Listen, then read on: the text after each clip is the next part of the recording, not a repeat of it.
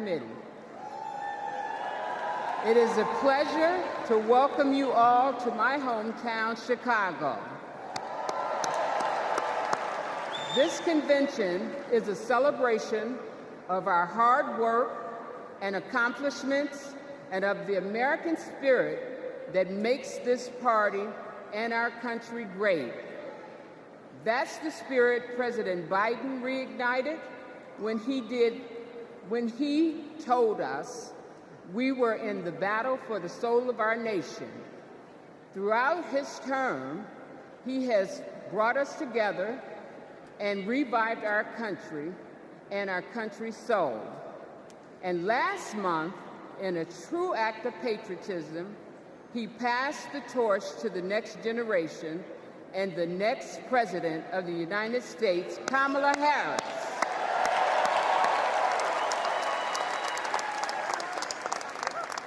As convention chair, I may appoint officers to assist in the conduct of our proceedings.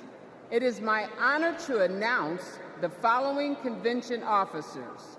Assisting as co-chairs are Lieutenant Governor Peggy Flanagan, Mayor Mitch Landrieu, Senator Cory Booker, and Congresswoman Veronica Escobar. Our convention parliamentarians will be former House Majority Whip Steny Hoyer, Broderick Johnson, and DNC parliamentary Helen McFadden.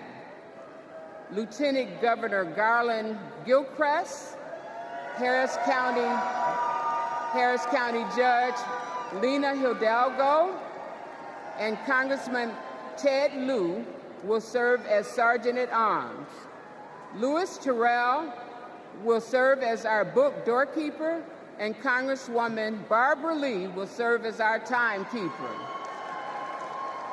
I'd now like to turn it over to my friend, Chairman Harrison. Thank you, Mignon. Hello, Democrats. The Democratic Party is 196 years old. It's the oldest active political party in the world. Every person here is a part of a movement that brings America closer to our goal of a more perfect union. And every convention is a moment. It's a moment that contributes to our movement. It's moments like 60 years ago, when Fannie Lou Hamer told the shocking story of the racist brutality she suffered simply for registering to vote. Or 52 years ago, when Shirley Chisholm ran a historic race for the presidential nomination. Or 40 years ago, when a round-headed boy from South Carolina, the same before you today, watched Reverend Jesse Jackson challenge America to hope and to dream. Folks, all of these moments led us to this transformational moment, when a black convention chair and a black DNC chair lead us in nominating a black and AAPI woman to be the next President of the United States.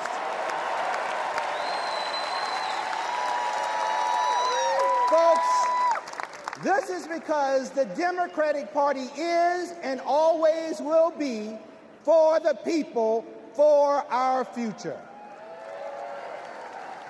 We are honored to be a part of American history as we gavel in this convention and celebrate this historic nomination. I would like to thank the incredible workers at this year's convention, the convention staff led by the amazing Alex Hornbrook, and our convention chair, Mignon Moore, and my amazing staff at the DNC. You quite literally set the stage for us today, and we wouldn't be here without all of you. We hereby call the in-person portion of the 49th Quadrennial Democratic National Convention to order.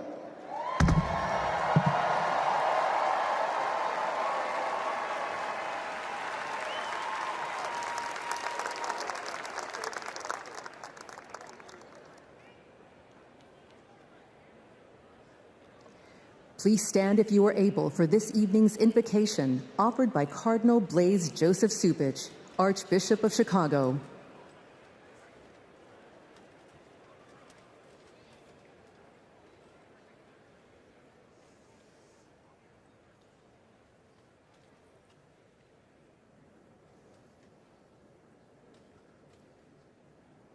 Let us pray. We praise you, O God of all creation. Quicken in us a resolve to protect your handiwork. You are the source of every blessing that graces our lives and our nation. We pray that you help us to truly understand and answer the sacred call of citizenship.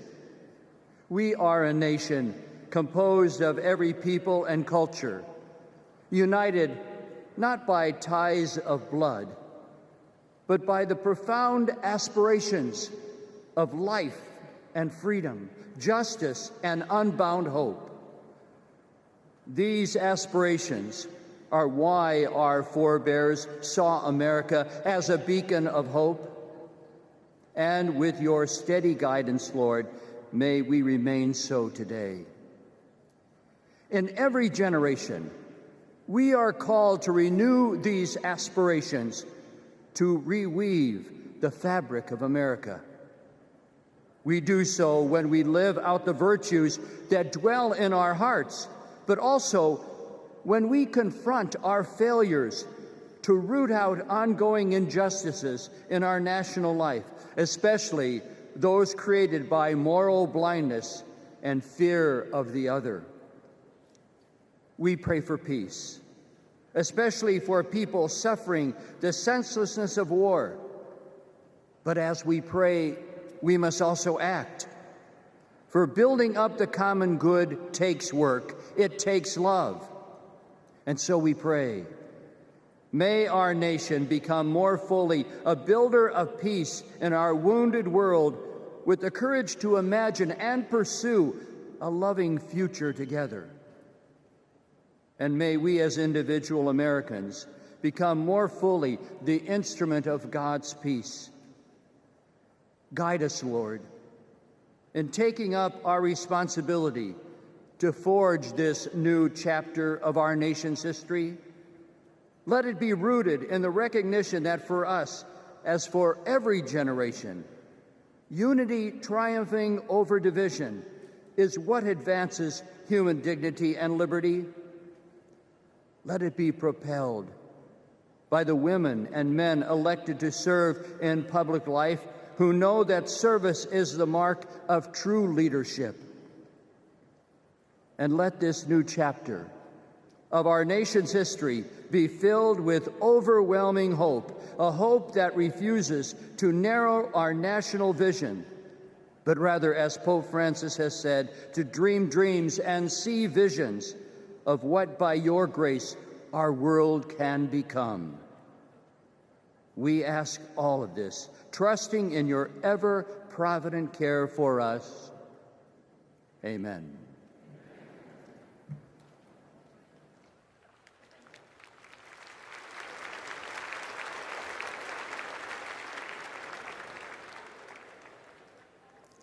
Please welcome Prairie Band Potawatomi, Nation Tribal Council Vice Chair Zach Pamami, and Secretary Lori Melchior.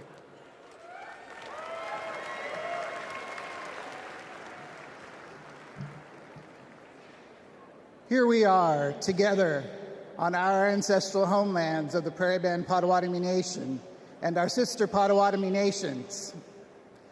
We also honor the spirit of the other tribal nations who traveled westward to this beautiful area. Welcome, 2024 Democratic National Convention, to our homelands.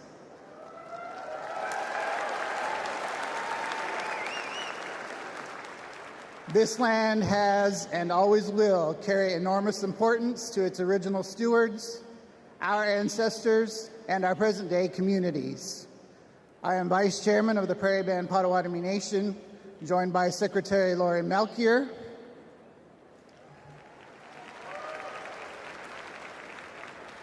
and our nation's tribal council who are also with us in the audience. From time immemorial, our ancestors lived in the Great Lakes region. However, in 1849, an illegal auction by the U.S. government forcibly removed our tribe from our homeland. Since then, we have been working to reclaim it. Finally, this year, the Department of the Interior placed some of our ancestral lands west of Chicago into a trust.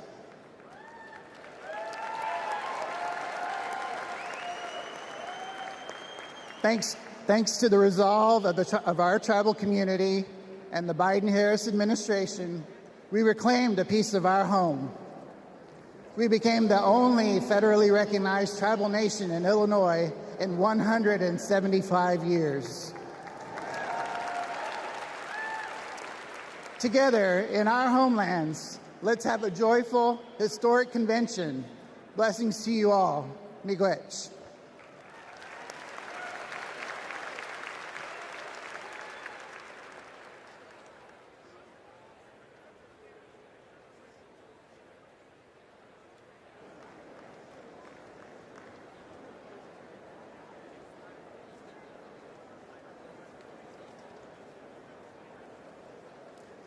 Please remain standing for the presentation of colors by the Illinois State Police Honor Guard.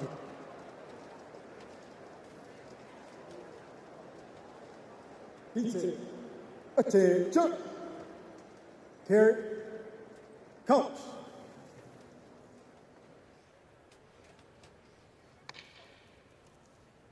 Forward. March. Left. Left. Left. Left. Left. Left. Coach. Color's turn.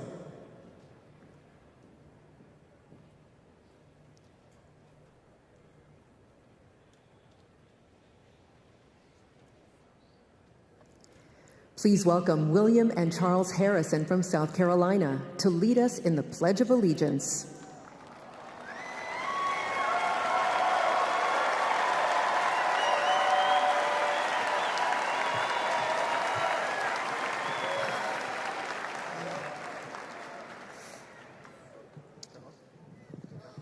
I pledge allegiance to the flag of the United States of America and to the republic for which it stands, one nation, under God, indivisible, with liberty and justice for all.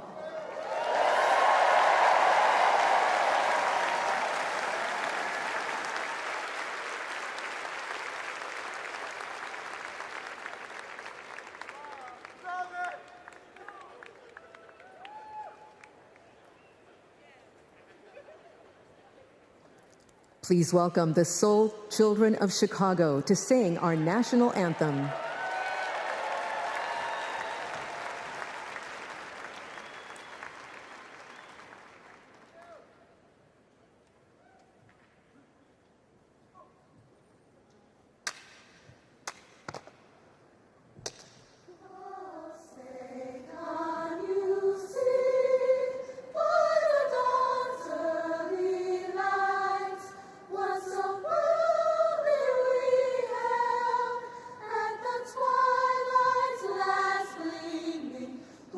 Stripes and bright stars through the perilous fights, o'er the ramparts we watched, were so gallantly streaming. On the Rockies sprinkling, the bombs bursting in, gave proof through the night that our flag was still there. Oh, say does that star-spangled banner yet wave?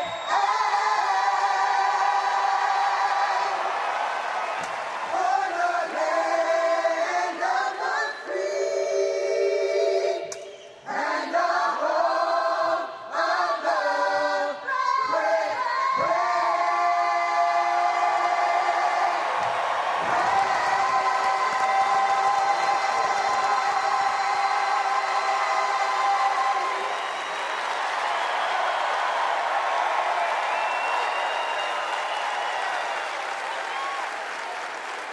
Forward.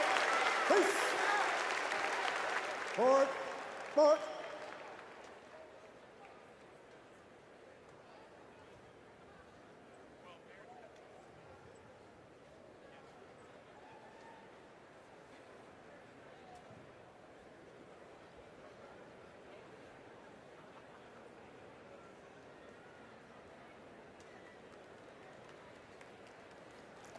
Please welcome Chicago Mayor Brandon Johnson.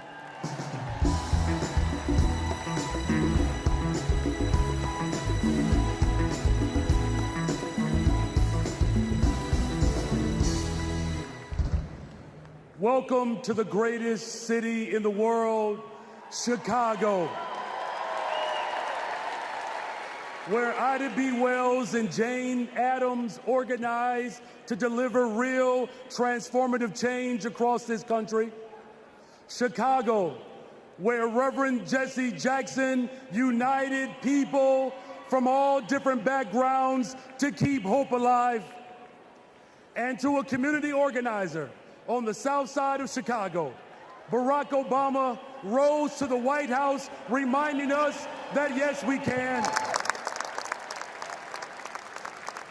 And now Chicago, this city of hard work and caring people, is where Democrats will celebrate President Joe Biden and nominate Kamala Harris for President of the United States of America.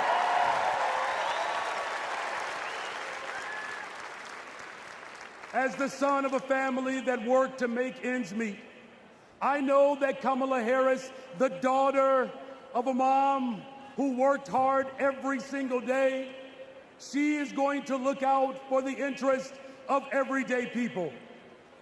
I know that as a fellow former social studies teacher, that Governor Tim Walz will never shrink from standing up for our democracy and for those most in need. And as a black man, raising a little black girl on the west side of Chicago, I know that my daughter Brayden will see not only a reflection of herself in the White House, but she will experience the deepest part of American values. Think about it. What will it take to build the middle class and make it easier for families not only to get by, but to get ahead? It will take someone with toughness to stand up for us. And let me tell you, America, Kamala's got it. What will it take to defend our fundamental rights and our freedoms? It will take someone with leadership who would fight for us. And let me tell you, America, leadership, Kamala, she's got it. And what will it take to defeat MAGA Republicans and move our country forward and not backwards? It will take everyone, and let me tell you all, Kamala, she's got us. From Mississippi to Pennsylvania to Delaware, Kamala Harris, she's got us. From Michigan to Wisconsin to Nevada to California and right here in Illinois, Kamala Harris, she's got us. To the child care workers, to the tip workers, Kamala Harris, she's got us.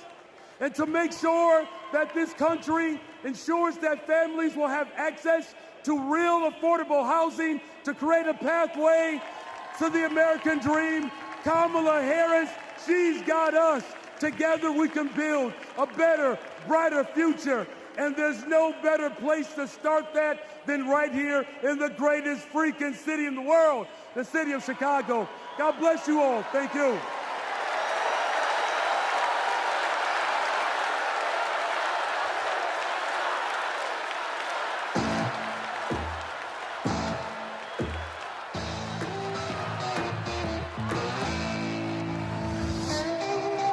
This is our town. We've got steel in our spines, iron in our veins, and hope in our hearts. We've got the flavor, the guts, the grit, and those big shoulders you've heard so much about. We're a bold city, a proud city, a who you callin' second city, where 77 neighborhoods are one.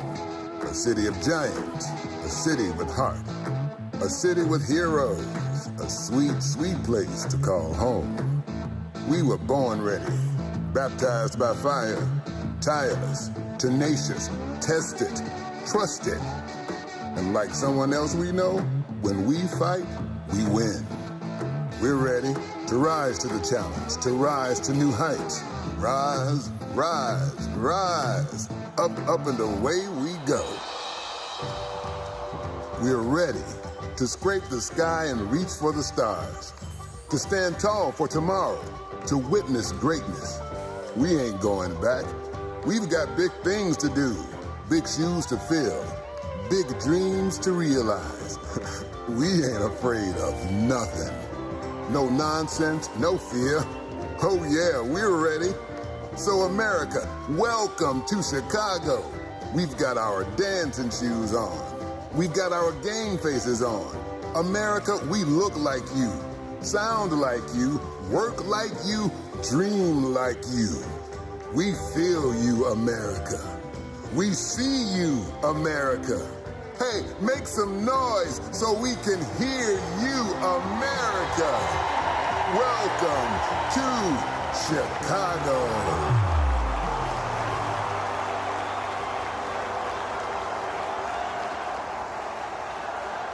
Hello, my friends. My fellow Democrats, I started my journey to this stage in 1988. I was 12 years old, and my family was watching the Democratic National Convention. Now, to be honest, I wanted to watch something else. But we all knew when my grandfather sat in his chair, the TV was his. But folks, when Reverend Jackson came on, I paid attention.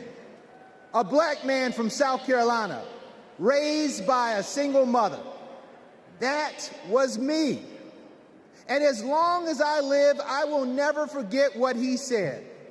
He challenged young people to hope and to dream. So that's exactly what I did. I dreamed big, I worked hard, and I never lost hope.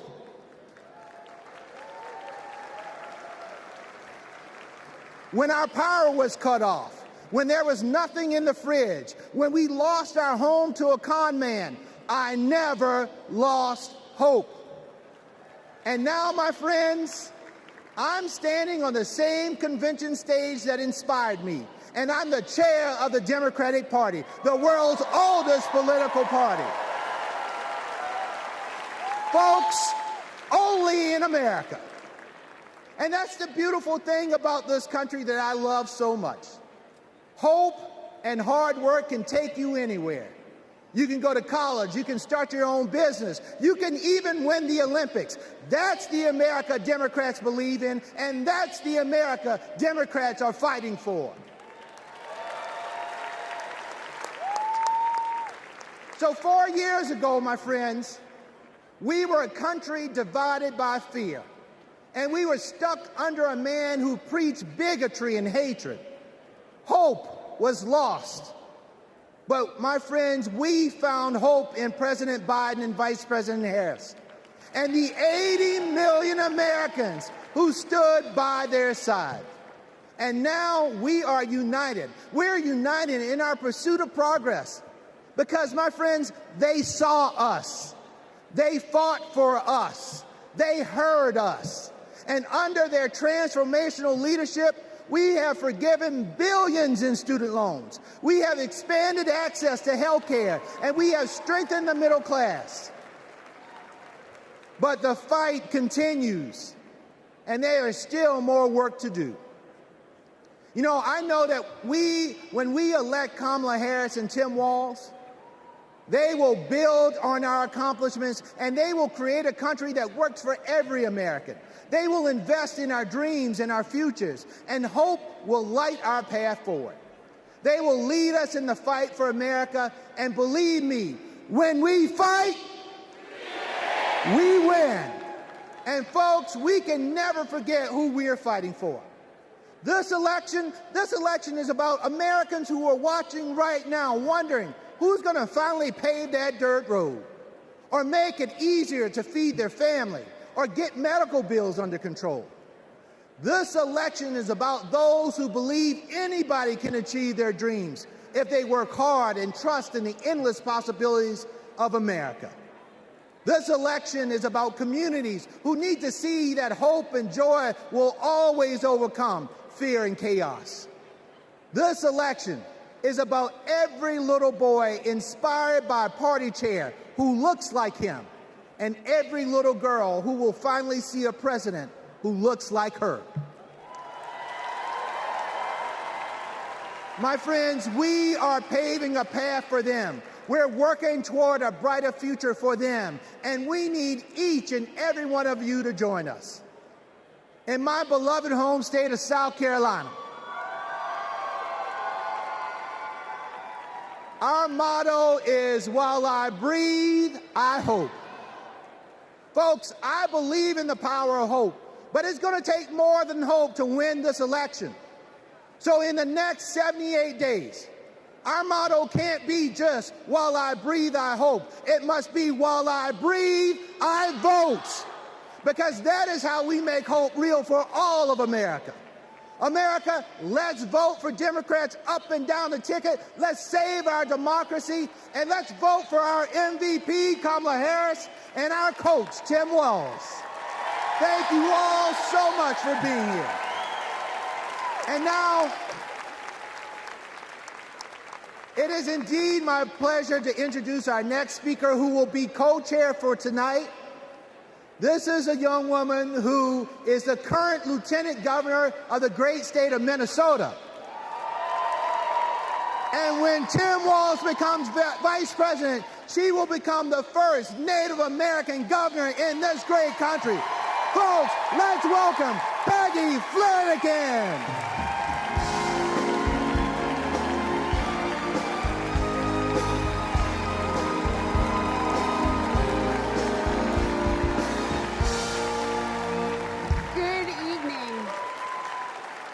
Thank you, Jamie.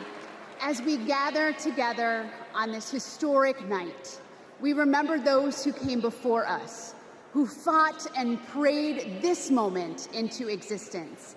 The suffragists and the abolitionists, the activists who fought for our rights, the leaders who paved the way for us all.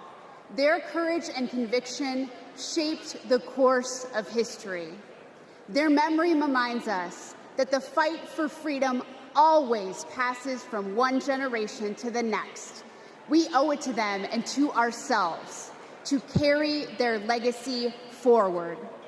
Tonight we pay tribute to those who dared to dream of a country that truly stands for liberty and justice for all. Next, we'll hear from one of those people, a lifelong advocate for civil rights, Maxine Waters.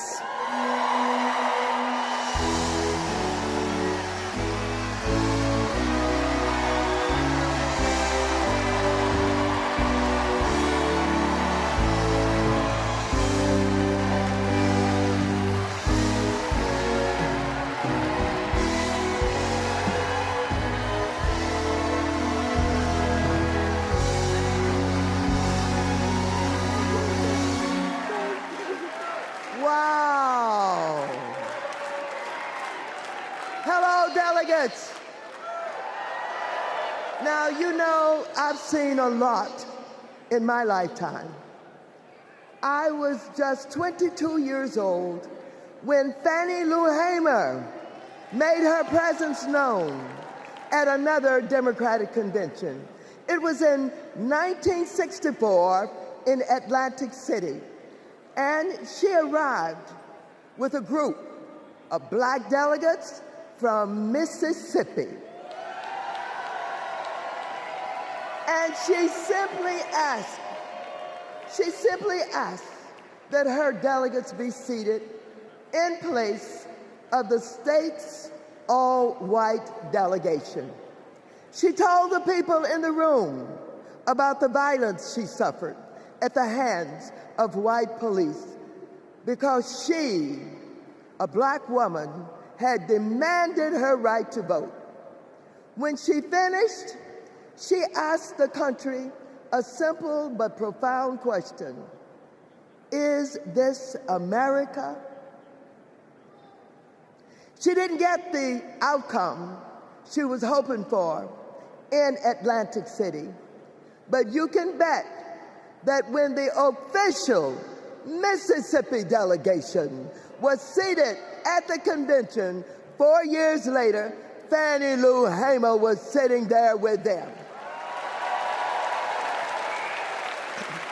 Now here we are, 60 years later at another Democratic convention with Kamala Harris as our party's nominee.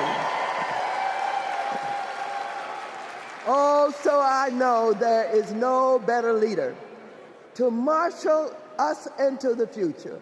Kamala has been a courtroom prosecutor, a district attorney, an attorney general, a United States senator, vice president of the United States. And when the dust settles in November, and Americans of all stripes have elected her their president, I know she'll be thinking about Fannie Lou, who I happen to know is one of Kamala's heroes. In that moment, all of us, from New York to Pennsylvania, to Arizona, to California,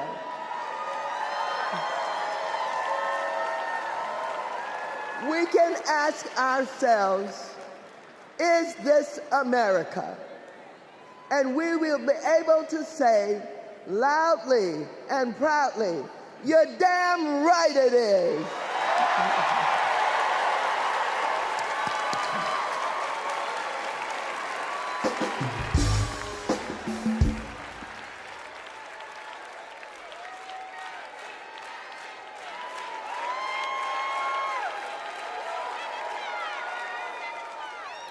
Please welcome President and CEO of the NAACP, Derek Johnson, and President and CEO of the National Coalition on Black Civic Participation, Melanie Campbell.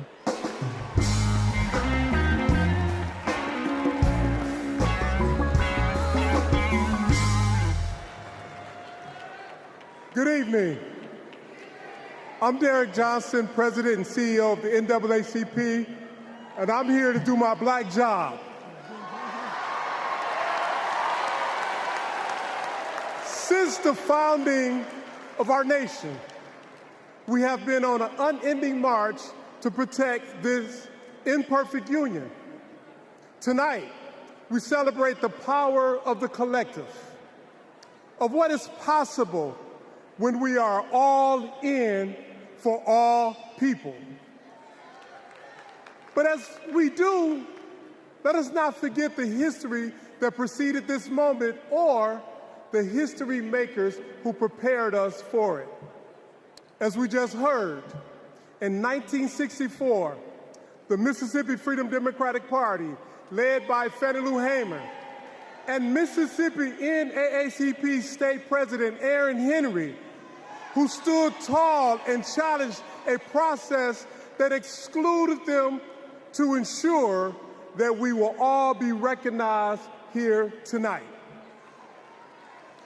In 1973, the historic elections of Atlanta's Mayor Maynard Jackson, Detroit's Mayor Comey Young, and LA's Mayor Tom Bradley paved the way for another historic election just 10 years later, right here in Chicago, with the election of Harold Washington as the first black mayor of the city of Chicago. And in 1988, the Reverend Jesse Jackson, in his second quest for the White House, inspired us all to keep hope alive. Now, this is important because we must all understand Black history is American history.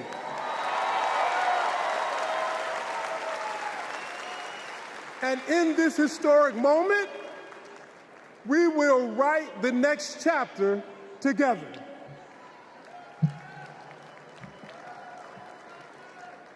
Good evening.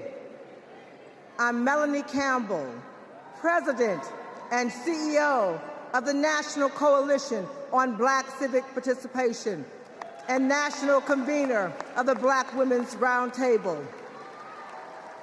We have come this far by faith.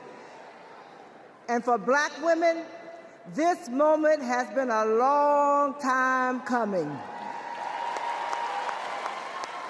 Vice President Kamala Harris's path to becoming the Democratic nominee for President of the United States has been paved by the leadership, sacrifice, faith, and patriotism of generations of Black women.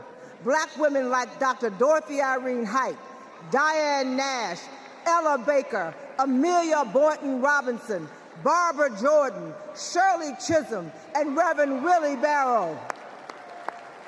Women whose optimism about what America could be and their fight to make that vision real redefined the leadership role that Black women could play in moving our nation forward. As President, Kamala Harris will lead with power, brilliance, and strength from the highest office in the land.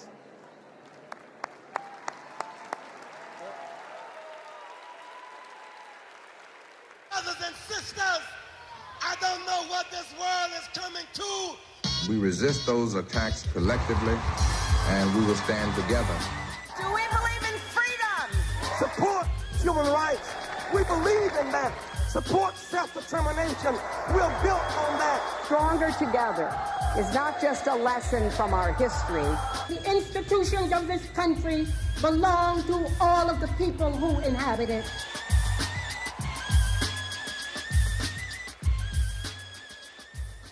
Jesse Jackson took to the stage at the Democratic National Convention in Chicago, knowing the uphill battle he would face in composing the score of a harmonious nation.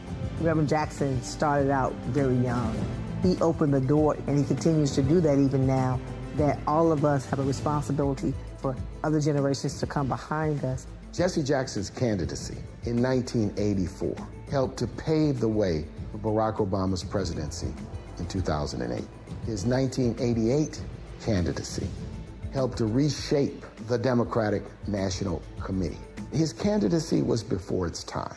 Fueled by passion and determination and marching to their own beat, our civil rights leaders laid the groundwork for lasting change, dreaming of a country where equality and justice inspired the next generation. We need the energy of our young people. We need the wisdom of our elders. We all can be proud to say that we are truly a leading democracy and we respect people's ability to exist. America is not like a blanket, one piece of unbroken cloth, the same color, the same texture, the same size. America is more like a quilt, many patches, many pieces, many colors, many sizes. Standing on the shoulders of giants, Kamala Harris is the candidate who encompasses the brilliance, determination, analysis, and the action to carry the torch lit by the founders of the movement. There's only one choice to represent our collective voice. What kind of country do we want to live in? Value system of the modern Democratic Party has been shaped by the civil rights movement of the 1960s. There's a direct line from 64, the National Democratic Convention, where Fannie Lou Hamer asked to be seated, and 2024, where a Black woman is the Democratic nominee. It's been a long struggle and a long journey, but Fannie's going to be vindicated, and Shirley Chisholm's going to be vindicated in the 24 Democratic Convention. I wonder if I could sit in a room with Shirley Chisholm, with Rosa Parks, with Coretta Scott King. What would they say about what's happening today? The civil rights movement has been a key part of organizing the agenda, not just of the Democratic Party, but of democracy. This is the hope that runs through Kamala Harris's leadership, one where hope, change, and freedom are the drumline of our democracy. I stand before you today as a candidate for the Democratic nomination for the presidency of the United States of America. I stand before you today to proudly announce I am now officially the Democratic nominee for President of the United States. We must never surrender. America will get better. Keep hope alive. Keep hope alive. Please welcome founder and president of the Rainbow Push Coalition, Reverend Jesse Jackson.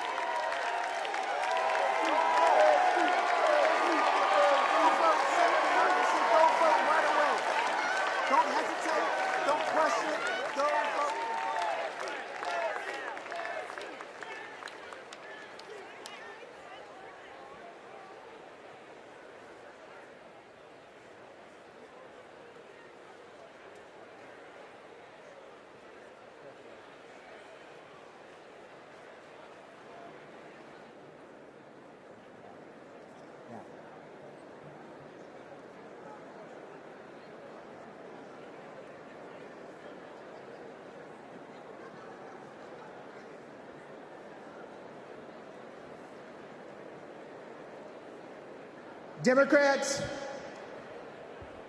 our first order of business is adopting an up-to-date convention agenda. When the Convention Rules Committee met, everyone was working on updating plans based on the significant changes that had just occurred. When the committee approved an agenda, it was a work in progress that members knew would need to be revised accordingly. We now have an agenda for the next 4 days. The agenda is included in the Standing Committee report booklet emailed to each convention participant.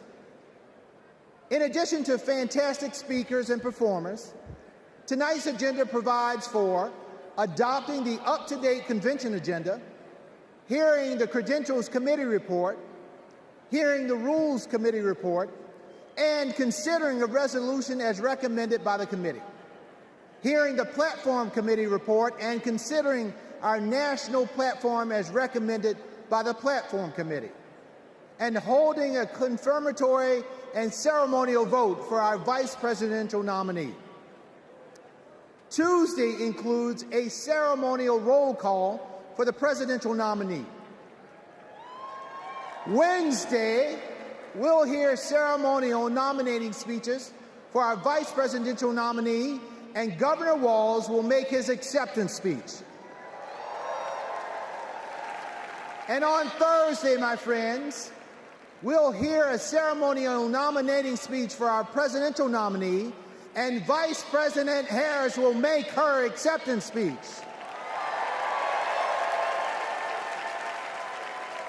So now, delegates, the chair will entertain a motion to approve the up-to-date agenda. Is there a second? All in favor of approving the convention agenda, please say aye. Aye. All opposed, say nay. The ayes have it.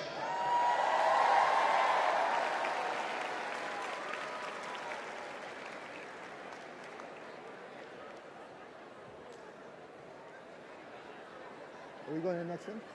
Please welcome Credentials Committee co-chairs, Secretary Marcia Fudge and James Roosevelt, Jr.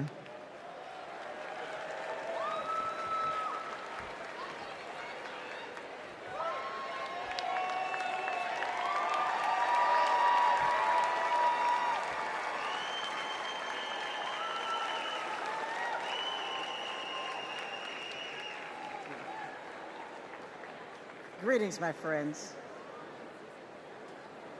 It is an honor to have served as co-chair along my friend, Jim Roosevelt. Pursuant to the call, the Credentials Committee met and adopted a resolution to credential the delegates and alternates to the 2024 National Convention.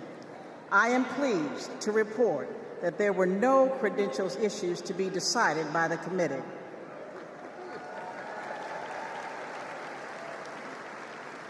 Their work allowed us to nominate two champions for democracy and freedom, Vice President Harris and Governor Walz.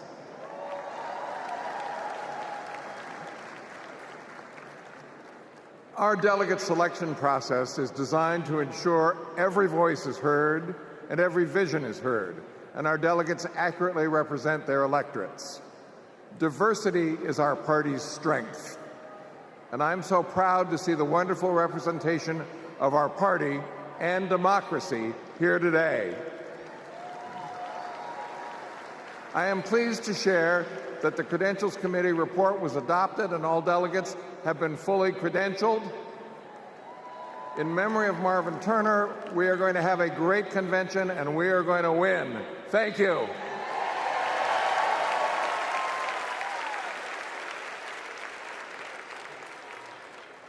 Please welcome Rules Committee co-chair, Bishop Leah Daughtry.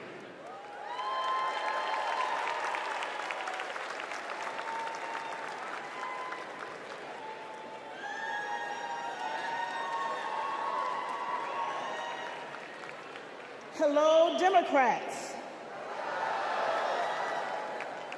It was my honor to serve as co-chair of the Convention Rules Committee alongside my friend, Governor Tim Walz. Governor Walz is a little occupied this evening, but it's good to know that serving as co-chair of the Rules Committee is a ladder for promotion. The Rules Committee adopted the procedural rules of the convention on July 24th. They are based on long-standing processes governing our convention and ensured that we met all ballot access deadlines. The rules established the virtual nominating process for the party's nominees and set the stage for in-person votes at the convention to adopt our platform and resolutions recommended by the Rules Committee, as well as to cast celebratory votes on our nominees and hear their acceptance speeches. Under the Rules Committee authority, the Rules Committee is recommending for your approval one resolution. Contained in the committee's report, the resolution supports the current practice regarding automatic delegates, as well as other reforms to make our party stronger. The co-chairs are pleased to move the adoption of this resolution on behalf of the Rules Committee. Thank you, Bishop Daughtry. The Rules Committee has moved the approval of the resolution. Is there a second? We have a second. I will now call for a voice vote on approving the resolution as recommended by the Rules Committee. All those in favor of the committee's recommendation to approve the unity resolution say aye. Aye. All opposed say nay. I'm pleased to report for the record that with a majority of delegates having voted in the affirmative, the resolution has been approved. My thanks to our Rules Committee co-chairs and members for your efforts to build a transparent and inclusive party. Thank you, Madam Chair.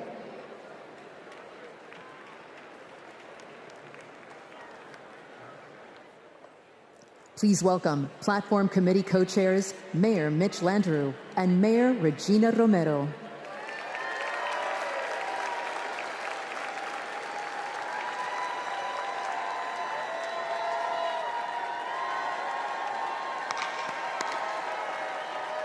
Hello, delegates. It is my pleasure to join Co-Chair Romero to present the national platform as recommended for approval by the committee. Our platform is grounded in our democratic values of hope, of progress, and love of our country. It makes a strong statement about the historic work that President Biden and Vice President Harris have accomplished hand in hand, and it presents a bold vision for our future. Kamala Harris will protect reproductive freedoms. Donald Trump will rip them away. Kamala Harris will lower costs for Americans, expand access to affordable health care, protect and strengthen Social Security and Medicare. Donald Trump will cut taxes for billionaires and big corporations, and he will pay for it by putting health care and Social Security on the chopping block. Kamala Harris is going to defend our democracy. Donald Trump is going to undermine it. The choice before us is clear, and the stakes could not be higher. Buenas noches, demócratas.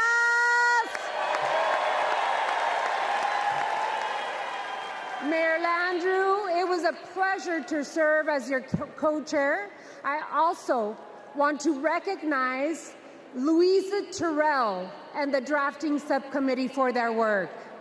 This platform was passed by the Platform Committee on July 16, prior to the President passing the torch in an act of love and patriotism. And it's the product of a comprehensive process to engage with leaders from all corners of our winning coalition. Hundreds of submissions, hours upon hours of hearing and testimonies, countless conversations with community leaders and grassroots Democrats. All were essential to producing a forward-looking vision for our party that echoes the voices of all. Vice President Harris is now carrying the torch. And she and Governor Walz are committed to delivering results for the American people. Then you have Donald Trump. His extreme agenda is working against everyday Americans. He is fighting for big oil, big pharma, big banks. But most of all, my fellow Democrats, he is fighting for himself. This November, we need to keep Democrats in office and elect Kamala Harris and Tim Walz so we can implement an agenda that works for everyone. Cuando luchamos, ganamos.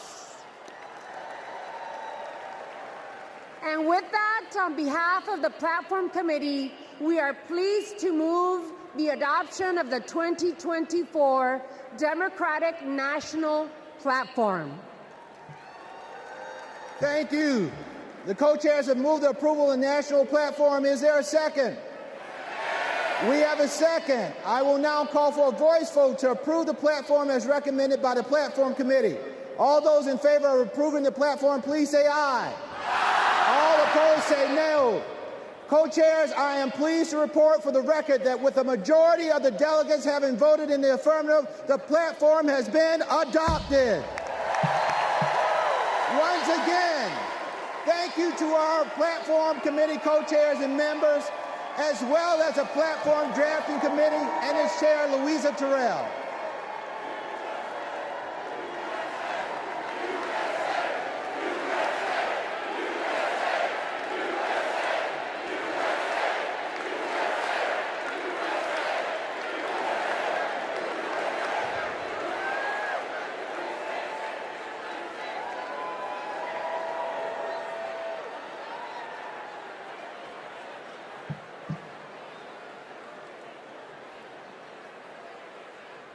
When Kamala Harris set out to find her vice president just 1 month ago, she was looking for someone who believes in our democracy, who works hard for the American people, and has an endless supply of hope for our future.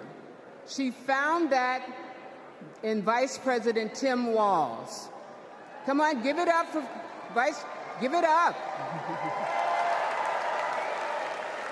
On August 6th, the Democratic Party officially nominated Governor Walz as our vice presidential candidate. While Governor Walz's nomination has already been certified, we couldn't miss the opportunities to celebrate this future vice president's integrity, commitment, decency, and service to our nation.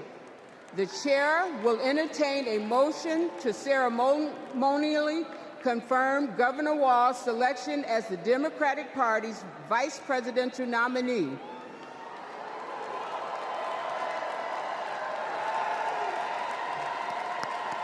We have a motion. Is there a second?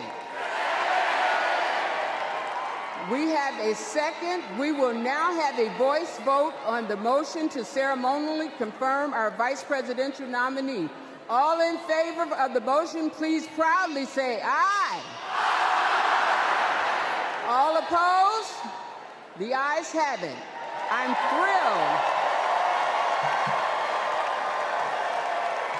I'm thrilled to proudly reaffirm Tim Walz as our Democratic nominee for vice president.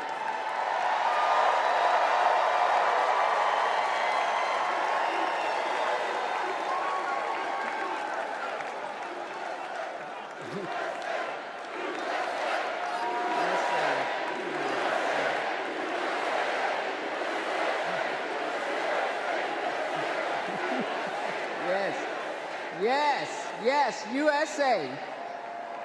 Pursuant to our convention rules, Governor Walz has been invited to make an acceptance speech, which he will deliver on Wednesday, August 21st. Thank you, my friends. Delegates, please welcome to the stage co-chair Peggy Flanagan to resume chairing our convention.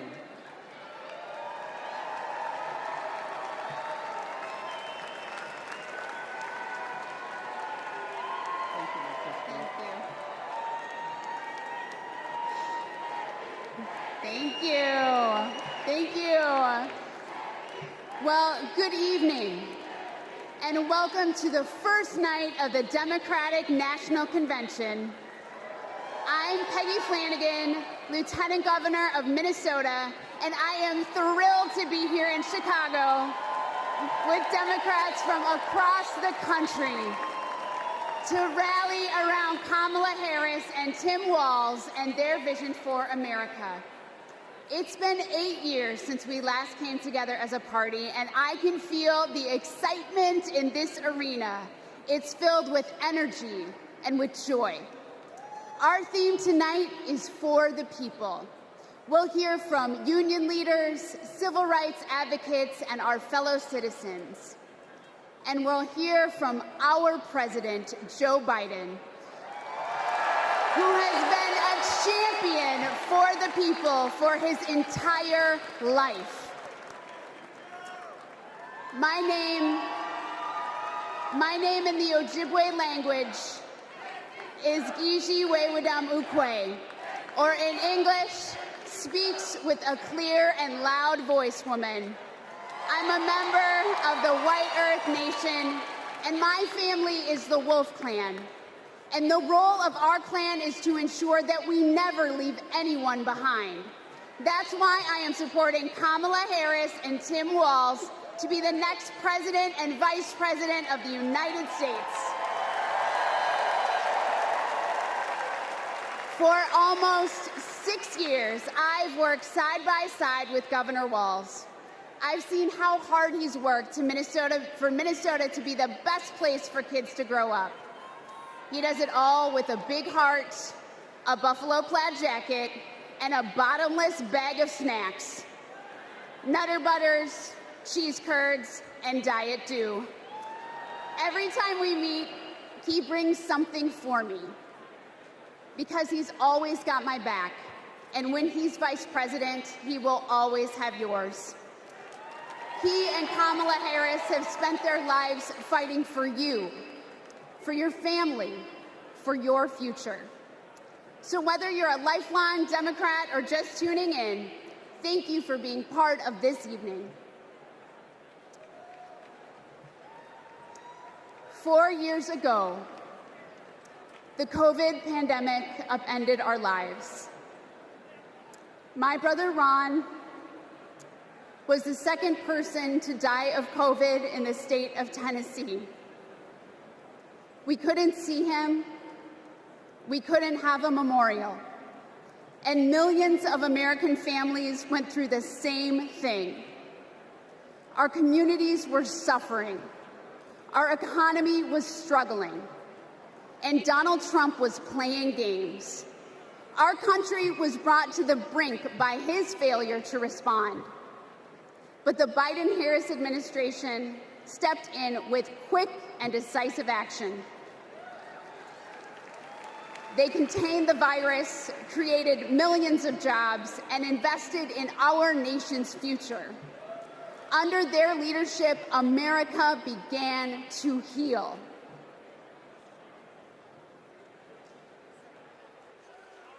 Are there words about a pandemic at this point? No, we're not at all. We have it totally under control. We think we have it very well under control. We pretty much shut it down. A lot of people think that goes away in April with the heat. We're in very good shape. Because of all we've done, the risk to the American people remains very low. View this the same as the flu. It's going to disappear. One day, it's like a miracle. It will disappear. We all together have done a very good job. We think the death will be at a very low number. I see the disinfectant. Is there a way we can do something like that by injection inside or almost a cleaning? I'm taking it. Hydroxychloroquine. When? Right now, yeah. You can test too much. You do know that. Who says that? Oh, just read the manuals, read the books. Manuals? Read the books. Manual? I think it's under control. I'll tell you what. How? 1,000 Americans are dying a day. They are dying. That's true. It is what it is. Help is on the way, and it is long overdue. The $1.9 trillion COVID relief bill to get stimulus aid directly to struggling Americans. Our plan is about what we need to do around a national strategy for contact tracing, for testing, for administration of the vaccine, and making sure that it will be free for all. Tonight, the U.S. is nearing a major milestone in the fight against the coronavirus. The U.S. is about to deliver the 200th million COVID shots since President Biden took office, beating his target by about a week. Millions of American students returned to school earlier this month after more than a year of remote learning. Sports venues are filling up and concerts are getting scheduled. I'm feeling great. Business is definitely ramped up. I'm so thankful. To be able to serve our customers again after all this, it's a blessing.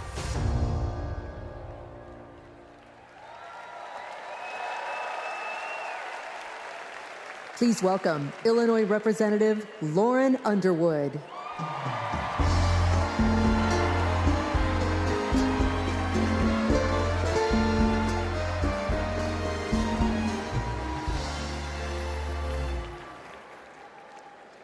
COVID was the worst public health crisis in a century. Donald Trump failed us. But Joe Biden and Kamala Harris got it under control. Donald Trump said, "It is what it is." Joe Biden and Kamala Harris said, "Help is on the way." Democrats in Congress tried to lower the cost of health care. Donald Trump tried to take our health care away. We tried to expand Social Security and Medicare. Donald Trump tried to cut them year after year after year. He took the COVID crisis and turned it into a catastrophe. We can never let him be our president again.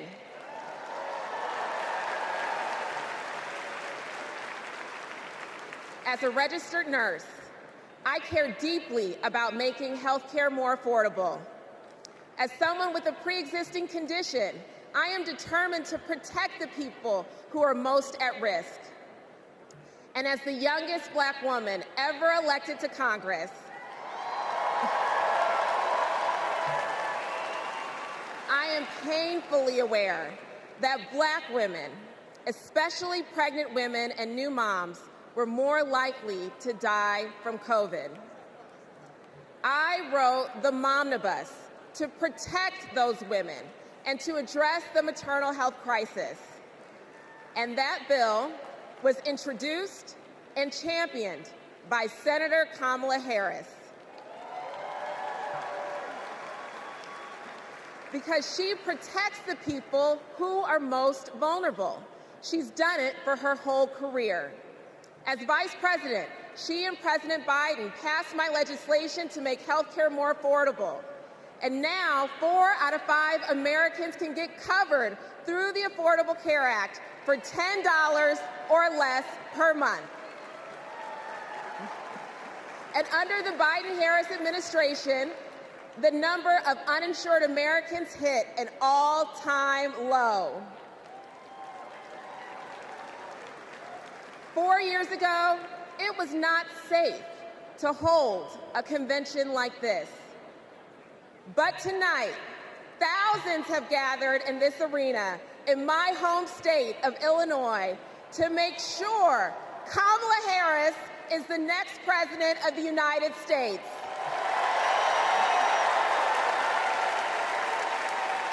We have come so far these past 4 years, and we're not going back. Thank you.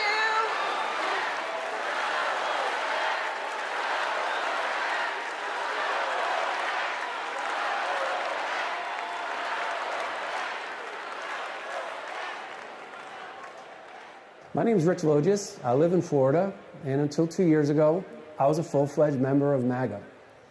I believed Trump. I was a MAGA pundit. I had my own podcast. I was in a state of panic, terrified that Democrats were destroying our country. When the pandemic hit, we needed leadership, but we were given almost nothing. It was a major betrayal to the country. So I finally stepped outside the MAGA echo chamber. I stopped listening to what Trump said and looked around with my own eyes. And I realized he had been lying about pretty much everything. Lying is Trump's toxic superpower. He's ripped apart families, communities, our whole country. So this is my message to all the Republicans and independents who are watching. People like me who voted for and believed in Trump. I made a grave mistake, but it's never too late to change your mind. You don't need to agree with everything you hear tonight to do what is right. We need to be able to trust our leaders.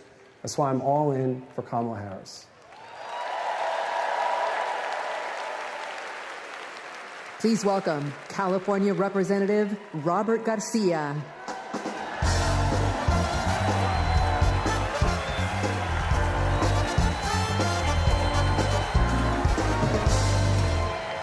Thank you. Thank you. We all remember. We all remember the world in 2020. Where we were, and for some of us, who we lost. Now, I was in my second term as mayor of Long Beach, California. And my mom was a healthcare worker. Like many of you, I watched in terror and horror as the COVID pandemic consumed our lives. As mayor, I fought for more hospital beds, for more tests, and to make masks more accessible. What we needed at that moment was national leadership. But instead, we got Donald Trump. While schools closed and dead bodies filled morgues, Donald Trump downplayed the virus. He told us to inject bleach into our bodies. He peddled conspiracy theories across the country. We lost hundreds of thousands of Americans and our economy collapsed. Now that summer of 2020, my mom and my stepfather both died of the COVID pandemic. And I miss them every single day. So when Donald Trump and his MAGA extremists like Marjorie Taylor Greene downplay the horror of the pandemic, it should make us all furious.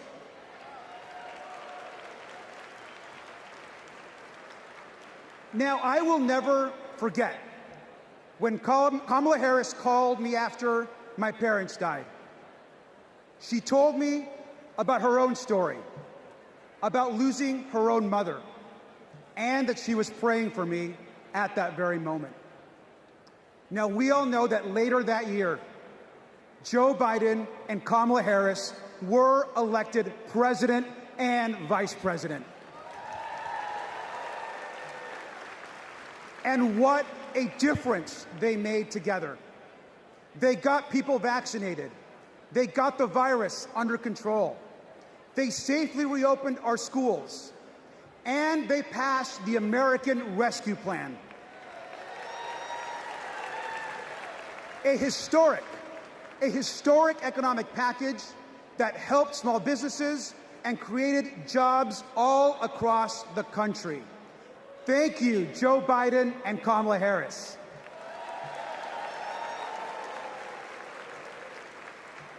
Now, I am a proud immigrant who came to the United States as a young child. We grew up poor. English was our second language, and we often, like many immigrant families, struggled to get by. But my mom, she moved here to the United States because she believed in the American dream. I'll never forget the day that I became a United States citizen. I raised my right hand and I pledged an oath to protect and to love this country. It was the proudest day of my life.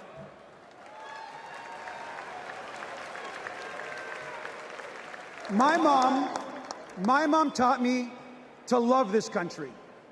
She taught me that real American patriotism is not about screaming and yelling America first.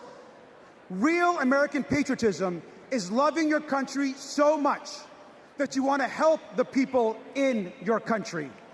That is American patriotism. And we all know that Kamala Harris understands and knows this as well. Kamala Harris is ready to lead this country.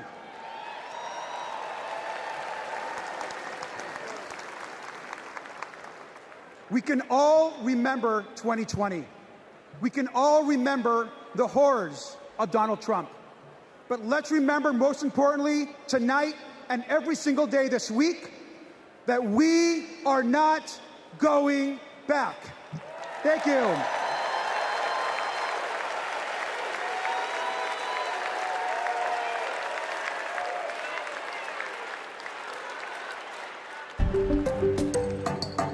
Hey everyone, I'm Ryan from Kamala HQ.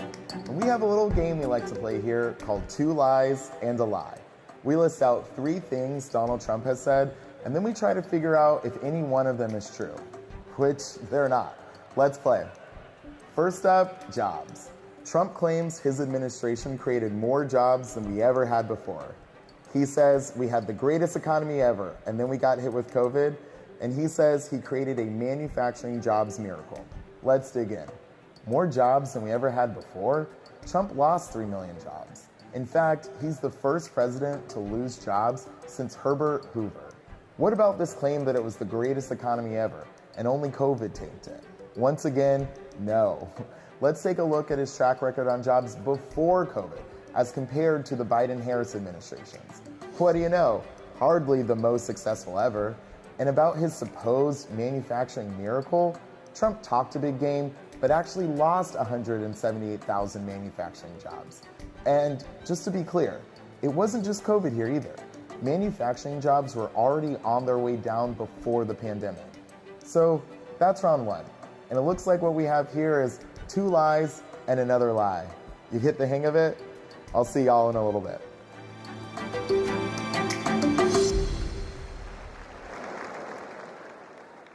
Donald Trump downplayed COVID while Americans were living in fear. He lied about creating jobs while our communities were fighting to survive.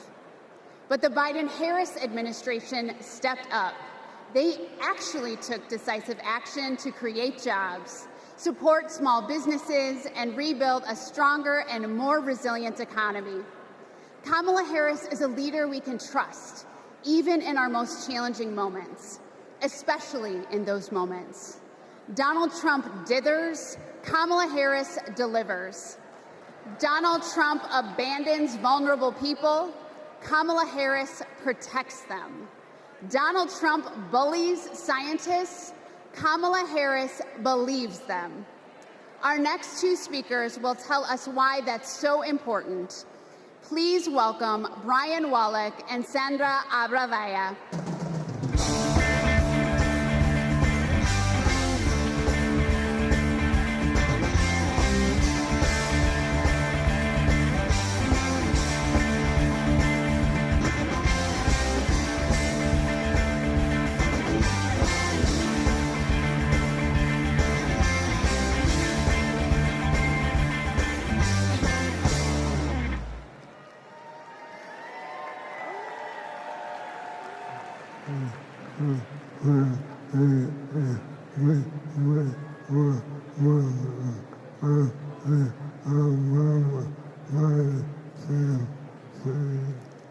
In 2008, we met while working on the Obama-Biden campaign.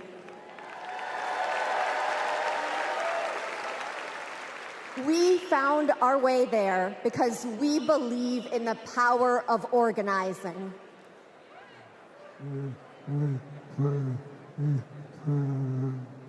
Then we found each other.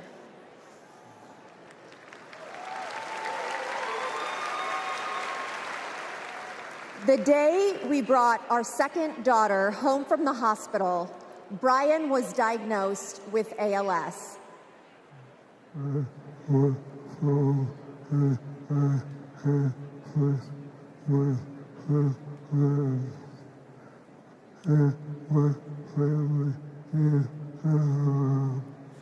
I was told I had 6 months to live.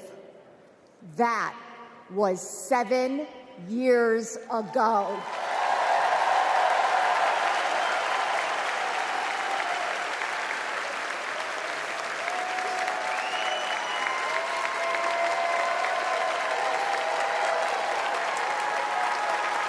We could not change Brian's diagnosis, but we knew how to organize. So we co-founded a nonprofit called I Am ALS, and thousands of terminally ill patients fought for new therapies, $1 billion to fund ALS research, and earlier access to treatments, all of which President Biden signed into law.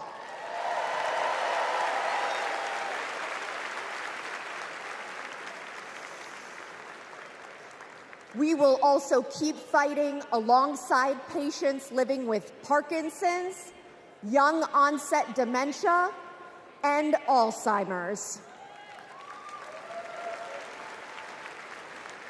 We've seen just how relentless activism can beat the odds, just like what Brian has been doing for 7 years. And that is what we need right now to elect Kamala Harris. She's the daughter of a breast cancer researcher. She knows the promise of science and that patients need to be able to get the care they need wherever they live. We all want to make life better for the next generation and believe that people like Brian can be the first generation of survivors.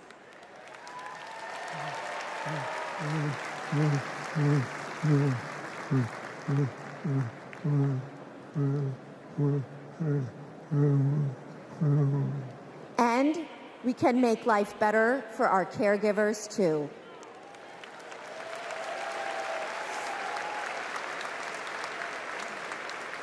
Brian and I are still driven by hope and by faith in what we can do collectively, and that includes the power of our vote. This November, we are voting for our future.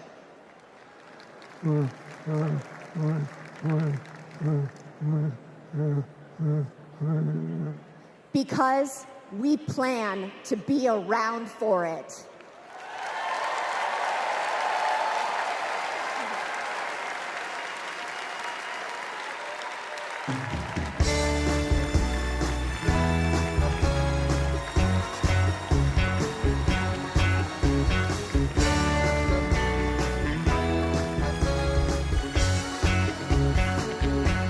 Please welcome Illinois Senator Dick Durbin.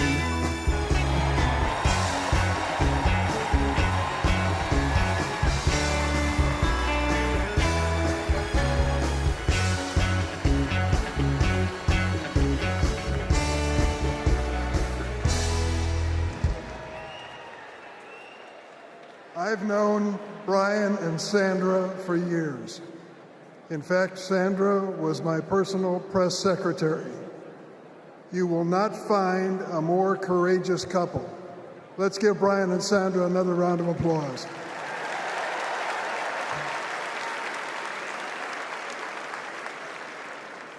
In every election campaign, we Democrats talk about jobs. Now, forget for a moment Donald Trump's wild claims. He lost millions of jobs in America. He promised to bring back manufacturing jobs, but he failed. He promised to deliver infrastructure, but he failed. His record was defined by failure. To put it another way, Donald Trump is like a bad boss. You want time off to take care of your sick parents? Ask Donald Trump. Denied. In Donald Trump's America, there is no paid family leave. Want to have a child, but need IVF? Too bad. That's shut down too. Want a pay raise? Too bad. The boss just gave himself one, so there's nothing left for you. Donald Trump reminds us of a boss we all had. The guy who thinks he's a very stable genius, but is driving the company into the ground. Now get this, Donald Trump did make history. Let's give him credit. He is one of only 2 presidents in the history of the United States to leave office with fewer Americans working than when he started. Now he wants a chance to make America unemployed again. On the other hand, let's take a look at the record of Joe Biden and Kamala Harris. They recovered all those millions of jobs that Trump watched slip away. They added over 6 million jobs on top of that. 16 million jobs in total. 16 million. Today, more roads are getting fixed, more factories are being built, more Americans are working construction, and more auto workers are making cars than on any month when Trump was president. And we know behind every job is a person or community forever changed. Data centers in Wisconsin, semiconductors in Pennsylvania, electric vehicles in Michigan. Yes. Hello, Michigan. These investments mean strong economy, growing public schools, and well-funded, well-staffed first responders. These investments mean hope. That's what Kamala Harris and Tim Walz are fighting for. They'll fight for the places that are too often left behind. Fight to change lives and uplift communities. Fight to bring back American manufacturing. My friend, Ed Smith, a giant of the Illinois laborers, he's a great fellow. We lost him this year. But Ed Smith told us there's joy in this battle. When we win, we help people buy their first homes, send their kids to college, and retire with dignity. Incidentally, that happens to be my family's story, too. My mom and dad worked for the railroad, and because we were a strong union family, we were able not just to get by, but to get ahead. That's the American economy Kamala Harris and Tim Walz are fighting for. Let's join that fight and build it together.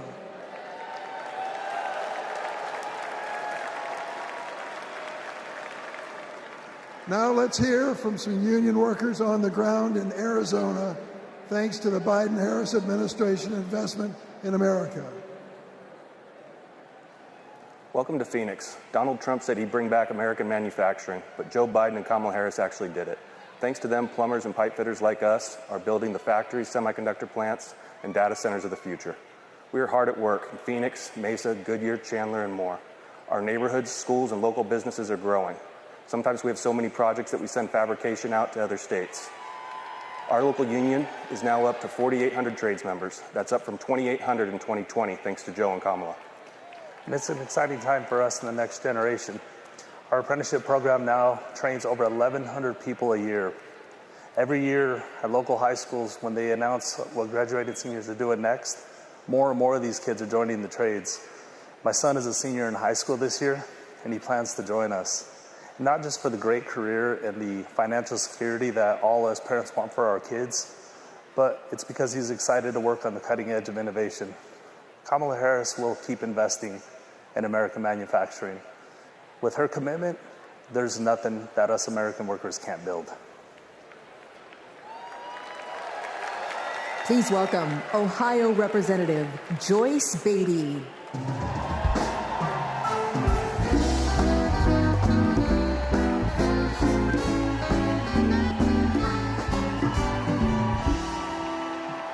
Good evening.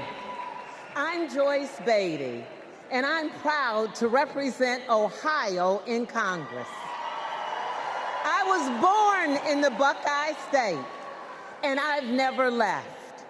Now, J.D. Vance likes to talk about how he's from Ohio, but as soon as he could, he ran away to Yale and Silicon Valley, cozying up with billionaires while trashing our communities. J.D. has been our senator for 18 months. And what has he done for hardworking Americans? Nothing. He's been busy writing the foreword to the book from the Project 2025 guy. While J.D. and Donald Trump have been sharing conspiracy theories from the darkest corners of our internet, Kamala Harris and Joe Biden have been busy expanding access to the internet, while the other guys have been criticizing women without children. Joe and Kamala have been expanding the child tax credit. And let me just tell you, cutting the poverty rate for our children. Kamala and Joe Biden have been also at the same time reducing the price of health care for our seniors. And yes, securing a cap of $35 on insulin. And as J.D. and Trump, they want to take us back to the past. Kamala and Joe have been bringing the jobs of the future to America today. With the CHIPS Act, a $280 billion investment. And that's not just a big number. It means new semiconductor plants and thousands of good-paying jobs. You see, I worked with Kamala to pass it, and I saw her leadership style up close, a rare combination of brilliance, legal expertise, and patience. You see, it's simple. JD and Trump like to talk about states like Ohio, but Kamala and Joe actually get stuff done for us. And so does our next vice president and my good friend, Governor Tim Walz. America, are you ready to build on our progress? Are you ready to turn out for leaders who know that action speaks louder than words? Are you ready to vote for Kamala Harris? Are you ready to put people over politics once and for all? Well, the era of joy and freedom is up on us. And now it is on us to go seize it. Thank you. God bless you.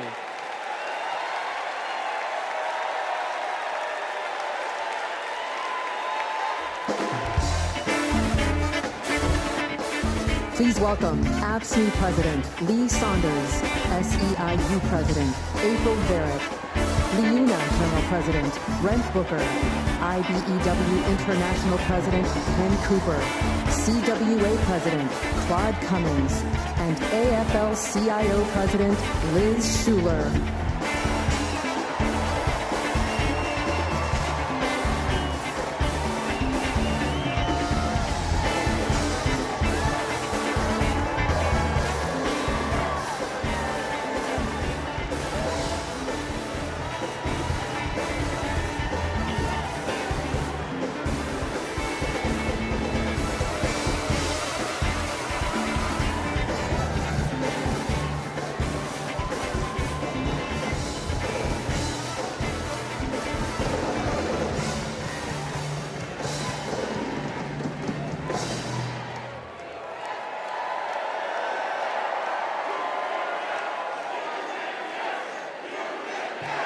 Union, yes! Union, yes! Union, yes! Union, yes!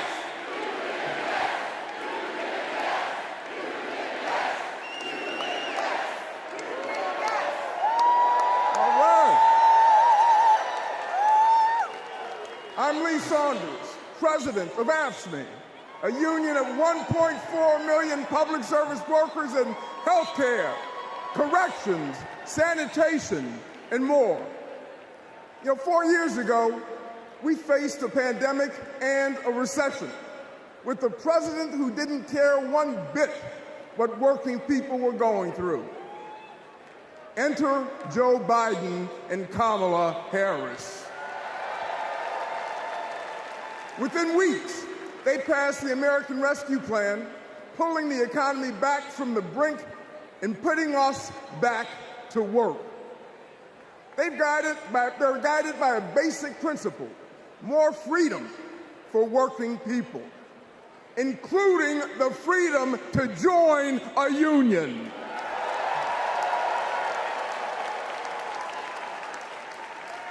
So this November, we're moving forward with Kamala Harris as our president.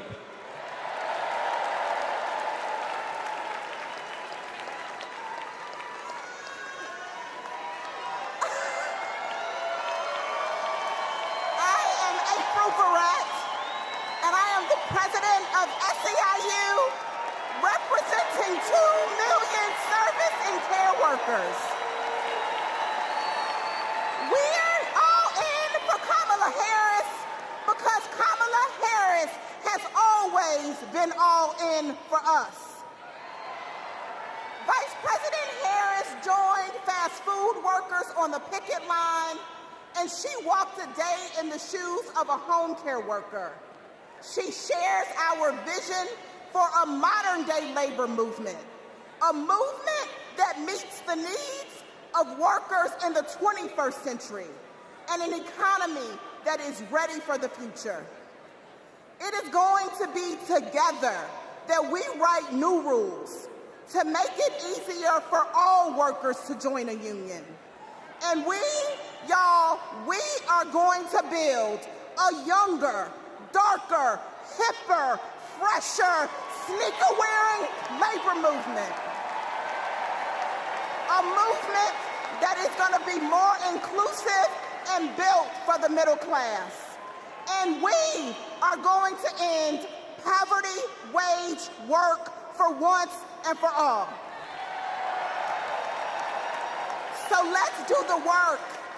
Let's elect Kamala Harris so that together we will usher in a new era of worker power, and together we will win the future. Let's go get it.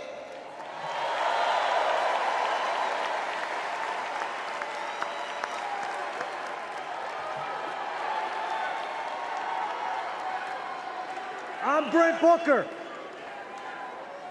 and I'm proud to represent LIUNA, the Labor's International Union of North America. We're construction workers, public employees, and postal mail handlers. For decades, we've fought for more investment in our infrastructure. While Trump made empty promises, the Biden-Harris administration delivered. Now we're rebuilding highways, bridges, and tunnels, and powering a clean energy and manufacturing boom. Thanks to them, our members can buy a home, put their kids through school, retire with dignity. As president, Kamala Harris will keep fighting for workers who are building America.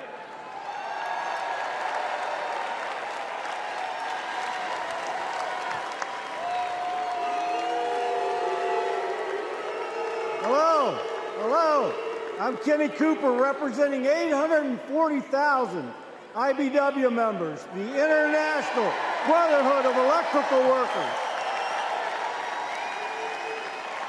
The IBW powers America, from fire alarms to solar farms, nuclear plants to battery plants, storm restoration to power lines, and we've been doing it for over 130 years. Today, we're building a new energy future while providing great-paying jobs and a stable retirement for all working families. Every step of the way, Kamala Harris has been there for us. She's bringing back American manufacturing to forgotten places throughout our country. She cast the deciding vote to save our pension plans.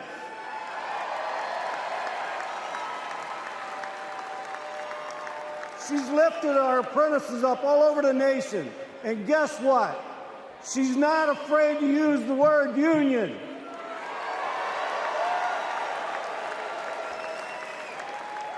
She has came through for all of us, and it's our turn to come through for her. Thank you.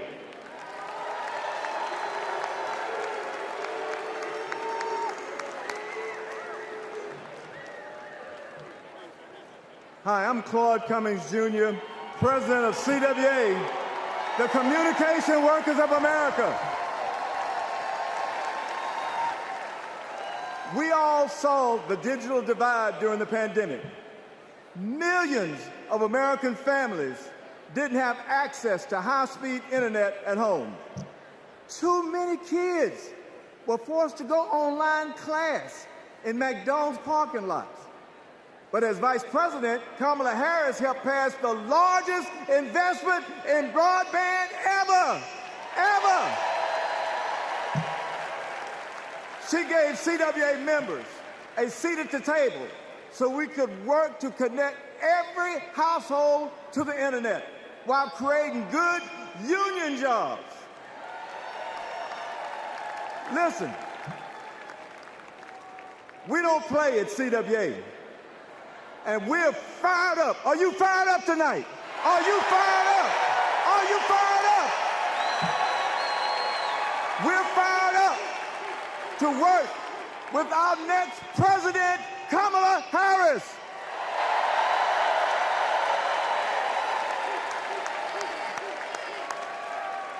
I'm Liz Schuler, president of the AFL-CIO.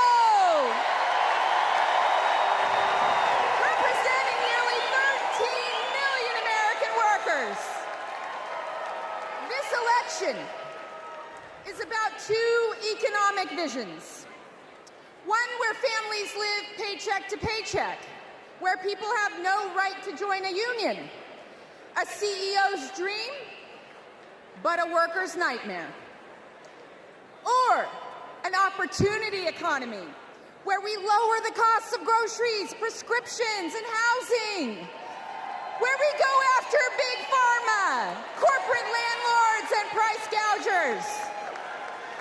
Where there's no such thing as a man's job or a woman's job, or like Donald Trump would say, a black job. Just a good union job. That's the future our President Joe Biden has fought for. And that's the future Kamala Harris and Tim Walz will keep fighting for. Let's build it together.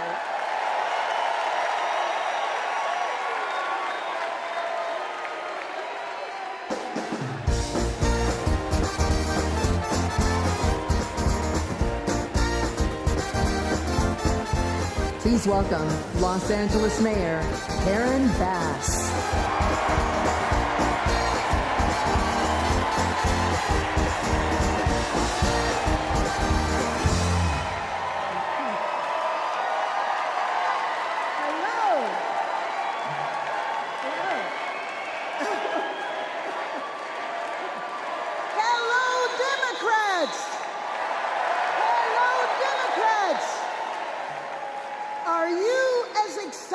As I am. I've known Kamala Harris for almost 20 years. Our bond was forged years ago by a shared commitment to children, a belief that it is everyone's responsibility to care for every child, no matter where they come from and no matter who their parents are. Kamala knows that each generation has an obligation to the next. That's why when I was Speaker of the State Assembly and she was a prosecutor, we fought to address youth homelessness and reform the child welfare system. We wanted to make sure that California's foster youth aren't cut off and left on their own the day they turn 18. As Attorney General, Kamala created our state's Bureau of Children's Justice and worked to give children in the juvenile justice system the support they needed. And when I asked her to swear me in, the first woman vice president, swearing in the first woman mayor of Los Angeles,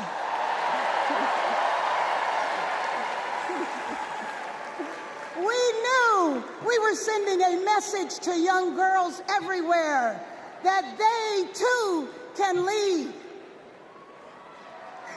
Now, I know Kamala, and she feels the importance of this work in her bones. When Kamala meets a young person, you can feel her passion. You can feel her heart, and you can feel her fearlessness. That is what defines a commitment to children, being willing to fight fiercely for every child. And trust me, Kamala has done that her entire life. So this November, we're going to fight to elect Kamala Harris as the next president of these United States.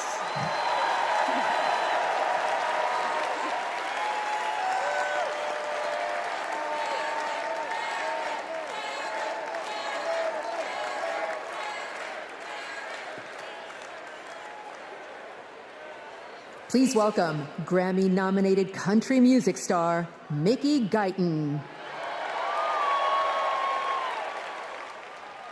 How y'all doing?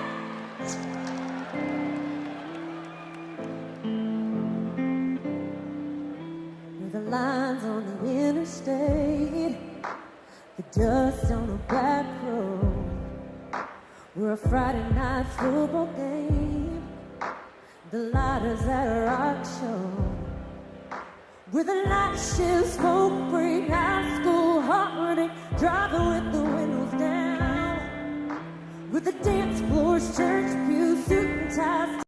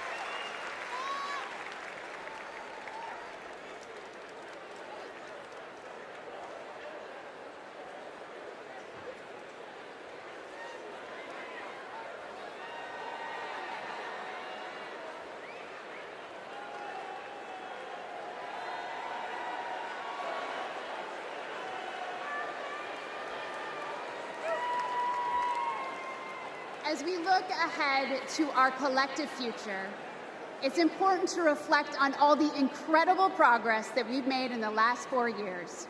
The Biden-Harris administration laid the groundwork for a stronger, more resilient nation.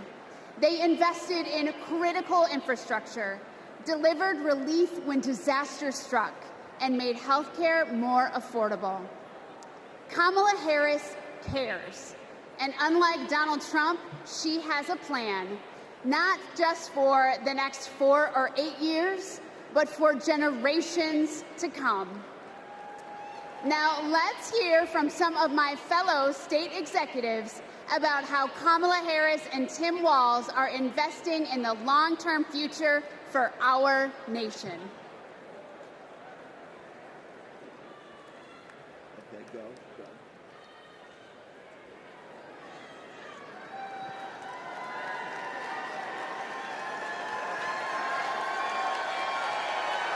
I'm Pennsylvania's Lieutenant Governor Austin Davis. I'm the proud son of a union bus driver from Pittsburgh. Every day, my dad would come home and tell me about how our roads and bridges were in disrepair. President Trump promised us Infrastructure Week over and over again. He really didn't care, though, and it never happened. But President Biden and Vice President Harris are on our side. They brought together Democrats and Republicans to get it done. We got I-95 in Philly fixed in less than 2 weeks. We repaired the Fern Hollow Bridge in Pittsburgh in record time. Right now, we're repairing roads and bridges across Pennsylvania, including in Pittsburgh, the city of bridges. And Vice President Harris is looking forward. She's committed to keeping our infrastructure safe and modern. When I think about the future, I think about my daughter Harper and all of America's children. Investing in them means investing in our infrastructure. It means replacing millions of lead pipes. It means providing clean air, clean water, safe roads and bridges, not just for us, but for generations to come. That's the legacy that President Biden is leaving our children. Let's keep building bridges to the future with Kamala Harris and Tim Walz. Let's work.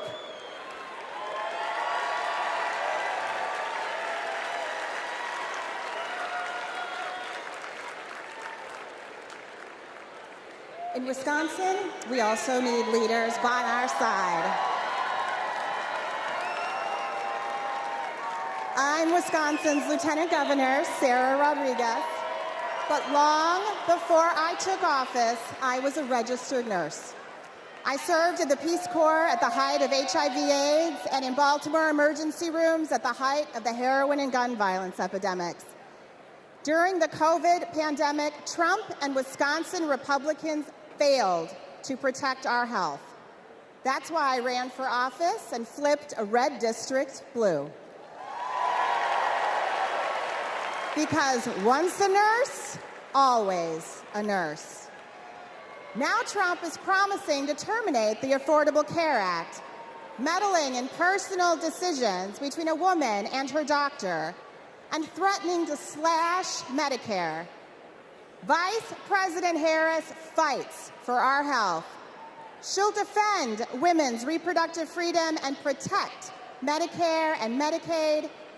Thanks to the Biden-Harris administration, insulin is capped at $35 a month for seniors.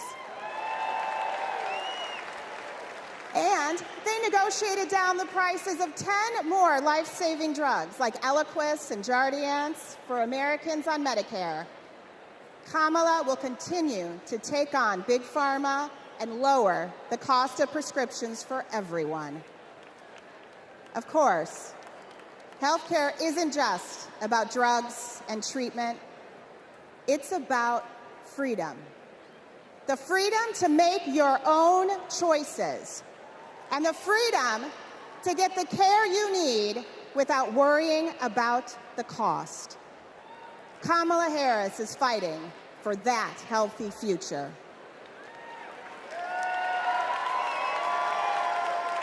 Let me tell y'all about Texas leadership.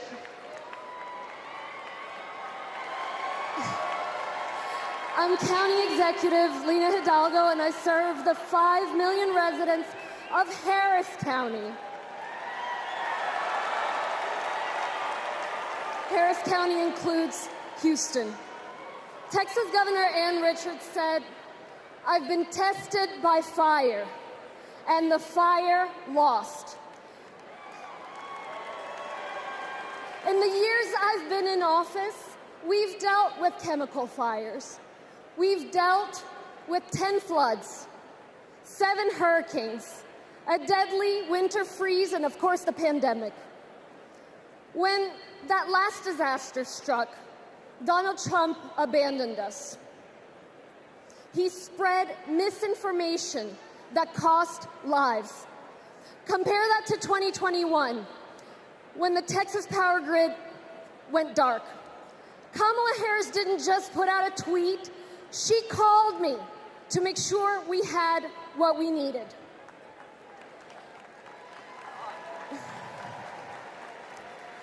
Over the years, I've learned that Kamala Harris always calls. And not only does she call, she delivers. The very week she launched her campaign, she was down in Texas with vital FEMA assistance right after Hurricane Beryl. Kamala Harris cares. She will never risk lives for the sake of politics. And she's leading the charge to protect our communities from extreme weather.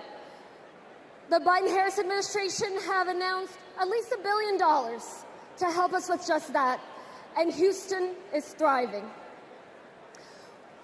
We deserve leaders who acknowledge the threats, heck, the existence of climate change. We deserve tough leaders who have our backs.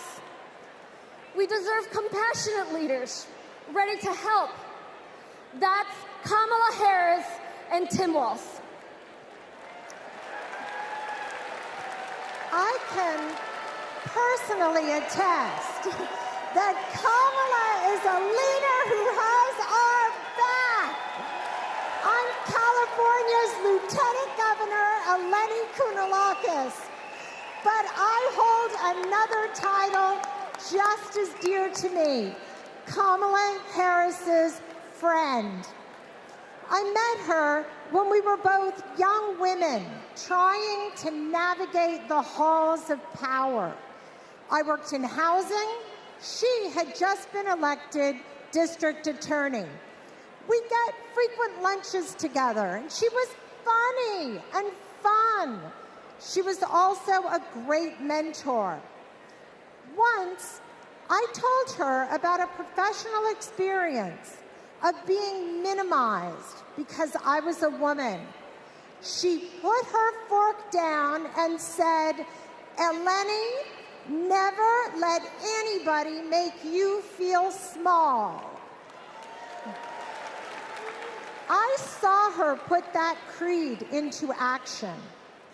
When Wall Street foreclosed on millions of homes, Washington wisdom was that $4 billion was the best you could do. Other attorneys general agreed. But because Kamala Harris grew up in a middle-class home, she knew that wasn't enough for all the working families who got screwed over. So she put her foot down and refused to settle for less. Kamala Harris won $20 billion from the big banks for California homeowners. And that's because she cares. She cares so much that if you're lucky enough to be her friend, she calls you on her birthday, and sometimes she sings to you. She called me on mine right when I had decided to run for lieutenant governor. She asked tough questions. I promised I'd follow her lead and invest in the future. Together, we shattered that glass ceiling, California, and got to work. I am so glad the country is getting to see the Kamala that I've known for decades. For Californians and Pennsylvanians, for Texans and Wisconsinites, for states red and blue and everything in between. President Biden and Vice President Harris have been investing in our future and are on our side, and we are not going back.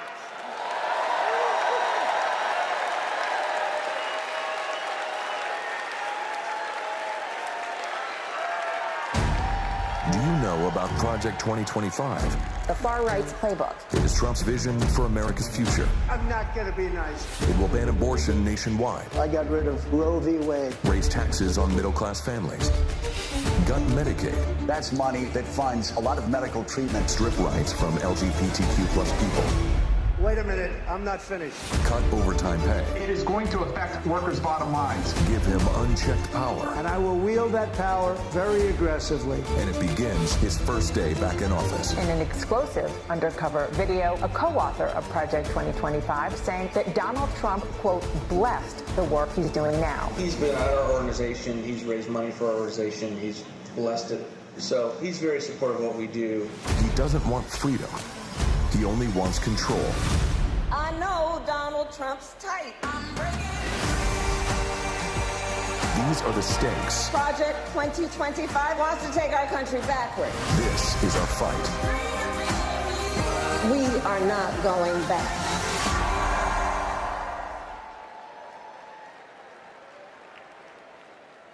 Please welcome Michigan State Senator Mallory McMorrow.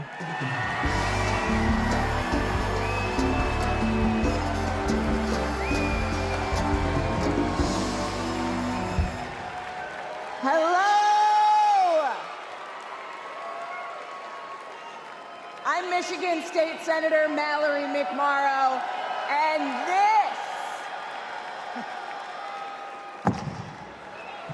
this is Project 2025.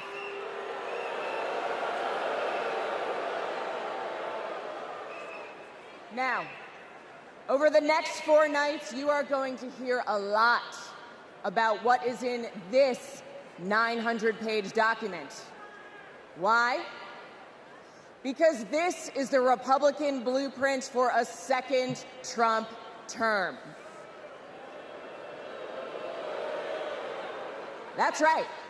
They went ahead and wrote down all the extreme things that Donald Trump wants to do in the next 4 years.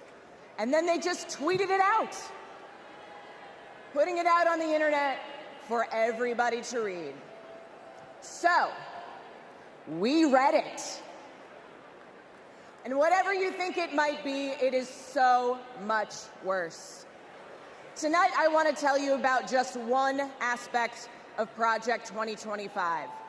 Its plan to turn Donald Trump into a dictator.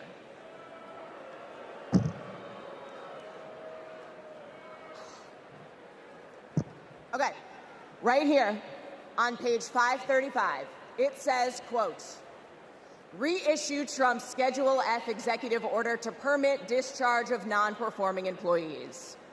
Now that doesn't sound that scary, right? But here's what it actually means in plain English. If Donald Trump gets back into the White House, he's going to fire civil servants like intelligence officers, engineers, and even federal prosecutors if he decides that they don't serve his personal agenda. They're talking about replacing the entire federal government with an army of loyalists who answer only to Donald Trump. Now, all right, then. Okay. Page 873, it says, quote, conservatives have long believed in either ending law enforcement activities of independent agencies or ending their independent status. Again, that sounds pretty boring. But what it means is that under Project 2025, Donald Trump would be able to weaponize the Department of Justice to go after his political opponents. He could even turn the FBI into his own personal police force. That is not how it works in America. That's how it works in dictatorships. And that's exactly what Donald Trump and his MAGA minions have in mind. An expansion of presidential powers like no president has ever had or should ever have. Now, by the way, if you're asking if any of this is even legal, well, remember, thanks to Donald Trump's hand-picked Supreme Court, he's now completely immune from prosecution, even if he breaks the law. But that's not who we are, because we believe in a government of the people, by the people, and for the people. Not the government of Donald Trump, by Donald Trump, and for Donald Trump. We believe in the separation of powers and the rule of law. We believe in a system built up to serve everyone, not breaking a system to serve one petty, selfish man. The truth is, there's only one way to stop him, and to stop Project 2025. How do we do it? We elect Kamala Harris this November.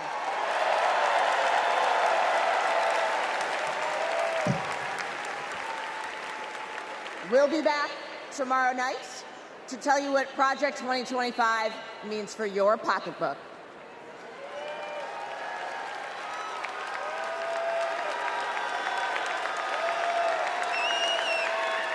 Please welcome California Senator LaFonza Butler.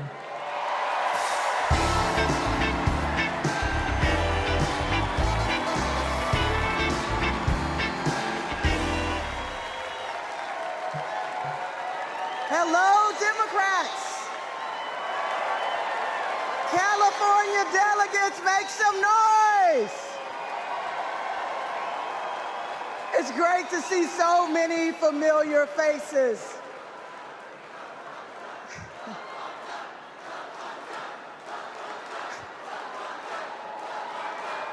And I can't forget the state that I was born and raised in.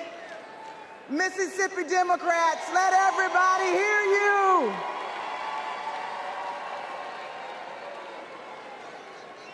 Democrats, before I joined the Senate, I was a leader in the labor movement.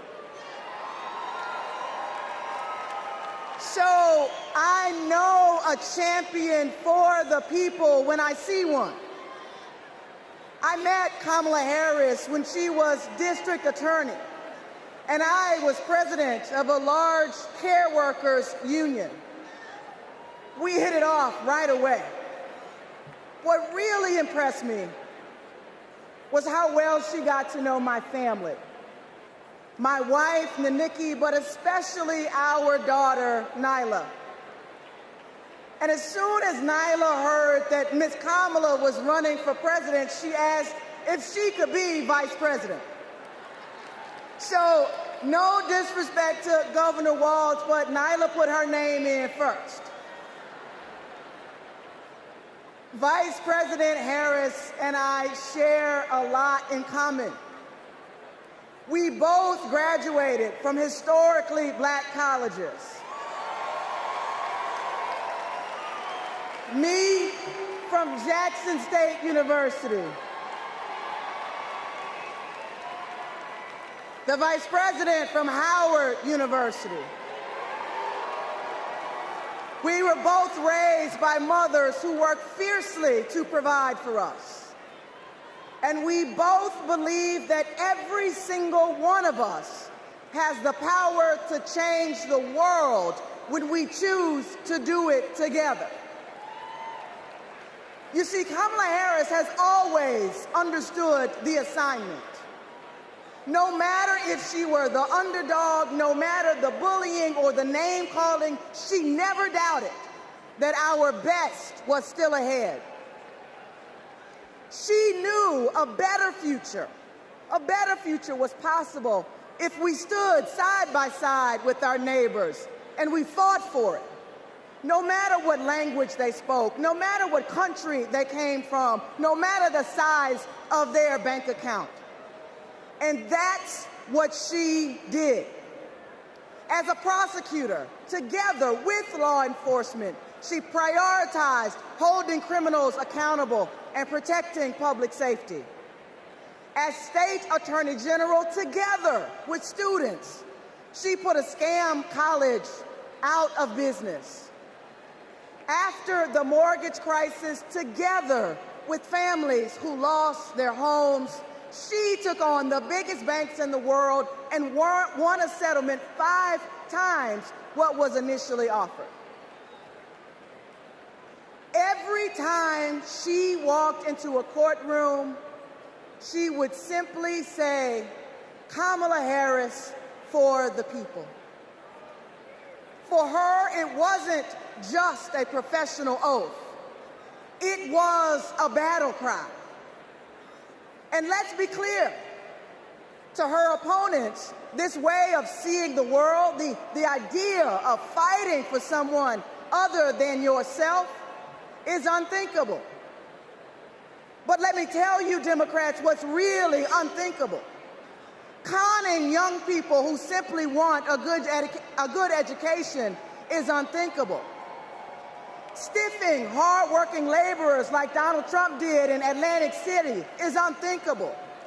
Bragging about having ripped away a woman's freedom to choose what she does with her own body is unthinkable. And Democrats, Americans, we deserve better. We deserve a president who is tough, not just tough talking. One who shatters the boundaries of what's possible, not the boundaries of what's legal. And one who wipes the floor with cheats and fraudsters because, well, Democrats, she knows the type. Democrats, that president, the president that we deserve, that president is my friend, Kamala Harris. Thank you all so much.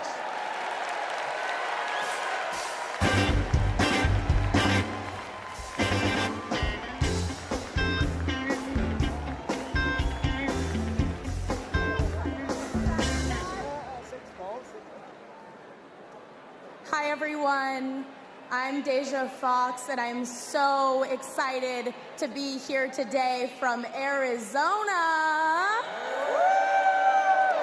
That's right. That's where I was born and raised by a single mom. I was a free lunch kid, raised in public housing, and I got my health care at Planned Parenthood. Because of policies that lift people up, I walked through the gates of my dream school as a first-generation college student. People my age are making big decisions about our lives, and we deserve a president who has our back. Not some power-hungry millionaire reality TV personality who only cares about himself. We need Kamala Harris. She'll deliver a future where we can decide if and when to start a family. A future where we can afford rent and groceries. A future where we're not crushed under student debt. A future where any free lunch kid can walk through the gates of their dream college. For young people, this is a fight for our future. We have a responsibility to do this, and we have a responsibility to do it right, and that's why we're going to show up for Kamala Harris and Tim Walz. And here now, with a musical performance, is Jason Isbell. Thank you.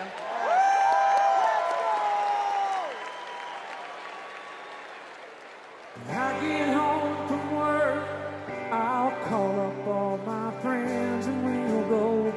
up something beautiful. We'll have to build again.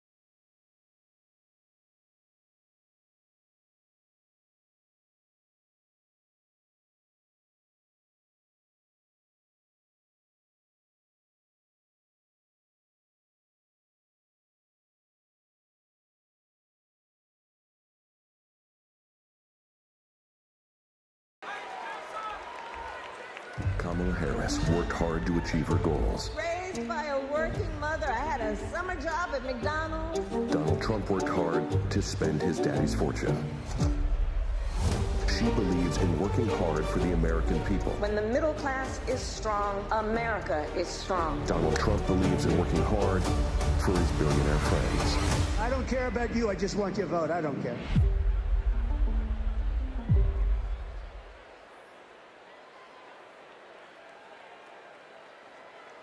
Please welcome former Rhode Island Governor Gina Raimondo.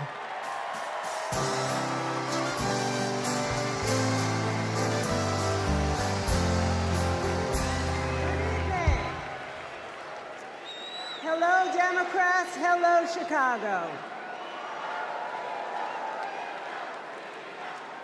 It's a great honor for me to be here this evening.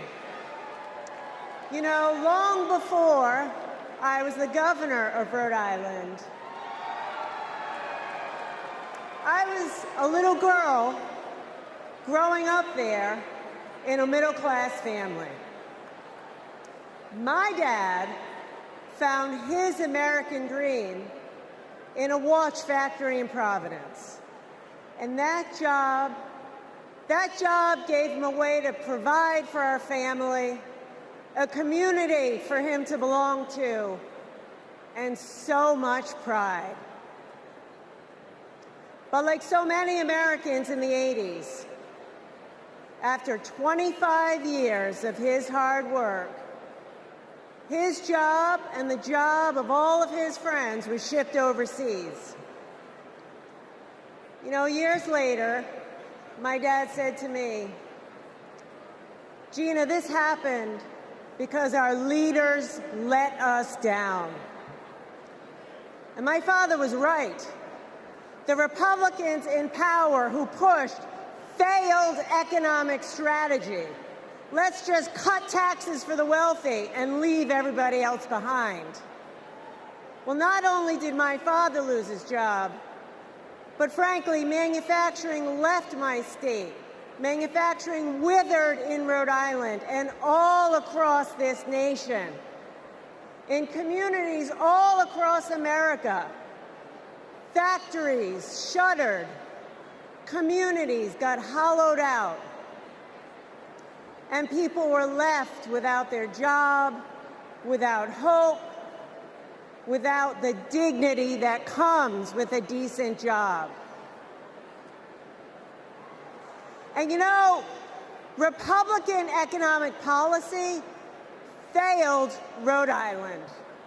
How do I know that?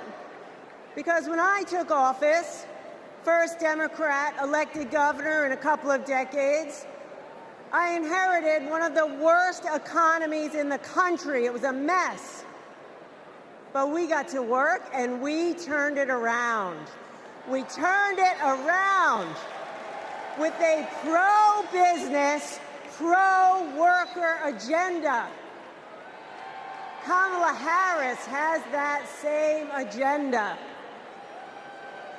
She knows we need an economy where the costs are low and opportunities abound. An economy where people can show up to their jobs with dignity and pride. She has a new economic vision for America. You know how she knows that? She knows it because just like me, Kamala Harris grew up in a middle-class home. Her mom worked to cure breast cancer by day and feed her family at night. And as an adult, Kamala worked to lock up sex offenders and violent criminals by day. And she took care of her sick mother at night. Kamala Harris gets it. She gets that so many Americans work so hard every day and they're barely getting by. And that is not right. It is a fundamental economic principle. Hard work ought to pay off. We believe in that. And that's why the Vice President is committed to building the opportunity economy, an economy that rewards ambition, an economy that rewards hard work. She believes in an America where everyone, regardless of who you are, what you have, where you started, you got a chance to get ahead in this country. Kamala Harris will give more than 100 middle-class Americans a tax cut. She'll build 3 million new homes for the middle class. And she's going to forge an economy with fair competition, free from monopolies. Monopolies that crush workers and small businesses and startups. Kamala Harris will make building up the middle class a defining goal of her presidency. Meanwhile, Donald Trump, he's going to double down on his worst economic ideas. The same ideas that shipped my dad's job overseas. ideas that don't work. We know they don't work because they never have. He wants another huge tax cut for the wealthy. He wants to put his corrupt buddies in charge of the economy. And he wants a sales tax that's going to supercharge inflation. We cannot afford Donald Trump's failed economic ideas. But here's the thing, the most important thing. Kamala Harris works for the people. Kamala Harris works for you. And Donald Trump is in it for himself. As our president, Kamala Harris will build an economy where everyone, and she means everyone, can find and live their American dream. So let's put her in the Oval Office. Thank you.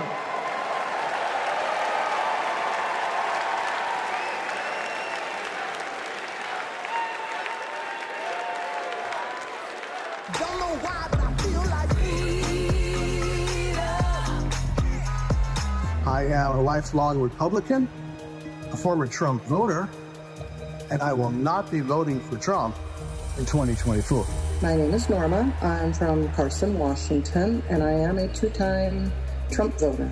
I will not be voting for Trump this time around. I'm actually embarrassed to say that I did vote for Trump in 2016. Donald Trump has nothing but contempt for the American people, and ironically, for those who claim to be his base. He's only interested in benefiting himself personally. Everything he said he would do, he did not do. I do not trust that he can do the right thing anymore. We've seen what Donald Trump really is, and it disgusts me to my core. I don't think the man can be trusted. He talks out of both sides of his mouth. He's a very dishonest person. I hate the way he disrespects women. Voting against Trump and for Kamala Harris is the right thing to do.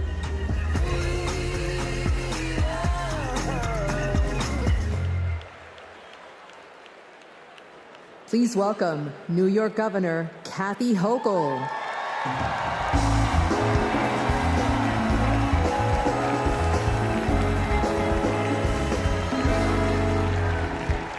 Hello, Democrats. Are you ready to elect Kamala Harris, the first president of the United States? Yes, you are. Yes, you are. Friends, like so many of us, my grandparents came from Ireland as teenagers with nothing but hope in their hearts and fire in their bellies. They built their lives in the promised land of Buffalo, New York. A union card meant good work at the steel plant. The steel plant that lifted my parents from living in a trailer to the middle class. Like other families in my blue-collar community, they believed that with hard work, they could build a better future, not just for themselves, but for those with less hope and less opportunity. I'm proud of my roots and the values I learned. Grit, determination, compassion. Kamala Harris and Tim Walz grew up with those same values. And those values have always defined the people of my state. Well, most of us anyway. Donald Trump was born a New Yorker, but ended up a fraud, a philanderer, and a felon. He wasn't raised with the New York values that I know. He never had to worry about child care costs or groceries or rent. He never had to worry about anything or anyone but himself. Trust me, America. If you think you're tired of Donald Trump, talk to a New Yorker. We've had to deal with him for 78 long years. The fraud, the tax dodging, the sham university, the shady charities. We've seen him stiff contractors, rip off workers. He abuses women, brags about it, and then takes away their rights. And New Yorkers are sick of it. It's no wonder he had to flee to Mar-a-Lago. Sorry about that. Trump hasn't spent much time in New York lately, except that is to get convicted of 34 felonies. And that's just fine with us, because New York's motto is Excelsior, ever upward. And Trump takes us ever downward. Because here's what Trump never understood. America isn't a luxury good to be bought and sold by the privileged and powerful few. America, we just can't afford another 4 years of that.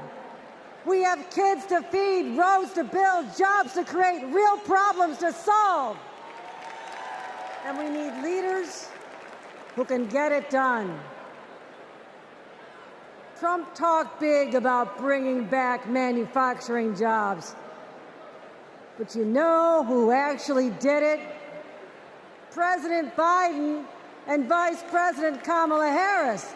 Thank you, Joe. Thank you, Kamala. And look no further than the city of Syracuse, where a company called Micron is building a $100 billion microchip factory with union labor. It's the largest private investment in American history, and it's going to create 50,000 good-paying jobs. The Biden-Harris administration has made the most significant investments in our economy in generations. And as president, Kamala Harris will continue to build an opportunity economy for all. My friends, history's watching us. Together, we must protect abortion rights. Together, we must protect the middle class. Together, we must protect the American dream. And together, we must elect Kamala Harris President of the United States. Thank you.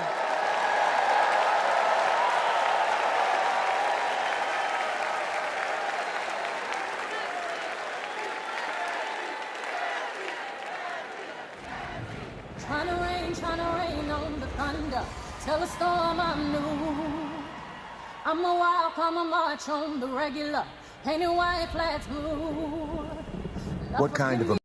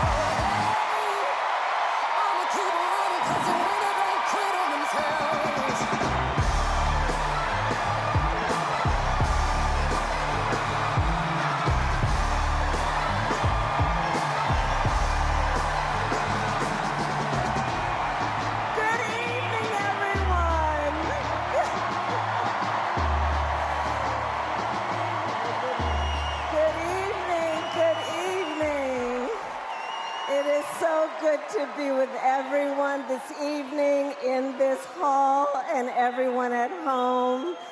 This is going to be a great week. And I want to kick us off by celebrating our incredible President, Joe Biden, who will be speaking later tonight. Joe, thank you for your historic leadership, for your lifetime of service to our nation, and for all you will continue to do. We are forever grateful to you.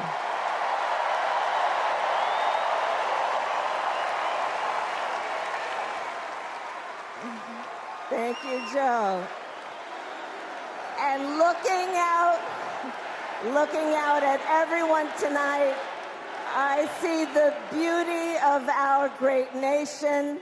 People from every corner of our country and every walk of life are here, united by our shared vision for the future of our country. And this November, we will come together and declare with one voice, as one people, we are moving forward. With optimism, hope, and faith, so guided by our love of country, knowing we all have so much more in common than what separates us, let us fight for the ideals we hold dear, and let us always remember, when we fight, we win. God bless you. God bless the United States of America. Good night, everyone.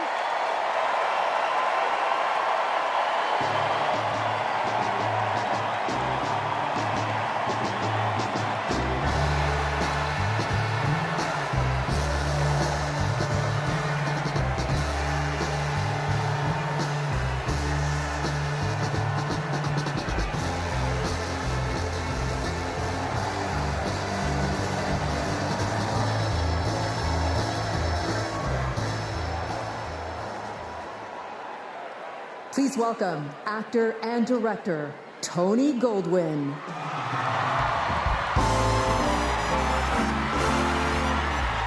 Hello, Chicago.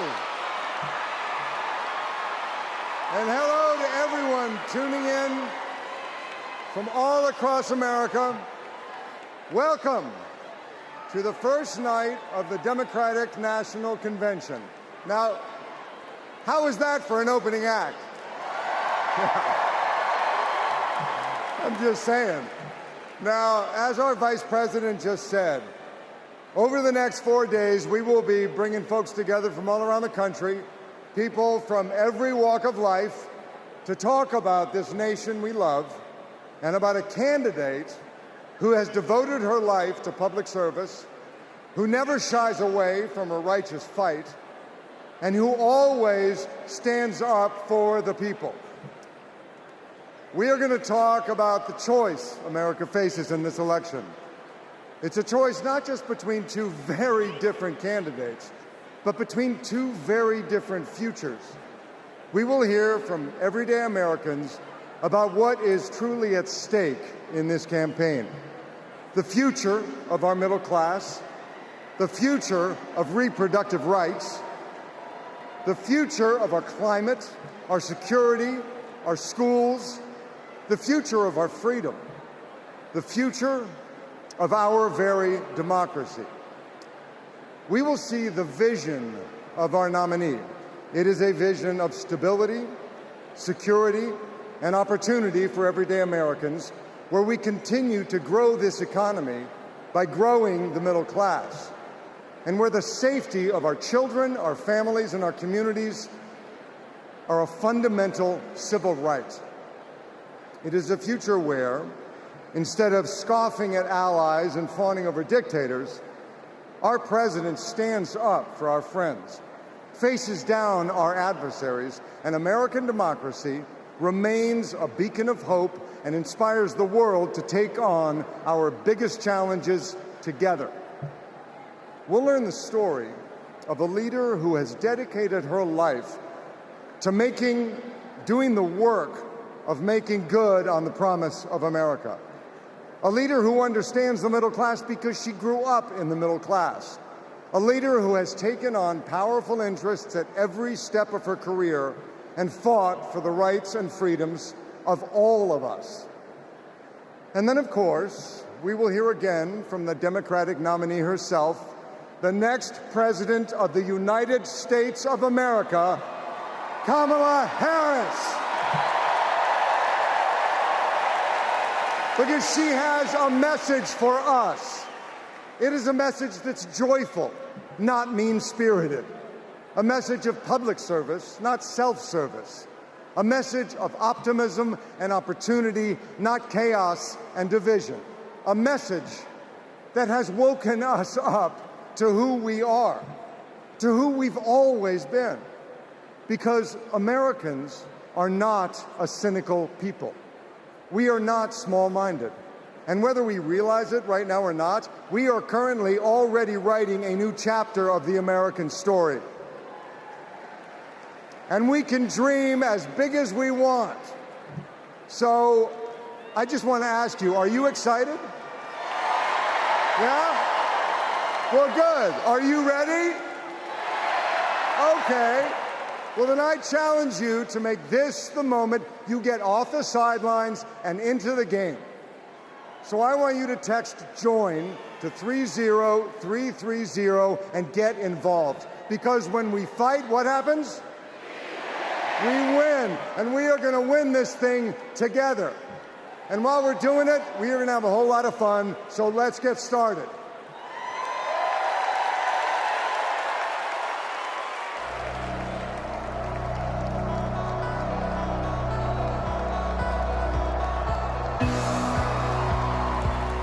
Please welcome 9-time NBA champion and coach of the 2024 Olympic gold-winning men's basketball team, Steve Kerr. Thank you. Thank you so much.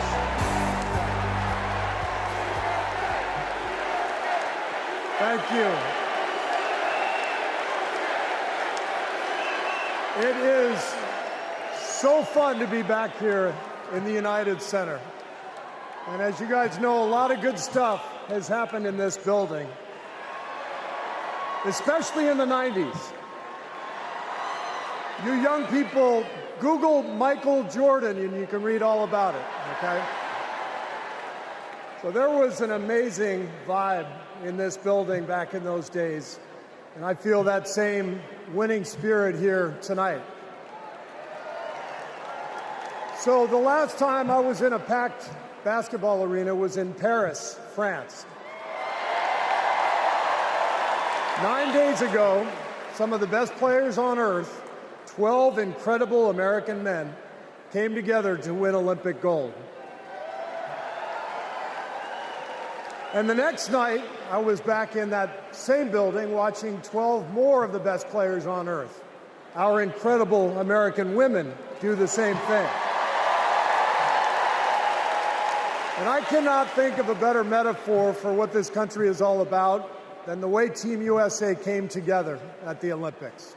We had players from across our wonderful country, players who have trained and fought relentlessly, shed tears trying to beat one another throughout their careers, joining forces to wear the red, white, and blue.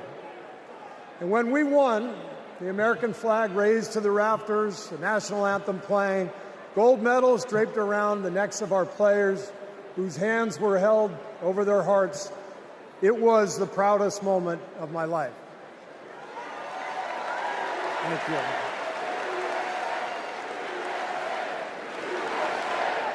Thank you. Now, I could never have imagined that a few days later I would receive an invitation to step into a different kind of arena. And so here I am. I know very well that speaking out about politics these days comes with risks. I can see the shut up and whistle tweets being fired off as we speak. But I also knew as soon as I was asked that it was too important as an American citizen not to speak up in an election of this magnitude.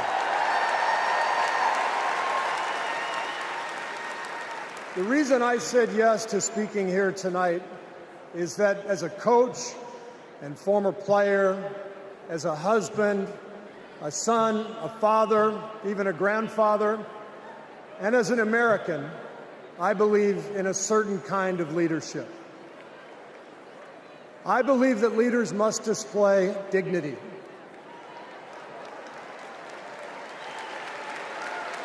I believe that leaders must tell the truth. I believe that leaders should be able to laugh at themselves. I believe leaders must care for and love the people they are leading. I believe leaders must possess knowledge and expertise, but with the full awareness that none of us has all the answers. And in fact, some of the best answers often come from members of the team. And if you look for those qualities in your friends or your boss or an employee or your child's teacher or your mayor, then shouldn't you want those same qualities in your president? And when you think about it that way, this is no contest. With Kamala Harris and Tim Walz, I see all those qualities. They have devoted their lives to serving other people. Whether Vice President Harris was defending her community in the courtroom, or Governor Walz was inspiring the next generation in the classroom, or on the field, for that matter. By the way, coach to coach, that guy's awesome. Although, I have to say, Coach Walz, way too much reliance on the blitz in '99 against Mankato East. You had a strong defensive line. I would have played more press coverage with your corners and then dropped the safeties into a Tampa 2. That's just me. Sorry. I wanted you to know how I feel every day of the NBA season. All right. But listen, the joy, the compassion, the commitment to our country that we saw at the Olympics, that is what Kamala Harris and Tim Walz have. And it is what our country needs. Leadership, real leadership. Not the kind that seeks to divide us, but the kind that recognizes and celebrates our common purpose. Think about what our team achieved with 12 Americans in Paris, putting aside rivalries to represent our country. Now imagine what we could do with all 330 million of us playing on the same team. Not as Democrats, not as Republicans, not as libertarians, but as Americans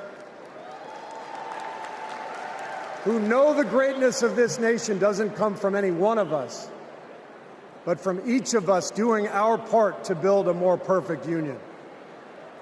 That vision is what this campaign is all about. It's why I'm here tonight. And it's why I'll be getting out every day to help people get out and vote on November 5th and elect Kamala Harris and Tim Walz as the next president and vice president of the United States.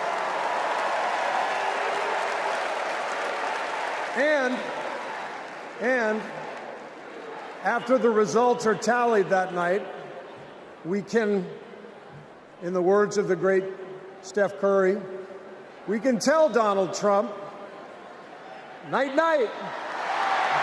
Thank you.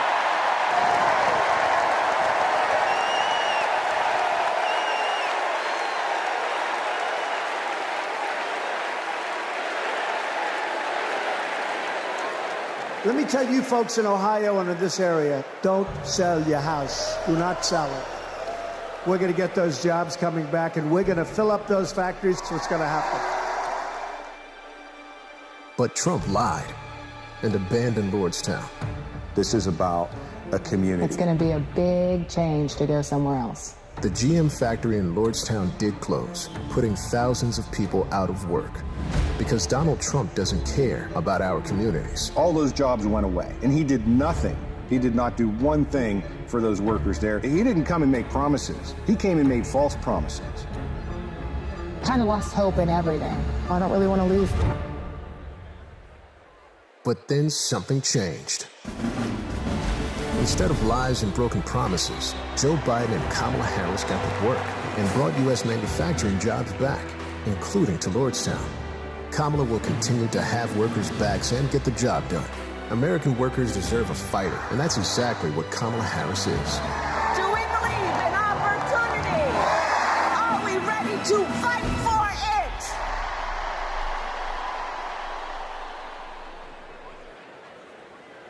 Please welcome United Auto Workers President Shawn Fain.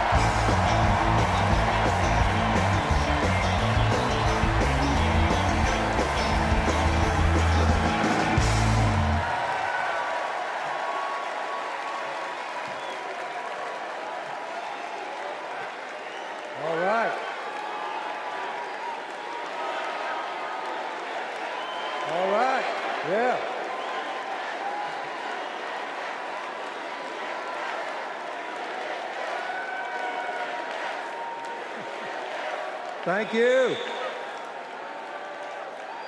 Good evening, America, and good evening to the people that make this world move, the working class.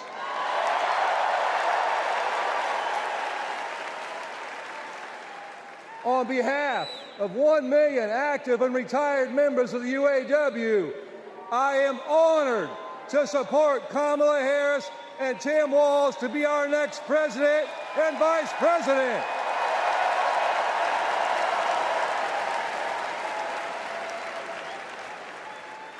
And I want to say thank you to Joe Biden for making history by walking the picket line with the UAW.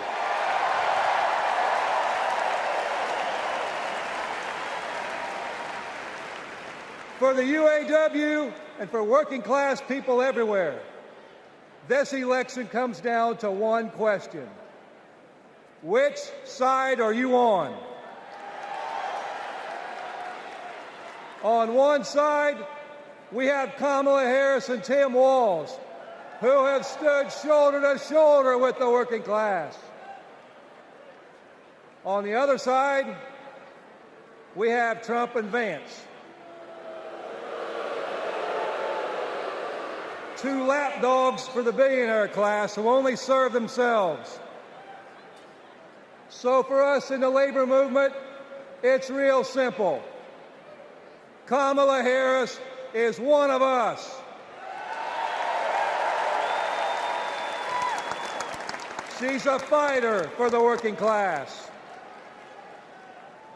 And Donald Trump is a scab.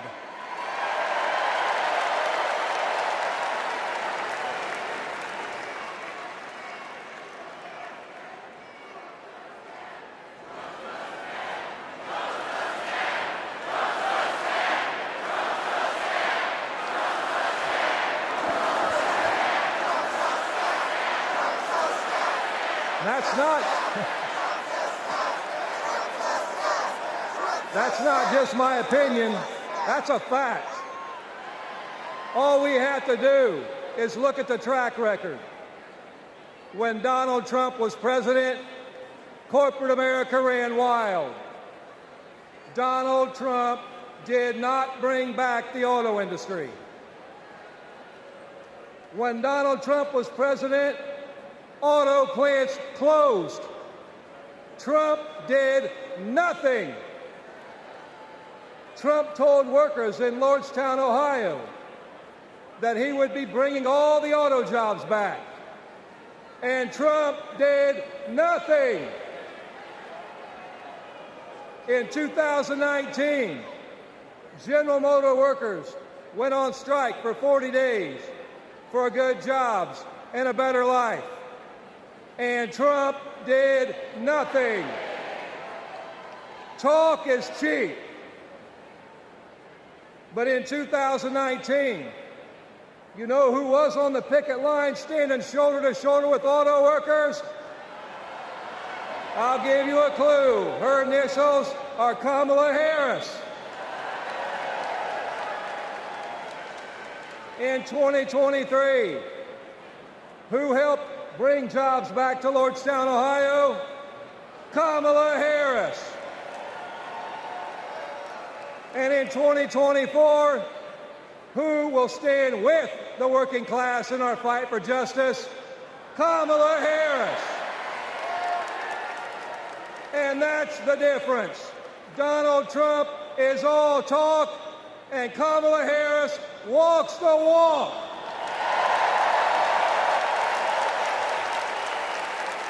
Woo.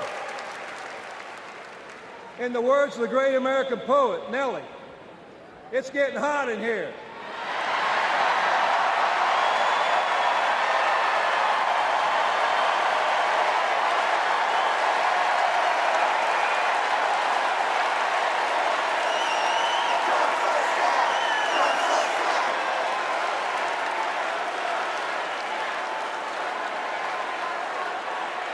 It's hot in here.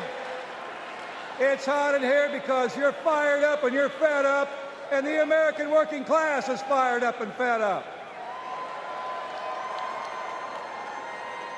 The American working class is in a fight for our lives.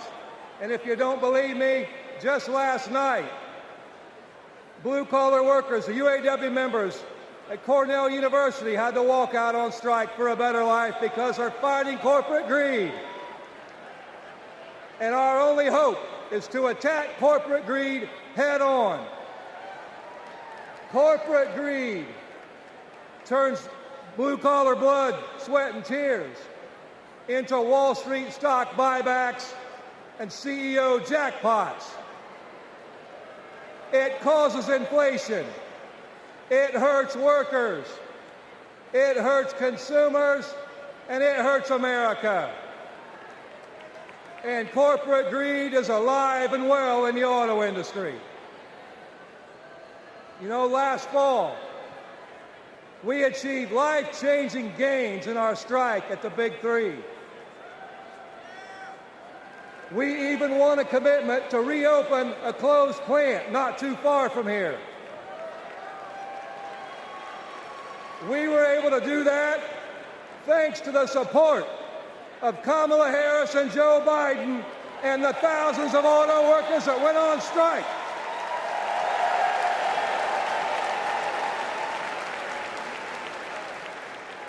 But a year later, one company wants to go back on their commitments in our contract. And let me be clear, Stellantis must keep the promises they made to America in our union contract. And the UAW will take whatever action necessary at Stellantis or any other corporation to stand up and hold corporate America accountable. And when the UAW stands up, we know who stands with us and who stands against us.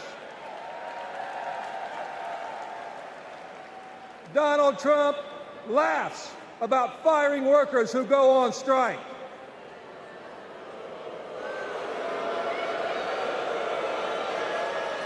And Kamala Harris stands shoulder to shoulder with workers when they're on strike. And that's the difference between Kamala Harris and Donald Trump the scab. Trump is pushing divide and conquer tactics of the rich. It's the oldest trick in the book. They want to blame the frustrations of working class people. They want to take those frustrations, they want to blame it on race. They want to blame it on LGBTQ plus people. They want to blame it on some destitute and desperate person at the border. They do that because they want working class people to be divided and to focus and keep the focus off the one true enemy, corporate greed.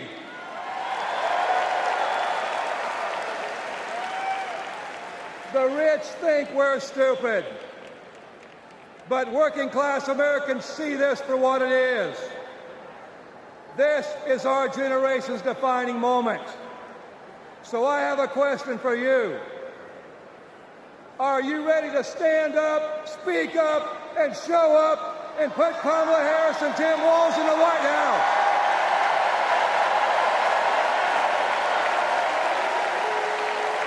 We We need a defender of the working class in the White House, someone who is one of us and someone who knows how to fight. And that fighter is the next President of the United States, Kamala Harris. Thank you.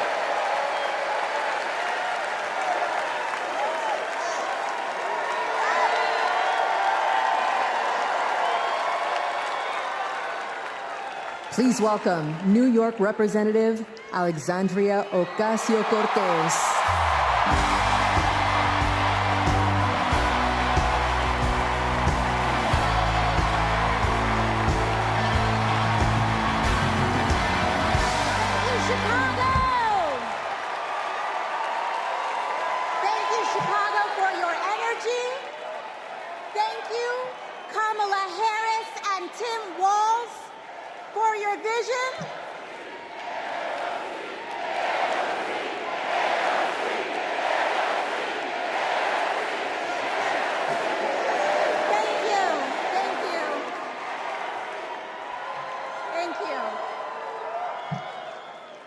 Chicago for your energy. Thank you, Kamala Harris and Tim Walz, for your vision. And thank you, Joe Biden, for your leadership.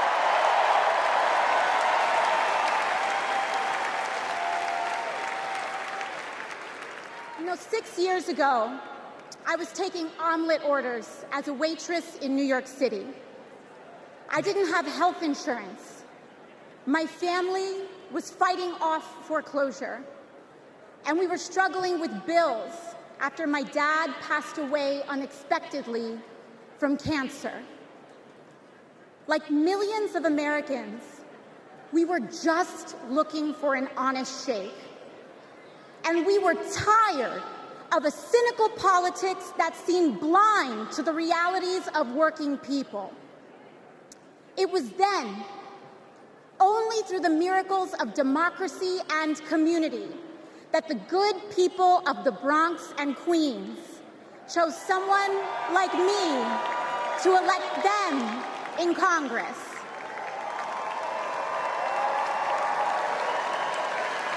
And America, in my heart, I know from that same cloth of hope and aspiration, we will also elect Kamala Harris and Tim Walz as President and Vice President of the United States of America. I am here tonight because America has before us a rare and precious opportunity. In Kamala Harris, we have a chance to elect a president who is for the middle class because she is from the middle class. She understands the urgency of rent checks and groceries and prescriptions. She is as committed to our reproductive and civil rights as she is to taking on corporate greed. And she is working tirelessly to secure a ceasefire in Gaza and bringing hostages home.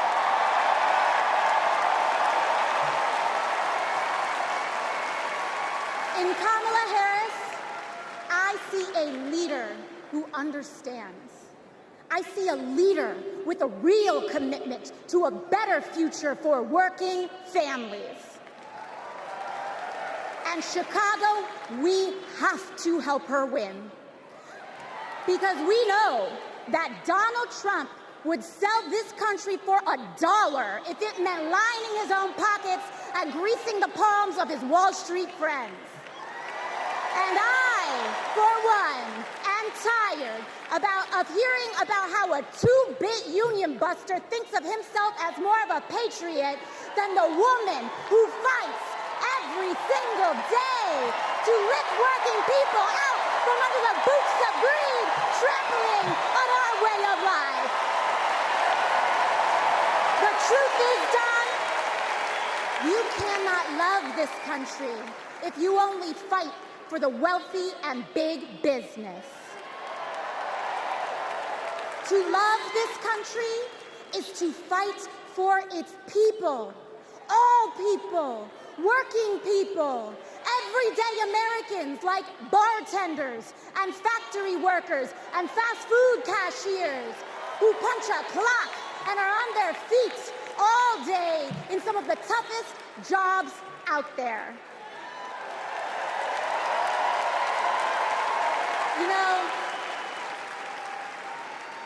ever since I got elected, Republicans have attacked me by saying that I should go back to bartending. But let me tell you, I'm happy to any day of the week because there is nothing wrong with working for a living.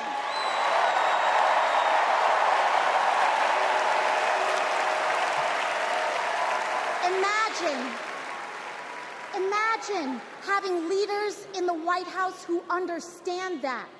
Leaders like Kamala and Tim.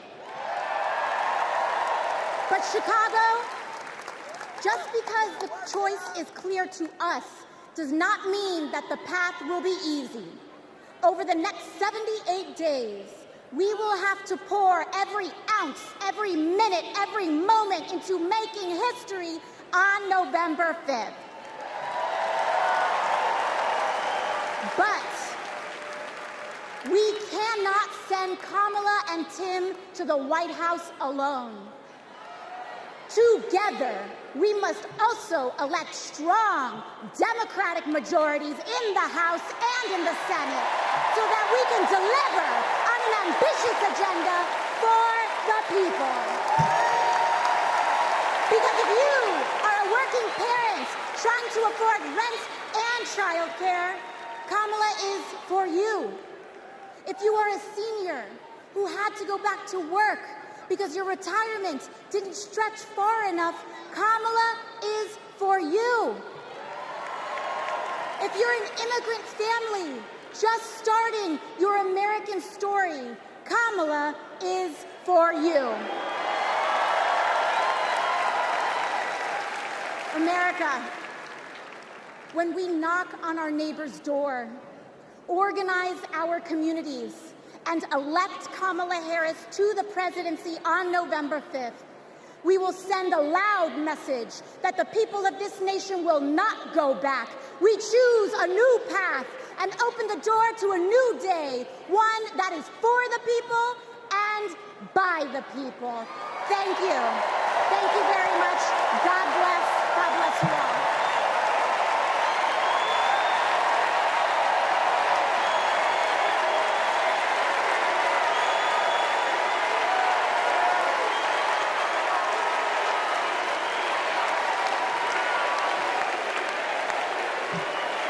Wow.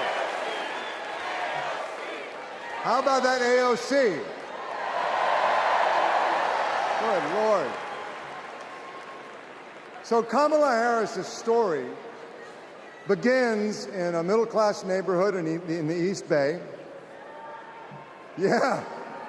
In a modest apartment above a nursery school, in a close-knit community where people looked out for one another, with a mother who instilled in Kamala Harris the core principles that have defined her life in public service. These are the experiences that made her the leader she is today.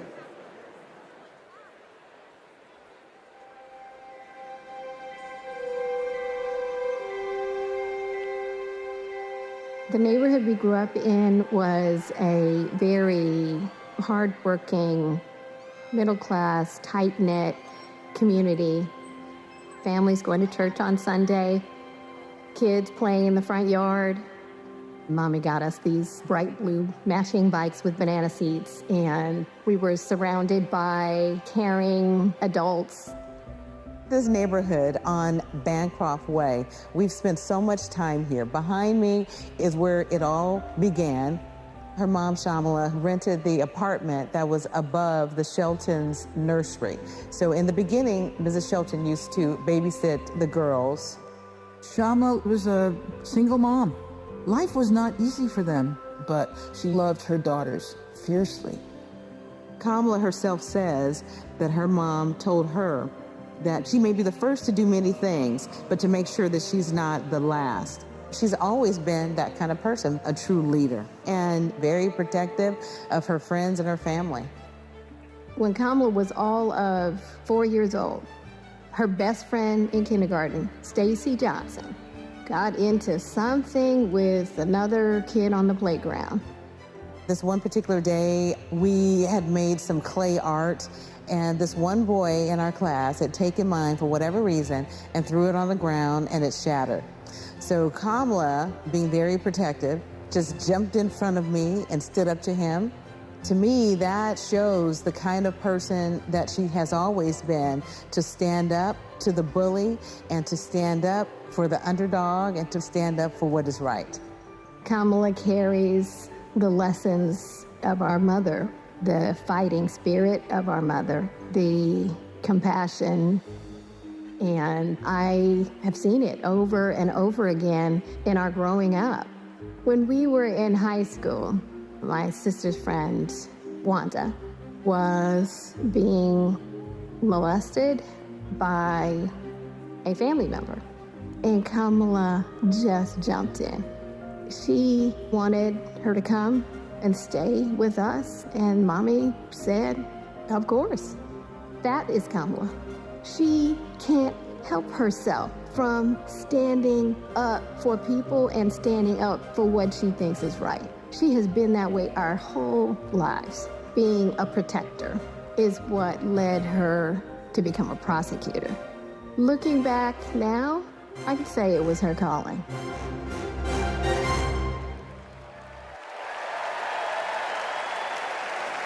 Please welcome Stacey Johnson Batiste and Doris Johnson.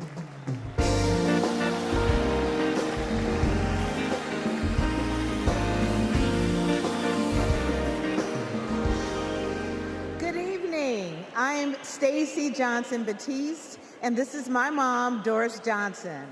We are so excited and honored to be here with you. Kamala and I have known each other for a long time. We met at Burkwood Hedge School. We hit it off immediately and became each other's very first best friends. Our moms also became fast friends. And on weekends, we would pile into my 1966 Mustang, and Kamala's mom, Shamala, would sit in the front with me, and Kamala and Maya and Stacy would sit in the back, and off we would go to a movie or some adventure. My mom still has that Mustang. I do. Kamala and I both get our grit from our mothers. Kamala has always been a protector. One day at school, we made clay art projects during story time when they were outside on tables to dry. For whatever reason, a boy in our class took mine, threw it on the ground, and it shattered. Kamala jumped in between him and me and said something that made him so mad, he picked up a rock or something and hit her on the head. Blood came streaming down. The school called Shamala to come take her to the hospital. The stitches she got left a scar over one of her eyes. She still has it. That's the kind of person Kamala has always been from the very beginning. Someone who doesn't hesitate to stand up for what's right, to take up for the underdog, and to stand up to bullies.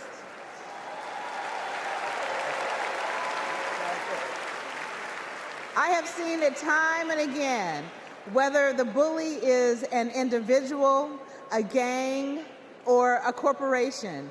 She fights for all of us. Before we go, I know my mom has one more thing to say. Kamala, your mom would be so proud of you.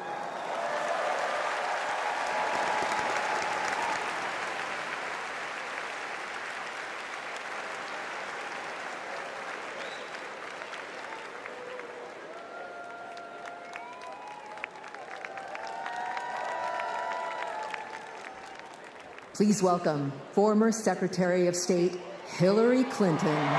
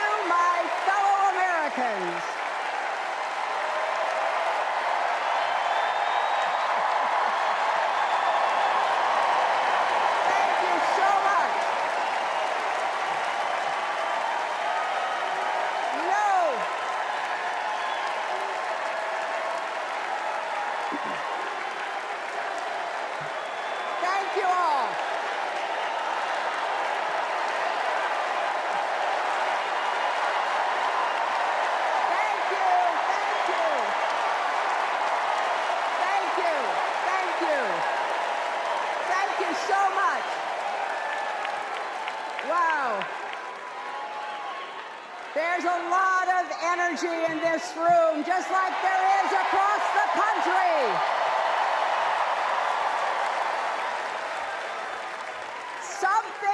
Something is happening in America. You can feel it. Something we've worked for and dreamed of for a long time. First, though, let's salute President Biden.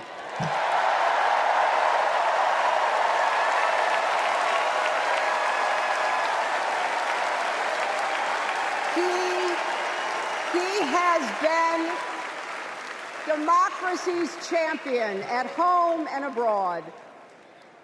He brought dignity, decency, and competence back to the White House. And he showed what it means to be a true patriot. Thank you, Joe Biden, for your lifetime of service and leadership.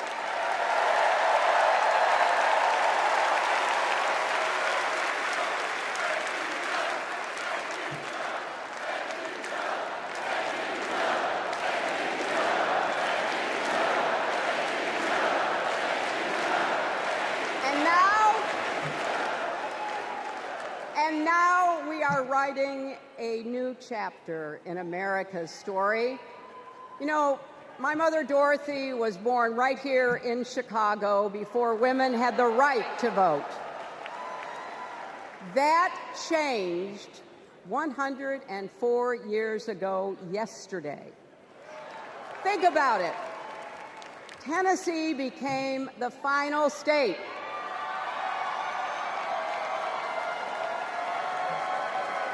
to ratify the 19th Amendment to the Constitution.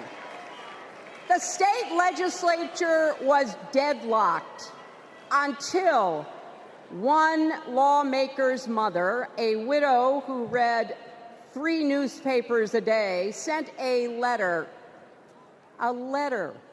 to her son. "No more delays," she wrote. "Give us the vote." And since that day, every generation has carried the torch forward. In 1972, a fearless black congresswoman named Shirley Chisholm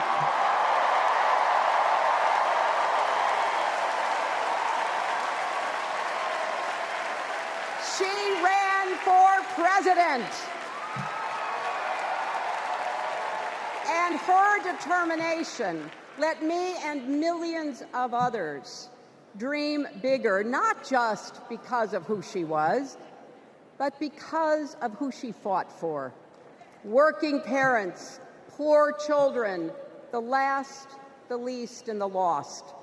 In 1984, I brought my daughter to see Geraldine Ferraro, the first woman nominated for vice president. If we can do this, Jerry said, we can do anything. And then there was 2016, when it was the honor of my life to accept our party's nomination for president.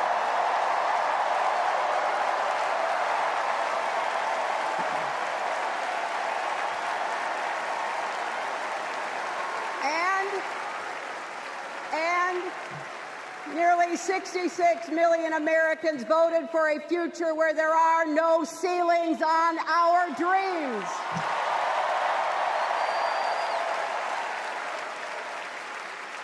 And afterwards, we refused to give up on America. Millions marched, many ran for office. We kept our eyes on the future. Well, my friends, the future is here.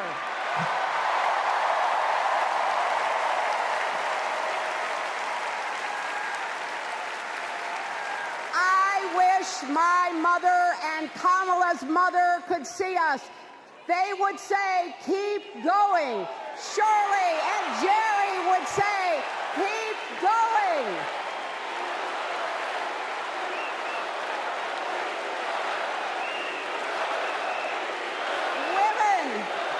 Women fighting for reproductive health care are saying, keep going. Families building better lives. Parents stretching to afford child care, young people struggling to pay their rent. They're all asking us to keep going. So, with faith in each other and joy in our hearts, let's send Kamala Harris and Tim Walz to the White House.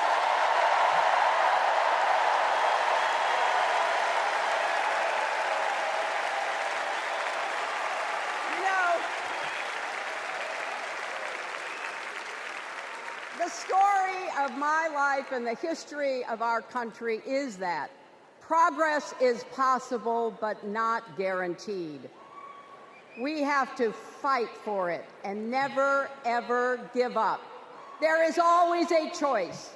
Do we push forward or pull back? Come together as we the people, or split into us versus them? That's the choice we face in this election. Kamala has the character, experience, and vision to lead us forward.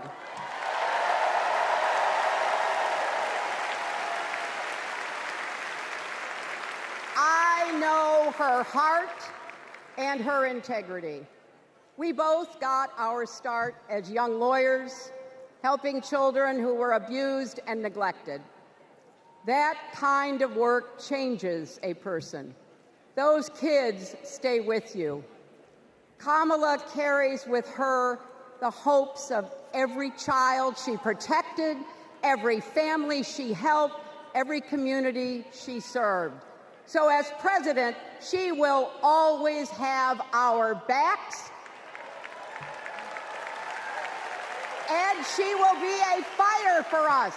She will fight to lower costs for hardworking families, open the doors wide for good-paying jobs, and yes, she will restore abortion rights nationwide.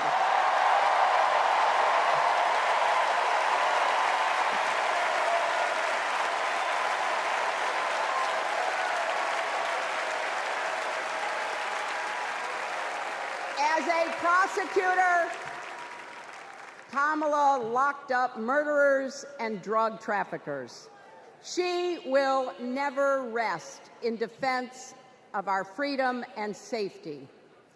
Donald Trump fell asleep at his own trial, and when he woke up, he made his own kind of history, the first person to run for president with 34 felony convictions.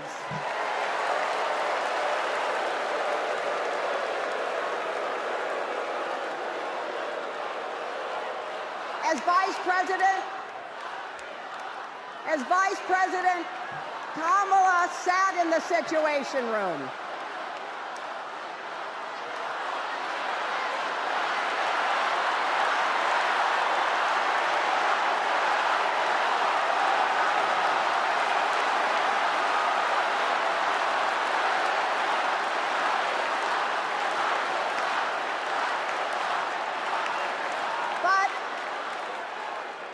We also know, as Vice President, Kamala sat in the Situation Room and stood for America's values.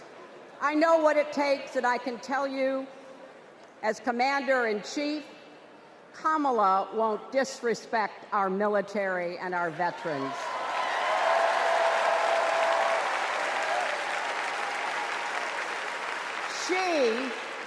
She reveres our Medal of Honor recipients. She won't be sending love letters to dictators. She will defend democracy and our Constitution and will protect America from enemies, foreign and domestic.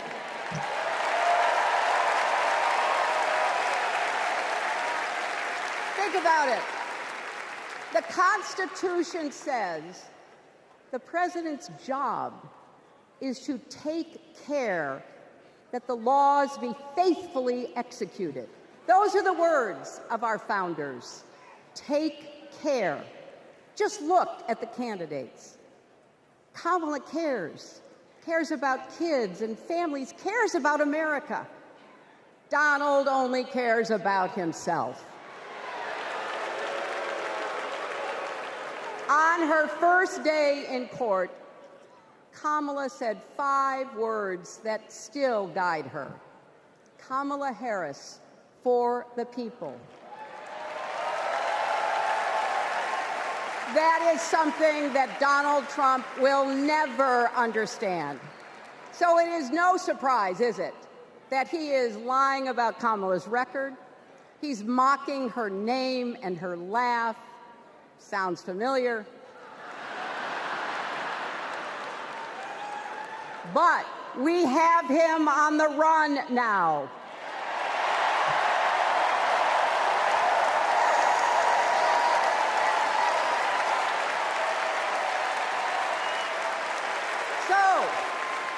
So, no matter what the polls say, we can't let up.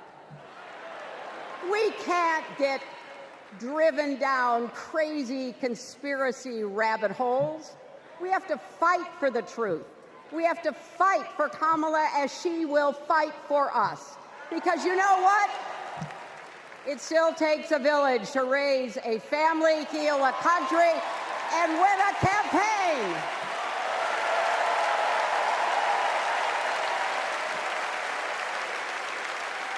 And America needs every one of us. Our energy, our talents, our dreams. We're not just electing a president, we're uplifting our nation. We're opening the promise of America wide enough for everyone. Together, we put a lot of cracks in the highest, hardest glass ceiling. And tonight, so close to breaking through once and for all, I want to tell you what I see through all those cracks and why it matters for each and every one of us. What do I see? I see freedom.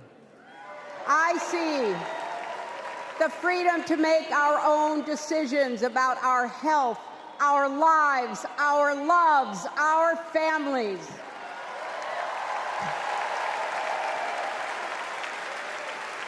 the freedom to work with dignity and prosper, to worship as we choose or not, to speak our minds freely and honestly. I see freedom from fear and intimidation, from violence and injustice, from chaos and corruption. I see the freedom to look our children in the eye and say, in America, you can go as far as your hard work and talent will take you, and mean it. And you know what? On the other side of that glass ceiling is Kamala Harris raising her hand and taking the oath of office as our 47th President of the United States.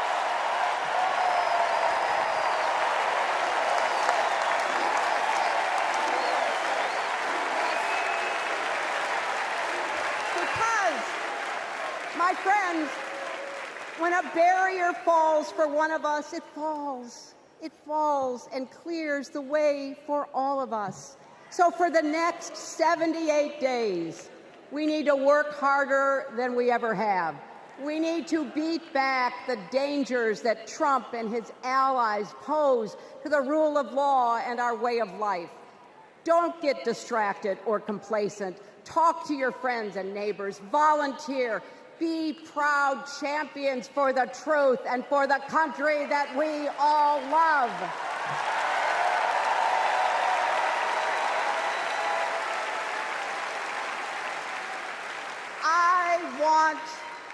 I want my grandchildren and their grandchildren to know I was here at this moment, that we were here, and that we were with Kamala Harris every step of the way. This is our time, America. This is when we stand up. This is when we break through. The future is here. It's in our grasp. Let's go win it.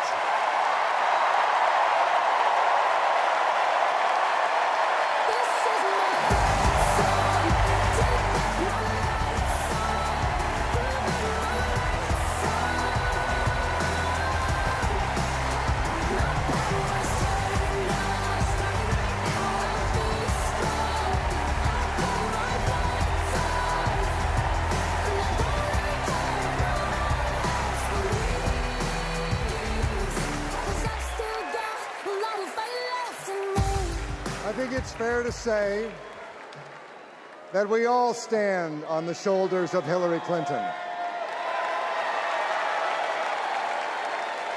So, I'm just checking. Are you ready to join this fight yet?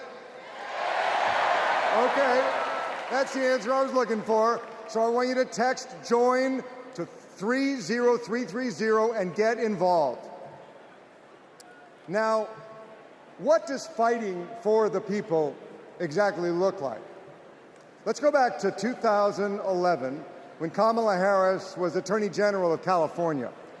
The housing crisis had devastated American families, and the big banks had forced Californians out of their homes.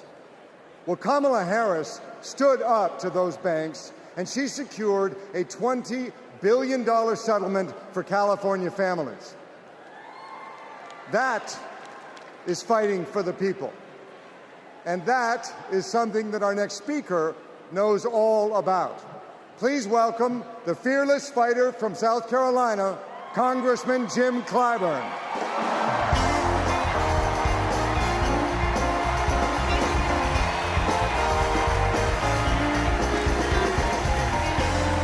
Thank you. Thank you, thank you, thank you. Thank you. Thank you. Thank you. Thank you and good evening.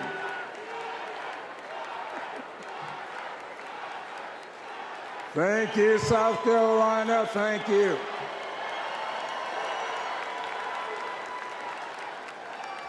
Four years ago, Americans were experiencing high anxieties and great uncertainties. a deadly virus raged, schools closed, businesses shuttered. Donald Trump mismanaged the crisis from day one, looking out for himself instead of the country. The American people responded to the crisis in leadership by electing new leaders. Thanks to Joe Biden and Kamala Harris, we reopened our schools, brought back our businesses, and restored our faith in the American can-do spirit. Thanks to Joe and Kamala, we reduced the price of prescription drugs, repaired roads and bridges, and replaced lead pipes. Thanks to Joe and Kamala, we are honoring our heroes in uniform and expanded benefits to over 1 million veterans. Thanks to Joe and Kamala, Make It in America is no longer just a slogan, but a movement that is bringing millions of manufacturing jobs back to America. For President Biden's lifetime of achievement in service of his country, we owe him a great debt of gratitude.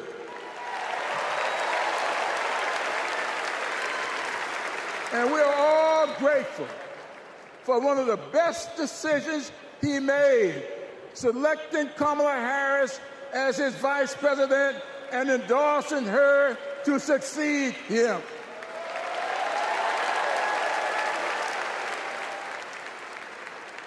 I often say that we are but the sum of our experiences.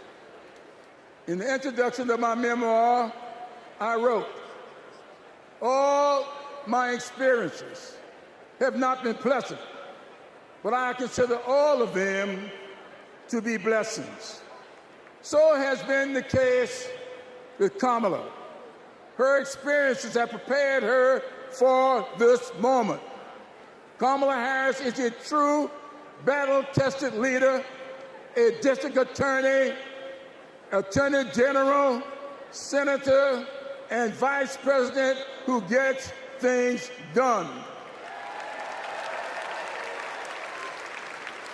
While Donald Trump has been bragging about how he overturned Roe, Kamala has been fiercely advocating for the respectation of reproductive freedoms.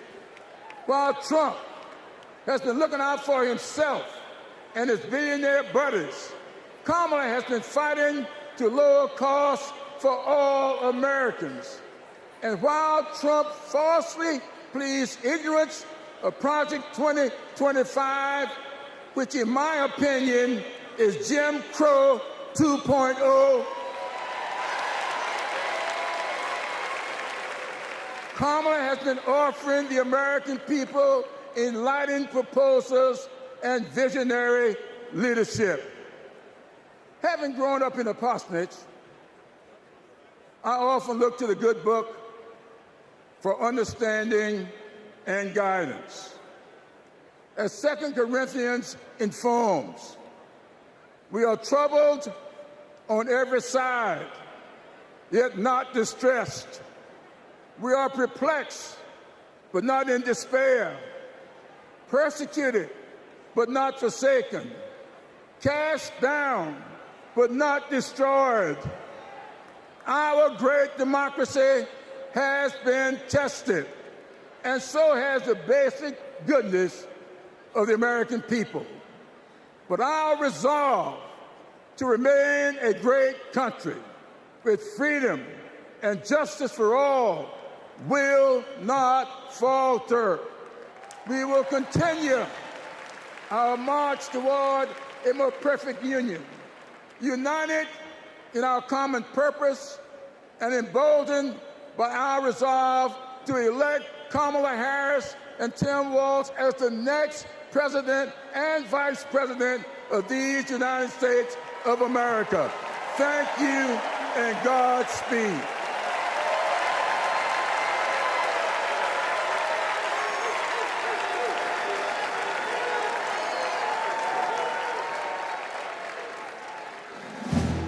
criminal justice system, the people are represented by two separate yet equally important groups.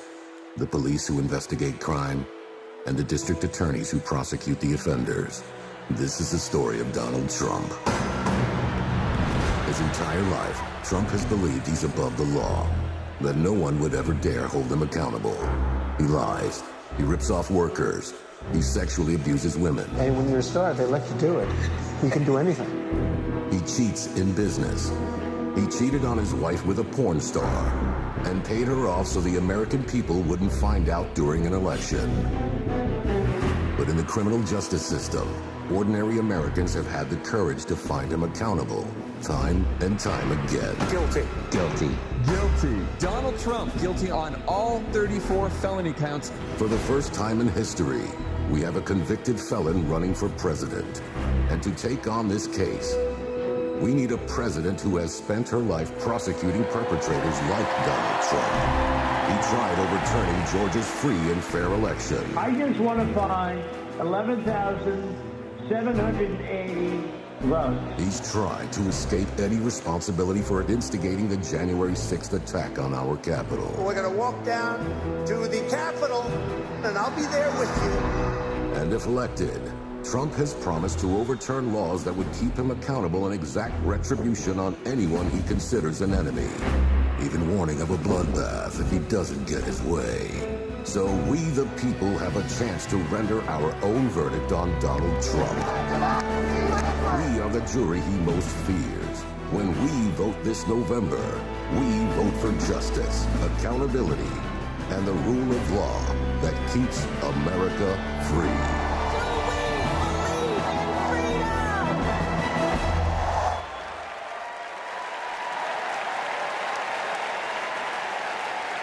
Please welcome Maryland Representative Jamie Raskin.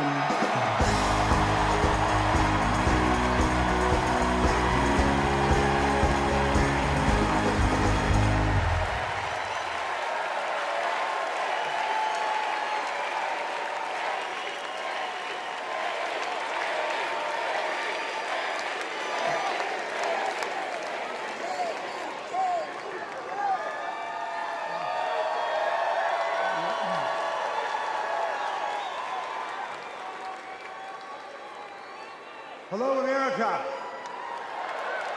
And welcome to the Democracy Convention. Welcome to the Freedom Convention. And thank you for the beautiful weather, Chicago.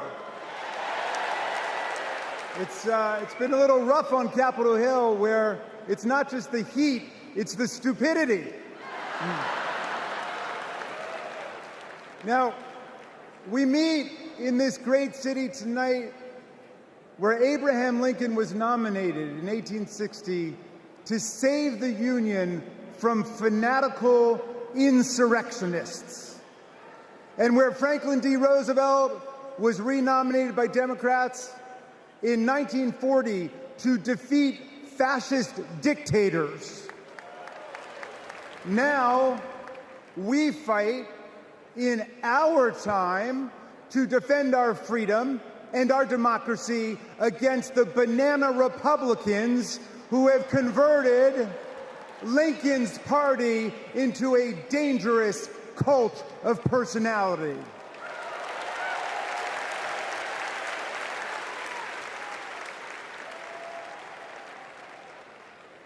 You know, I'll never forget the pounding on the doors of the House chamber on January 6th, or the screams to follow. Hundreds of our police officers taunted and attacked, 140 of them wounded by extremists wielding baseball bats, steel pipes, even American flags. 5 people died that day, and 4 more of our officers took their own lives in the days and weeks to come. All of this after Trump was defeated by more than 7 million votes by the great Joe Biden.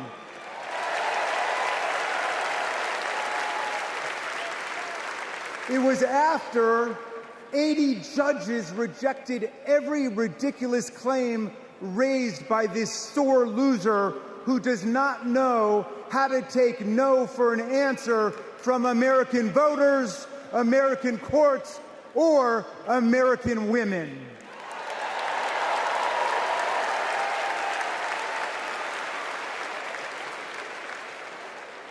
Remember what the mob chanted as they stormed the Capitol and injured our officers? Hang Mike Pence. Someone should have told Donald Trump that the president's job under Article 2 of the Constitution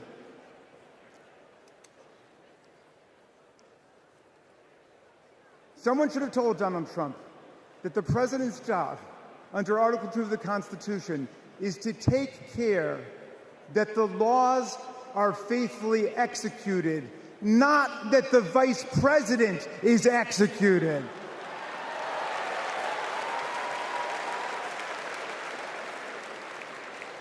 Pence has now joined more than 24 officials from Donald Trump's own administration in denouncing him, an historical record. And Pence is the first vice president in more than 2 centuries not to support the president he served with in a general election. And by the way, J.D. Vance, do you understand why there was a sudden job opening for running mate on the GOP ticket? They tried to kill your predecessor. They tried to kill him because he would not follow Trump's plan to destroy and nullify the votes of millions of Americans. Your votes, Pennsylvania. Your votes, Michigan. Your votes, Georgia, Nevada, Arizona. Are we going to go back to the days of election suppression and violent insurrection?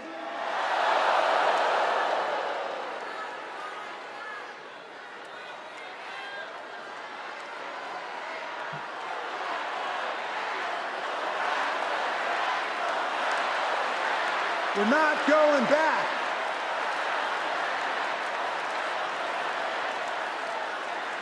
Well, look, 1 week after that beautiful day, as Trump calls it, the Republicans, 10 Republicans, joined all of the Democrats to impeach Trump for the worst high crime and misdemeanor ever committed by a president, inciting insurrection against our own Constitution.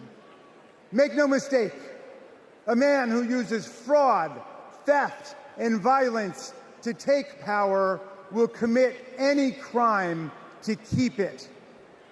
And now Trump's promising to pardon hundreds of his fellow criminal convicts and insurrectionists. He calls for, quote, the termination of all rules, regulations, and articles, even those in the Constitution. My friends, are we the people going to let Donald Trump terminate our Constitution and obliterate the blessings of liberty for our posterity? That's right. We're going to elect Kamala Harris. We're going to elect the career prosecutor and inspiring public servant and Coach Walz. And we're going to defeat Donald Trump, the career criminal and incorrigible recidivist con man, and his pet chameleon, J.D. Vance.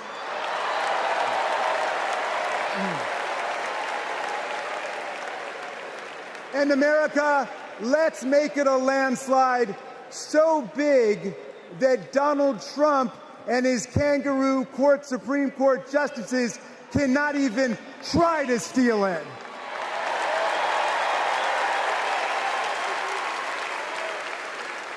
Let's make every vote count. Let's make sure every vote is counted. Let's let freedom ring, and let's let democracy work in America.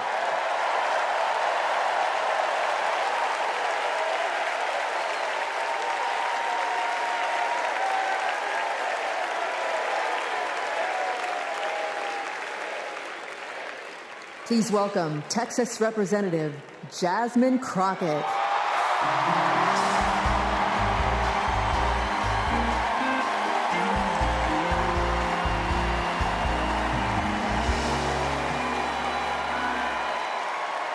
Well, good evening, America!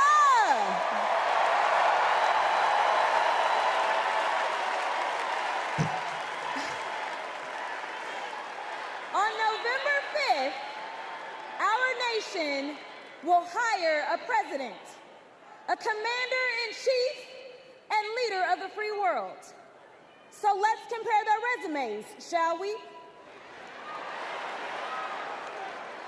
One candidate worked at McDonald's while she was in college at an HBCU. HU. The other was born with a silver spoon in his mouth and helped his daddy in the family business. Housing discrimination, that is. She became a career prosecutor while he became a career criminal. With 34 felonies, 2 impeachments, and 1 porn star to prove it.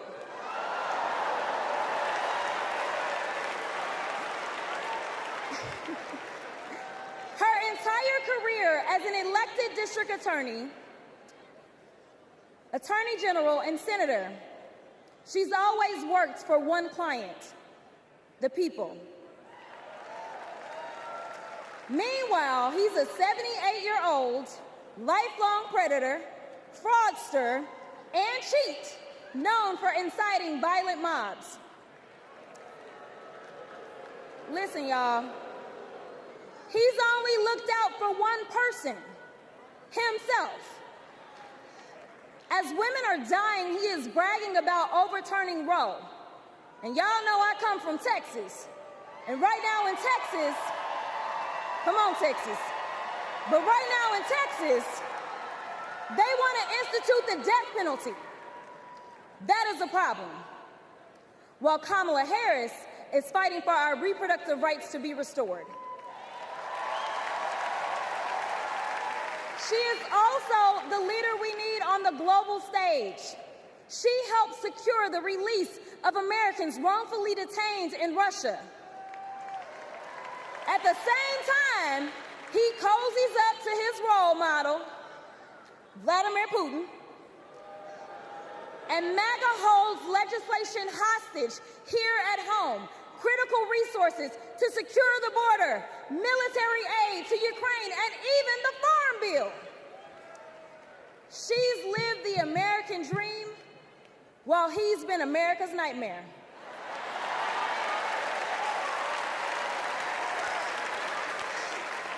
America, looking at the 2 choices before you, who would you hire? Donald Trump or Kamala Harris?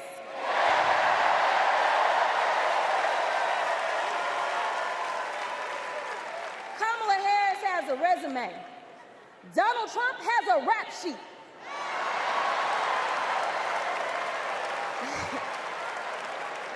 She presides over the Senate while he keeps our national secrets next to his thinking chair. Y'all know what I said that other time. In Mar-a-Lago. Well, Donald Trump wants to put our 1787 Constitution through his Project 2025 paper shredder and make every day January 6th. Kamala Harris is fighting to fulfill the promise of America. In the real world, this wouldn't even be close. But this election is. Don't make a mistake. We are the underdogs in this fight, even though there is only one person qualified, only one person who's done the work, and who has delivered the results. And she needs you. She needs your one vote this November. Can we count on you?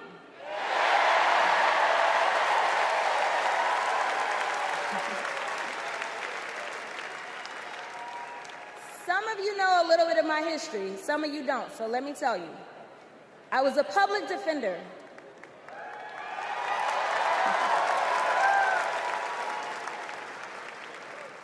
I did criminal defense as well as practiced civil rights law for almost 2 decades. I know a good prosecutor when I see one.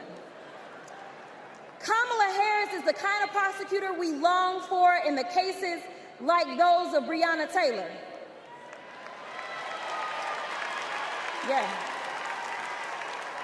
She was the first attorney general in the nation to order that her officers wear body cams, and she started the Back on Track program to reduce recidivism.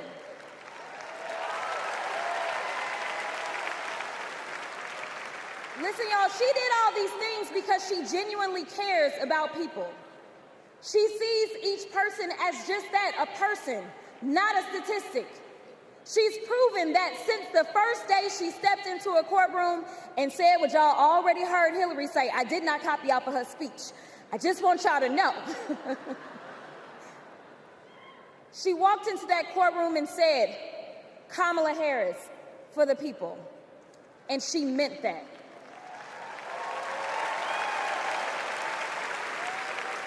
Many of you know her credentials, but what I love about Kamala Harris goes beyond her resume, is that she sees the humanity in everyone.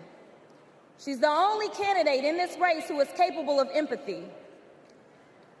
When I first got to Congress, I wasn't sure I made the right decision. The Chaos Caucus couldn't elect a speaker, and the Oversight Committee was unhinged. I was going through all of this when I visited the Vice President's residence for the first time. As I approached Vice President Harris for our official photo, she turned to me and asked, "What's wrong?" Mind you, we'd never met, but she saw right through me. She saw the distress. I immediately began crying.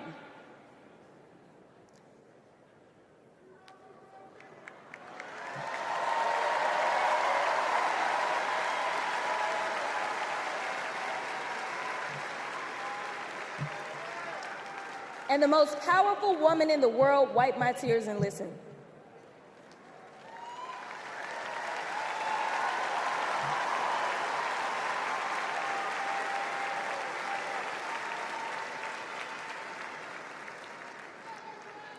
It's so hard for me to tell this story.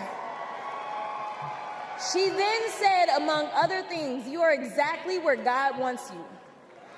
Your district chose you because they believe in you, and so do I."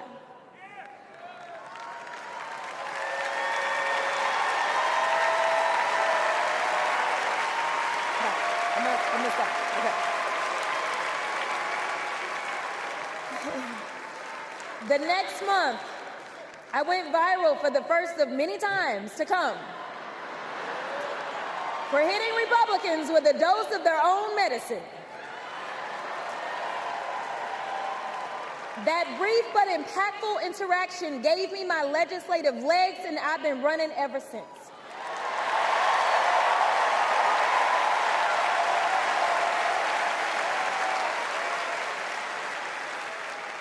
The question before us is, will a vindictive, vile villain violate voters' vision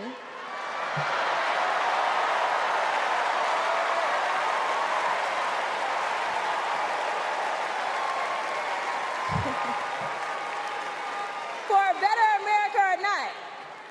I hear alliterations are back in style.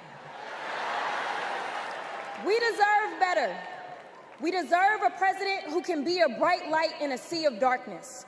One who will pull us forward, because we won't go back. Amanda Gorman said it best. There's always light if only we are brave enough to see it. If only we are brave enough to be it. Kamala Harris showed me that light. And America, when she is our president, together we will shine as that beacon of hope and freedom around the world once more. God bless y'all.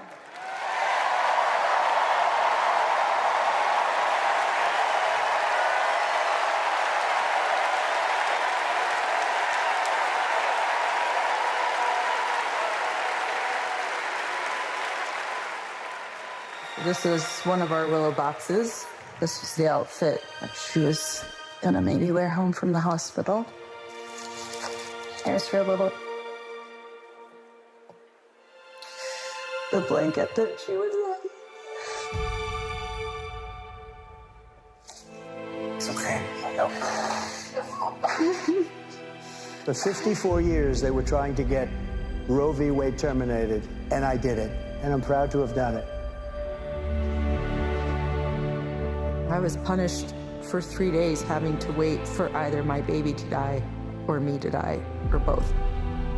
I was stuck in this horrific hell of both wanting to hear her heartbeat and also hoping I wouldn't. There has to be some form of punishment. For the woman? Yeah, there has to be some form. I almost died because doctors were forced to follow Trump's abortion ban. Kamala will protect a woman's right to choose. We trust women to make decisions about their own body and not have their government tell them what to do. I have so much faith in her. And when Congress passes a law to restore reproductive freedoms as President of the United States, I will sign it into law. We have to fight for Kamala Harris, our rights, our freedoms, and frankly, our lives. Everything is on the line.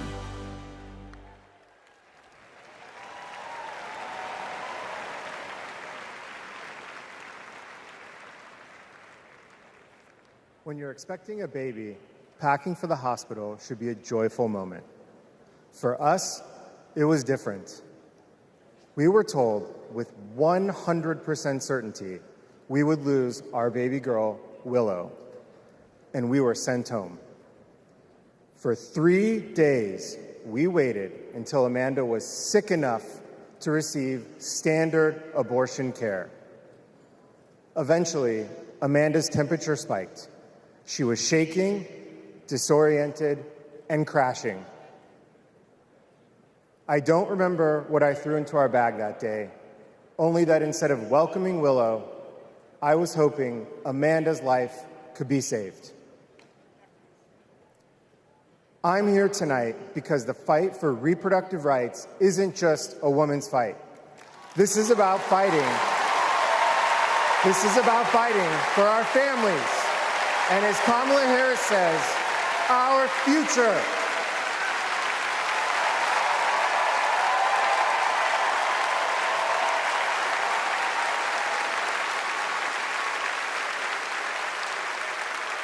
Every time I share our story, my heart breaks.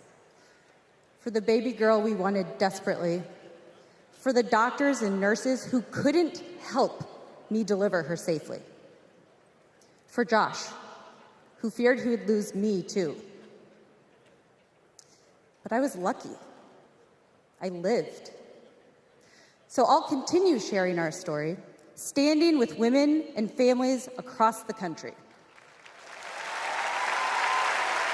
Today, because of Donald Trump, more than 1 in 3 women of reproductive age in America lives under an abortion ban. A second Trump term would rip away even more of our rights. Passing a national abortion ban, letting states monitor pregnancies and prosecute doctors, restricting birth control and fertility treatments. We cannot let that happen. We need to vote as if lives depend on it, because they do.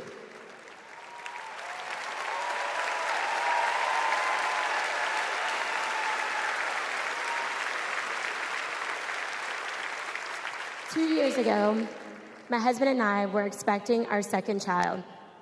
Our daughter, Lauren, couldn't wait to be a big sister. I was getting ready for her 4th birthday party when something didn't feel right.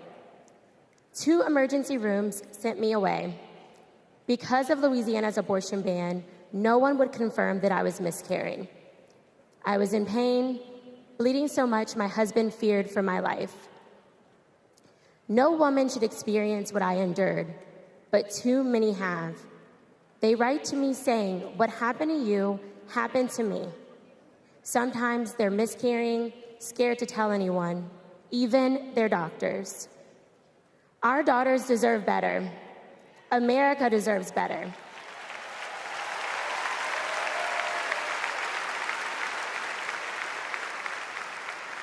Kamala Harris and Tim Walz will fight for reproductive rights and our freedom and our shared future.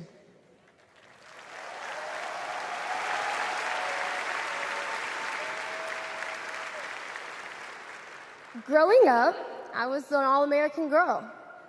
Varsity soccer captain, cheerleading captain, homecoming queen, and survivor.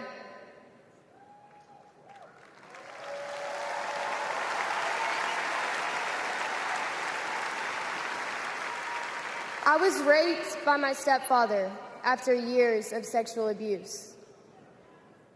At age 12, I took my first pregnancy test, and it was positive.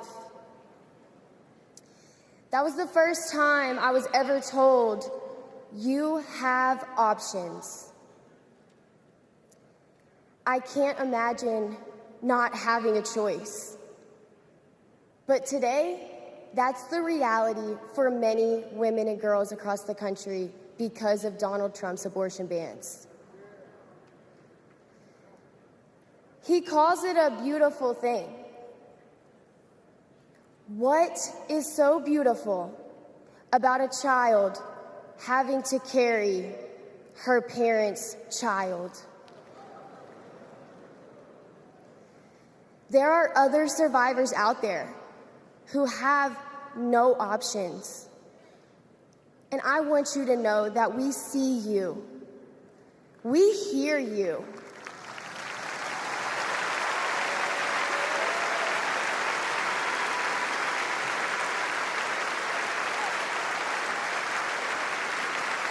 Kamala Harris will sign a national law to restore the right to an abortion.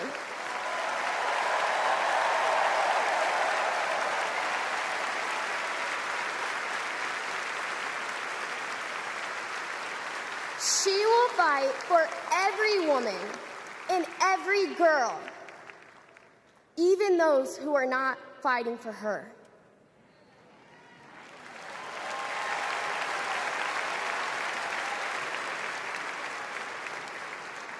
And now, I am honored to introduce another champion for women, a leader who's fought for me and for so many others, Governor Andy Beshear.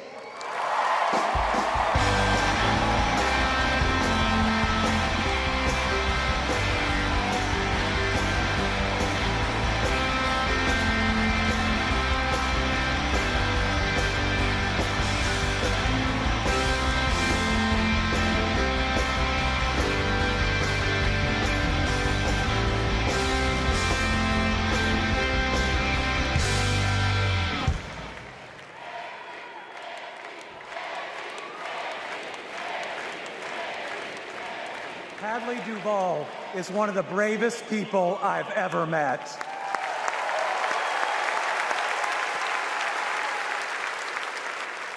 I'm amazed at the courage it takes to share her pain, to share her truth. Yet Donald Trump brags about tearing a constitutional right away from Hadley and every other woman and girl in our country. That's why we must tear away any chance he can ever be president ever again.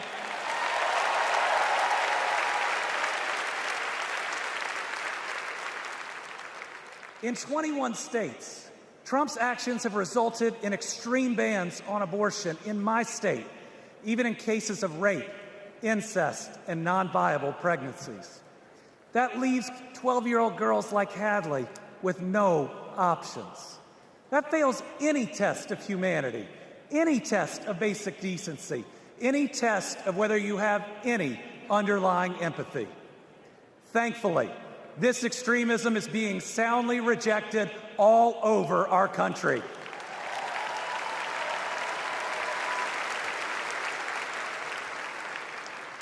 In Kentucky, we put reproductive freedom on the ballot last November, and I beat Donald Trump and Mitch McConnell's hand-picked candidate by more than 5 percentage points.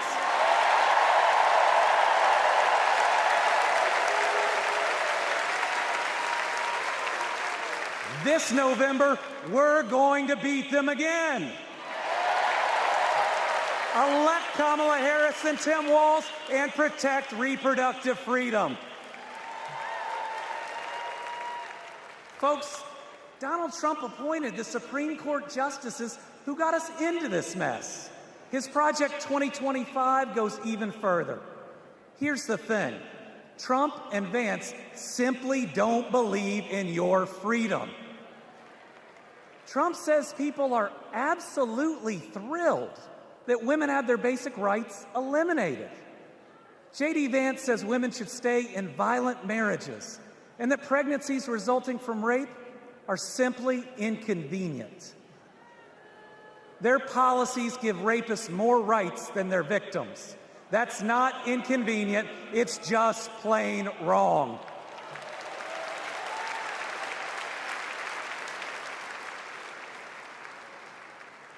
And a woman grieving a non-viable pregnancy shouldn't be required to carry it to term just to listen to her child die or to hear no sound at all. All women should have the freedom to make their own decisions. Freedom over their own bodies. Freedom about whether to pursue IVF. Freedom about whether to have children at all.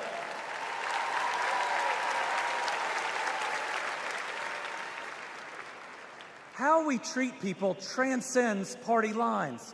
It goes right to the heart of who we are. My faith teaches me the golden rule that I am to love my neighbor as myself. And the parable of the Good Samaritan says we are all each other's neighbors. So I want anyone watching tonight, Republican, Independent, Democrat, to know that you are welcome here.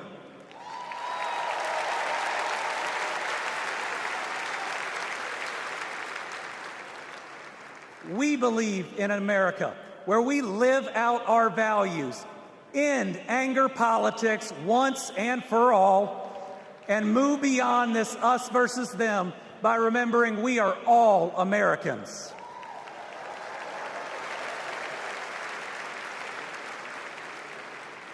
That's how Joe Biden and Kamala Harris lead. They both called to ask how they could help Kentucky in recovering from natural disasters. They helped us improve our roads, our bridges, and invested in our people. They didn't ask me who Kentuckians voted for. They asked me what Kentuckians needed, and folks, they delivered.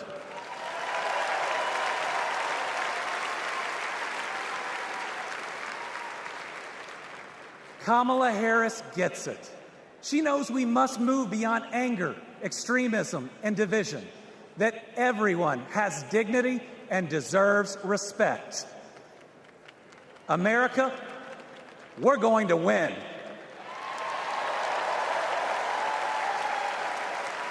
And we're going to win by staying true to our values of compassion, empathy, and doing right by our neighbors. I'm so proud to be all in for the next President of the United States, Kamala Harris. Thank you.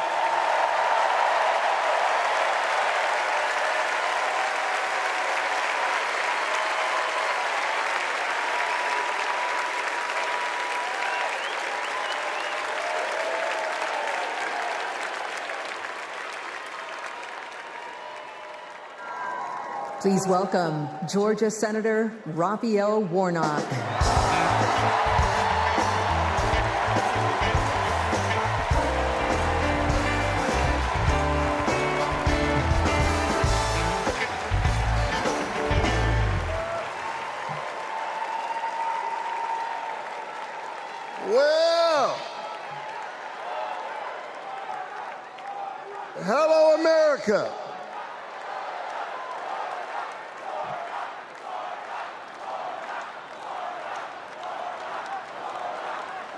Thank you so very much. On January 5th, 2021, the people of Georgia did an amazing thing.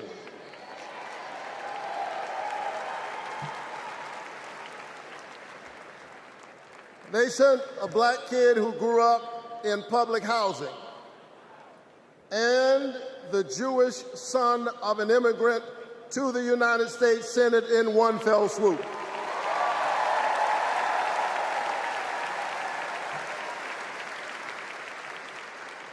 And among those Georgians was my then 82-year-old mother. She grew up in Waycross, Georgia. Do you know where that is? It's way across Georgia. She grew up in Waycross, Georgia, where she picked other people's cotton and other people's tobacco. This is America, the 82-year-old hands that used to pick somebody else's cotton and somebody else's tobacco, picked her youngest son to be a United States Senator.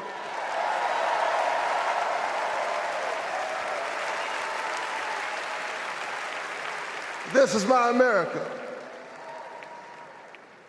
Thank you, Mom. Thank you, Georgia. Thank you, America, for raising your voice and using your vote. A vote is a kind of prayer for the world we desire for ourselves and for our children, and our prayers are stronger when we pray together. And so together we flipped the Senate, held the House, and we sent Joe Biden and Kamala Harris to the White House.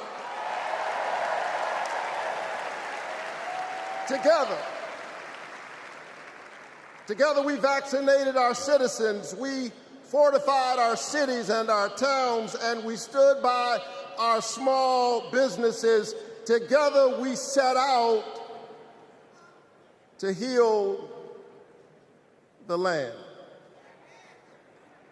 A nation besieged by a deadly pandemic and beset by the awful and divisive rhetoric of a man too small for the office entrusted him or the task set before him.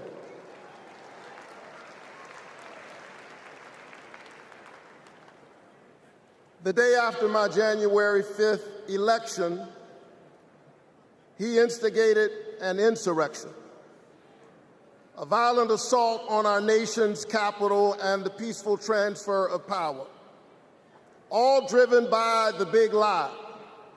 But behind the big lie was an even bigger lie. It is the lie that this increasingly diverse American electorate does not get to determine the future of the country. The lie and the logic of January 6th is a sickness. It is a kind of cancer that then metastasized into dozens of voter suppression laws all across our country. And we must be vigilant tonight because these anti-democratic forces are at work right now in Georgia and all across our country. And the question is, who will heal the land? And so here we are, America. Are you ready? Are you ready to stand up in this moral moment? And stand up for the best in the American covenant.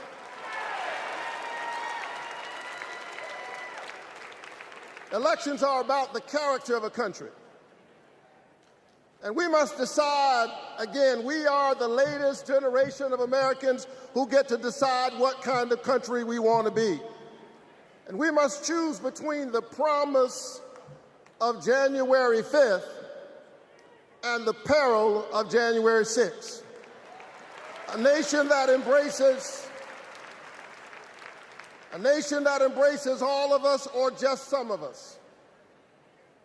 Donald Trump's America is the America of January 6th.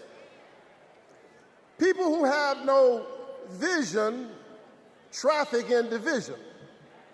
He does not know how to lead us, and so he wants to divide us. America, make no mistake, Donald Trump is a plague on the American conscience.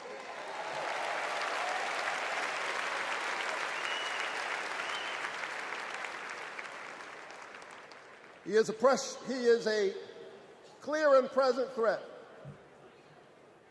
to the precious covenant we share with one another.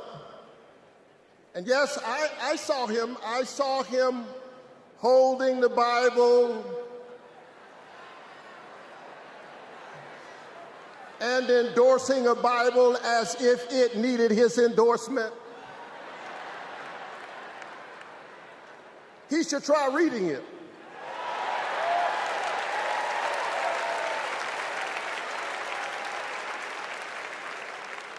It says, do justice, love kindness, and walk humbly with your God. He should try reading it. It says, love your neighbor as yourself. It says, inasmuch as you've done it unto the least of these, you have done it also unto me.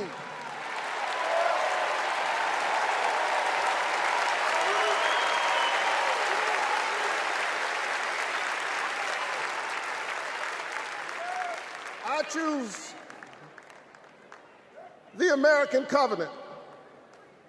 E pluribus unum, out of many one. I choose January 5th. I choose a nation that provides a path for ordinary people and gives every child a chance.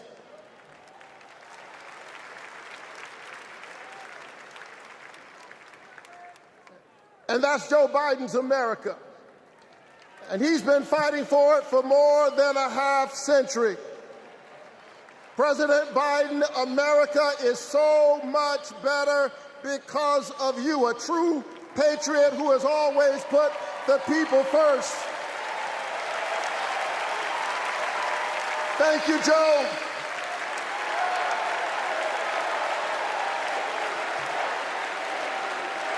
Thank you, Joe.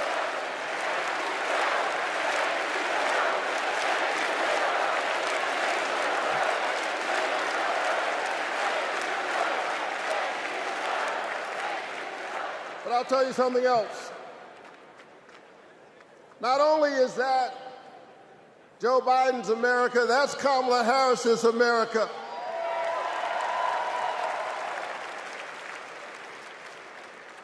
She was leading with Joe Biden when we expanded the child tax credit, cutting child poverty in America nearly in half. We ought to renew it. She cast a tie-breaking vote for my bill capping the cost of insulin to no more than $35 per month for seniors. We ought to extend it to everybody. Together we passed an infrastructure bill, bolstered American manufacturing and clean energy, an investment in the house that we all share together. And I've got news for you, we are just getting started. Are you ready to win this election?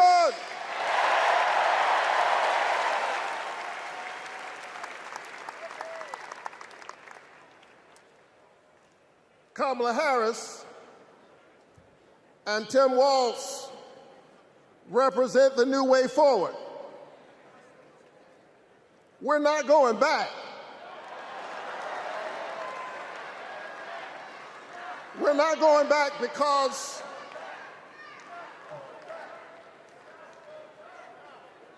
we are the United States of America. We always dream about the future. And so forward on women's reproductive rights, because we believe that a patient's room is too small and cramped a space for a woman, her doctor, and the United States government. That's too many people in the room.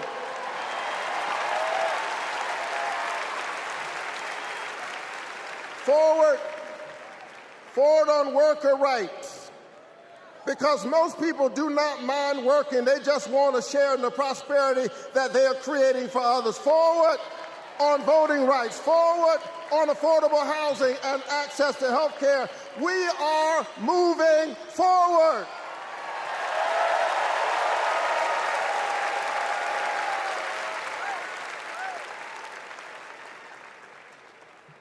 And so I'm inspired tonight.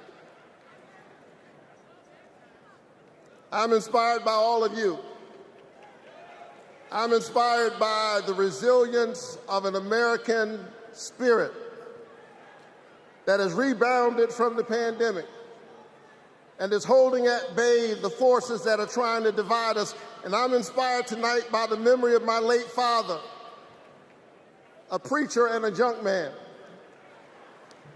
Monday through Friday, he lifted old broken cars and put them on the back of an old rig.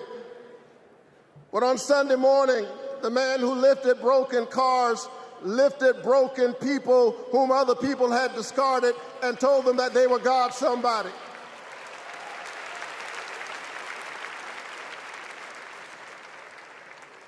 My dad discovered strength in the broken places, a power made perfect in weakness.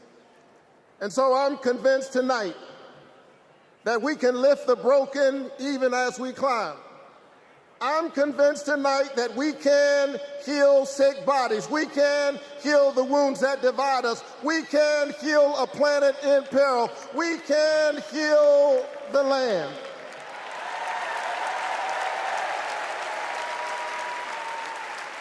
And in a strange way,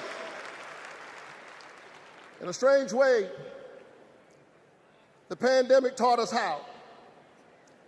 A contagious airborne disease means that I have a personal stake in the health of my neighbor. If she's sick, I may get sick also. Her health care is good for my health. I'm just trying to tell you that we are as close in our humanity as a cough. I need my neighbor's children to be okay so that my children will be okay. I need all of my neighbor's children to be okay. Poor inner city children in Atlanta and poor children of Appalachia. I need the poor children of Israel and the poor children of Gaza. I need Israelis and Palestinians. I need those in the Congo, those in Haiti, those in Ukraine. I need American children on both sides of the track to be okay. Because we are all God's children. And so let's stand together. Let's work together. Let's organize together. Let's pray together. Let's stand together. Let's heal the land. God bless you. Keep the faith. And keep looking up.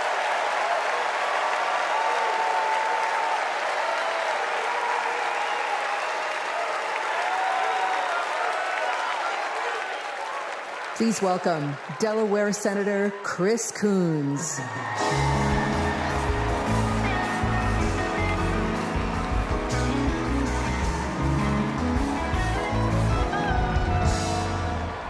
Good evening, folks.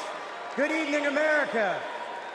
Good evening, Chicago. Are there any Democrats in the room tonight? Folks, we are on the verge of making history. We are on the verge of an historic election. And I want to talk with you for just a few minutes about my dear friend, our president, Joe Biden. Joe Biden's mom had a saying: "You are defined by your courage, and you are redeemed by your loyalty." 4 years ago, I had the honor of helping introduce Joe Biden to our national convention. I spoke about Joe's faith, his love of family, his determination to restore the soul of our nation. Back in 2020, America was nearly flat on our back from a deadly pandemic, an economic collapse, and then in January, an assault on our democracy. All of this, because the drama and chaos of our former president had knocked us down. But folks, Joe Biden's courage, Joe Biden's faith in us, Joe Biden's determination to heal the soul of our nation gave us hope and gave us confidence. Someone who has himself been knocked down by life time and again. Joe Biden knows the grit and determination of the American people. He believed in us, and Joe Biden helped us get back up again.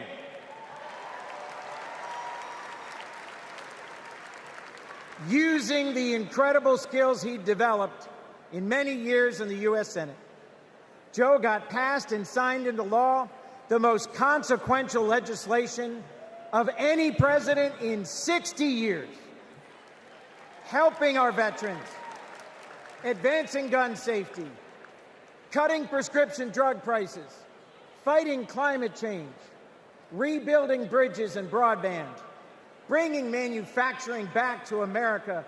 Together, Joe and Kamala helped rebuild our economy from the middle up, from the bottom up, and the middle out, not from the top down. And they made our families safer and our country stronger at home and abroad. Today, we are so much better off because they believed in us, in our democracy. And our incredible First Lady, Jill Biden, our incredible First Lady, Jill Biden, our incredible First Lady, Jill Biden, was at Joe's side every step of the way, fighting for education, advancing the cancer moonshot, determined to improve women's health care, honoring military families. Joe and Jill, together, you have done so much for us, and there's so much more you will do and we can do together. Mr. President, thank you. Thank you for elevating a great leader in Kamala Harris.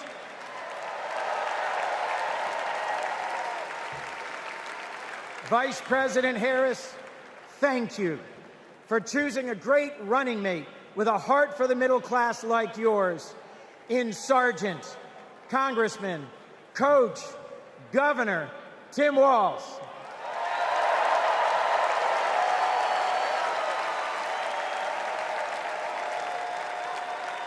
I have hope. Do you? I have hope. Do you? I have hope. Do you? And it is in no small part because of Joe Biden. I have never known a more compassionate man than Joe Biden.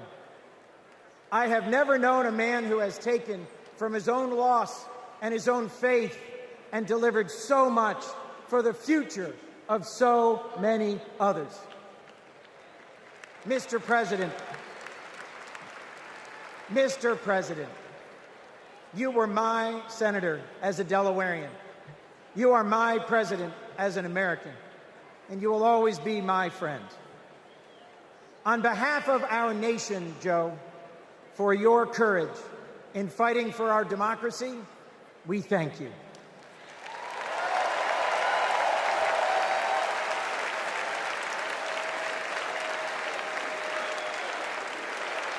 On behalf of our Democratic Party, for your loyalty in fighting for our democratic values, we thank you.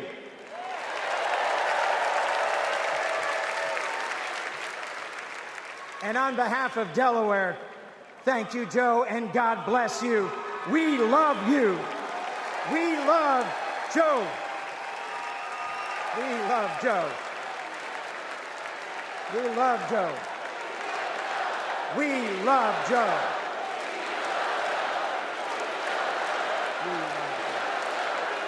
Thank you all. We love Joe. God bless you, and thank you very much.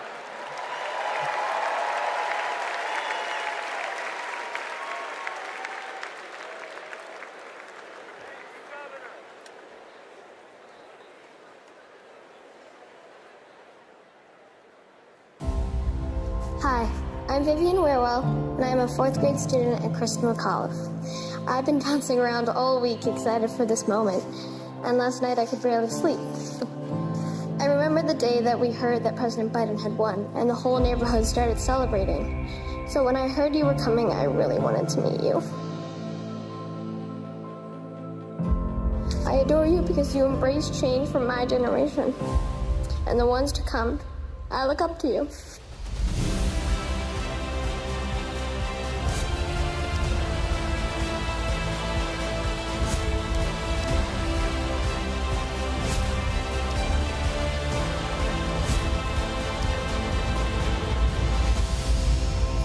Now it is my honor to introduce our First Lady, Dr. Jill Biden.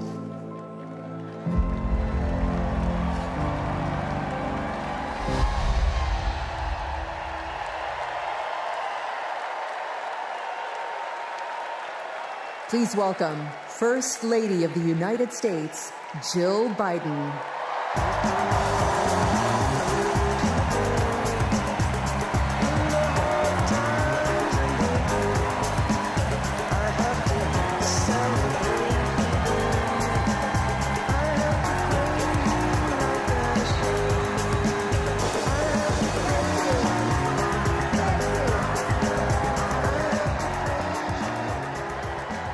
Thank you.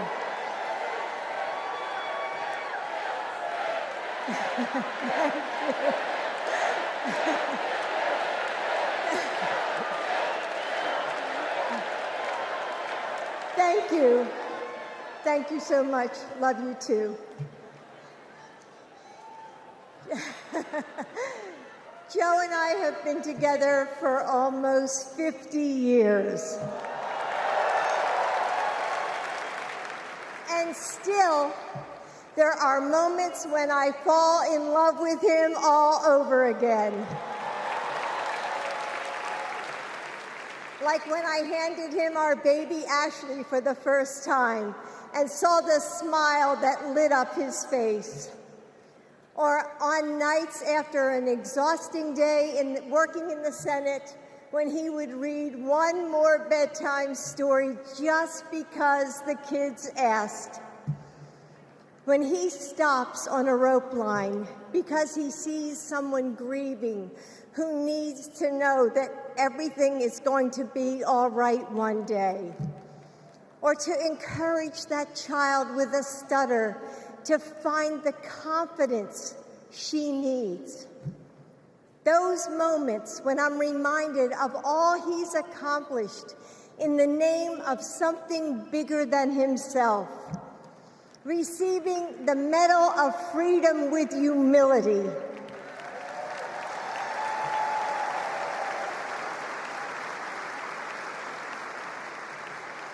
Placing his hand on our family Bible to take his oath of office.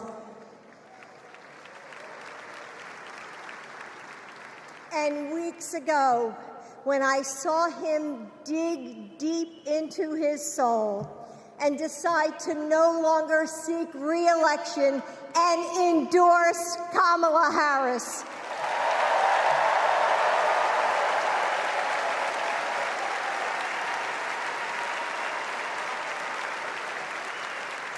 With faith and conviction, Joe knows that our nation's strength doesn't come from intimidation or cruelty. It comes from the small acts of kindness that heal deep wounds, from service to the communities that make us who we are, from love of a country that shines with promise and renewal. Kamala Harris knows that too.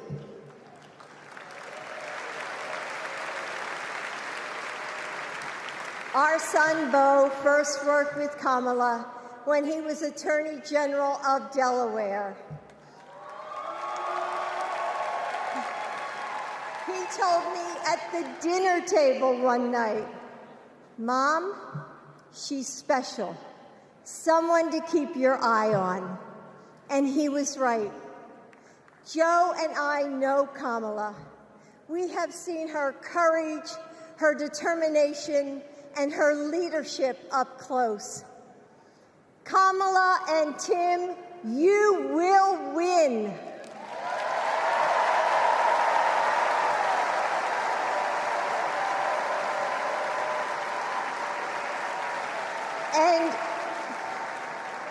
And you are inspiring a new generation. We are all a part of something bigger than ourselves, and we are stronger than we know. The future of our country is in the hands of those in this room and all of you watching at home. It's going to take all of us, and we can't afford to lose. With faith in each other, hope for a brighter future, and love for our country, we will fight and we will win together. Thank you. Thank you.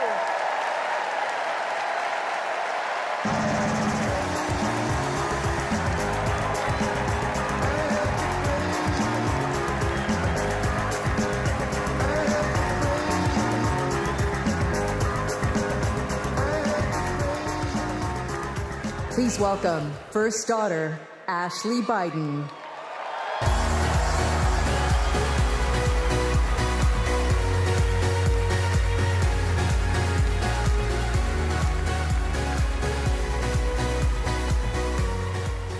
Good evening. I have this memory. It's the eve of my 8th birthday. Dad is still in D.C., tending to urgent matters in the Senate. That night, as a surprise, Mom told me, Bo, and Hunter to get in the car. I remember pulling up to the Wilmington Amtrak station, riding up the escalator to the platform. The train stops, doors open, and Dad steps out. As soon as I saw him, I run down that platform and jump into his arms. Like magic, Mom brought out a cake, they sang happy birthday, and I blew out the candles. Dad hugged me, and he said that he had to get back to work. He crossed to the southbound train, and off he went to D.C. That was a snapshot of one moment, of one day, on this extraordinary journey of being Joe Biden's daughter.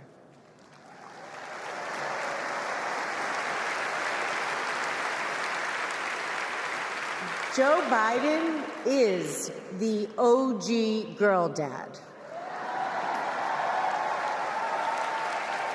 He told me I could be anything and I could do anything.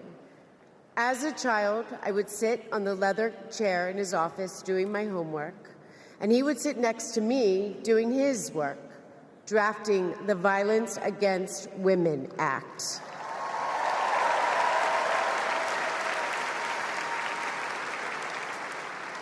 And he wasn't just a girl dad. I could see that he valued and trusted women. How he listened to his mother, how he believed in his sister, and most of all, how he respected my mother's career. Dad was always there, doing everything he could to be a true partner to her. Dad, you always tell us, but we don't tell you enough, that you are the love of our lives and the life of our love.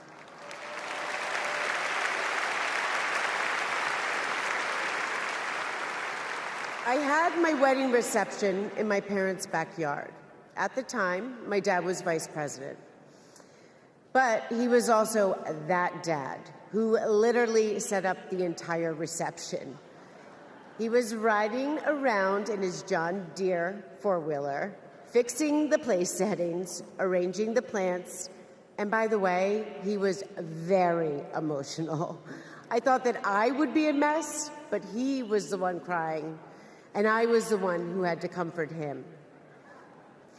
Before he walked me down the aisle, he turned to me and said that he would always be my best friend. All these years later, Dad, you are still my best friend. His example in service inspired my career. I'm a social worker in Philadelphia.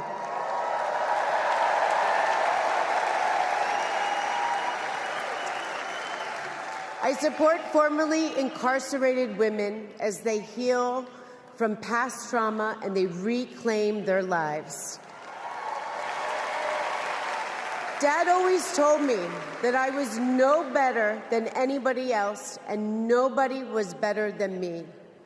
He taught me that everyone deserves a fair shot and that we shouldn't leave anyone behind. That's what you learn from a fighter who has been underestimated his entire life. When I look at Dad, I see grace, strength, and humility. I see one of the most consequential leaders ever in history.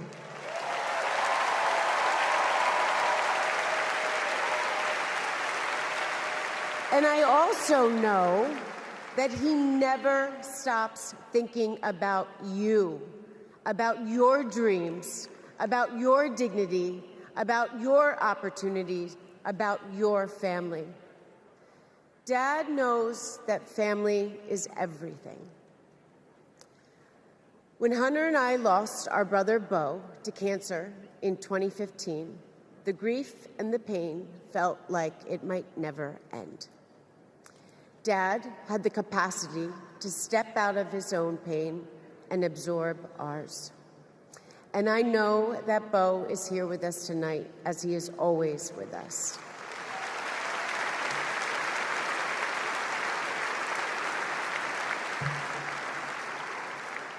After Bo passed, I got this tattoo on my wrist. It says, "Courage, dear heart." A reminder to myself to keep going, to get back up, like my dad has always done. He has taught me that a courageous heart is a miraculous thing. A courageous heart can heal a family.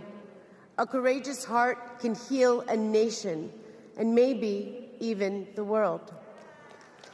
And now, this election requires the courageous hearts of all of us. In 2020, my dad selected Kamala Harris to beat Donald Trump. And he knows in 2024, she will beat Donald Trump again.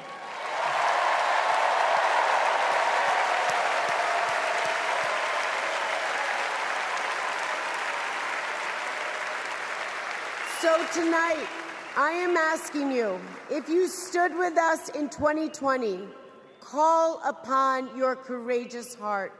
Stand with us today.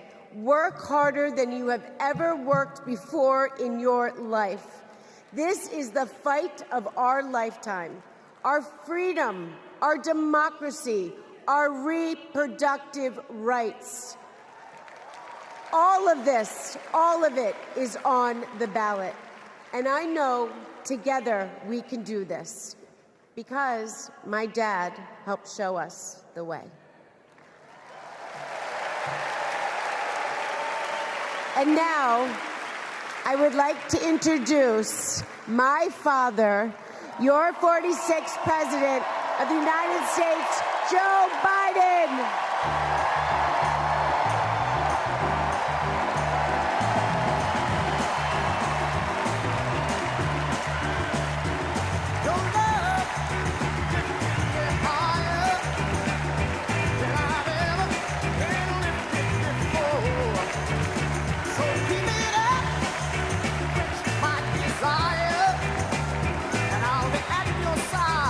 Forevermore, you know your love.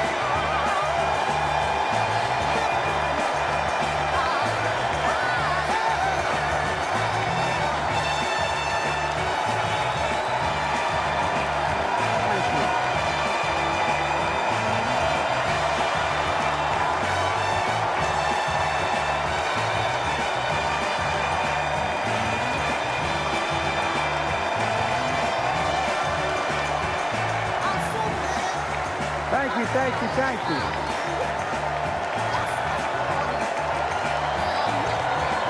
Thank you.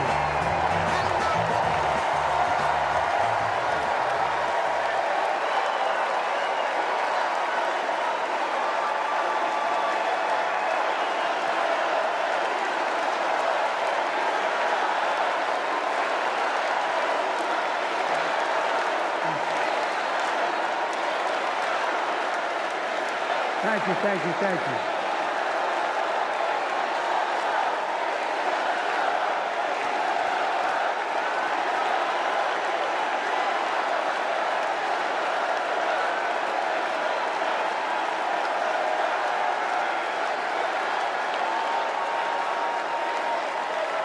Thank you, thank you, thank you.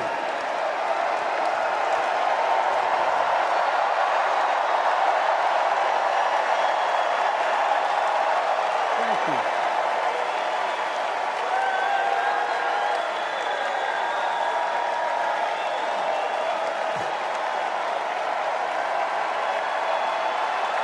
Thank you.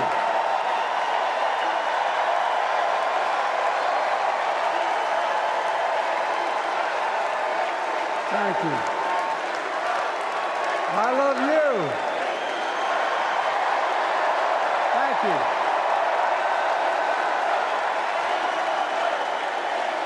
Thank you, thank you, thank you.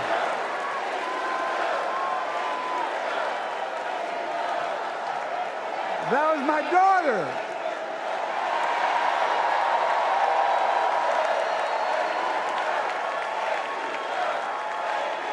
Thank you.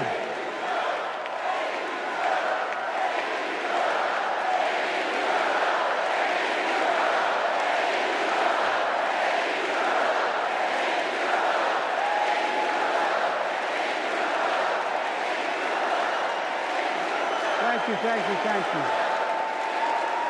Thank you. Thank you, Butcher. I tell you what.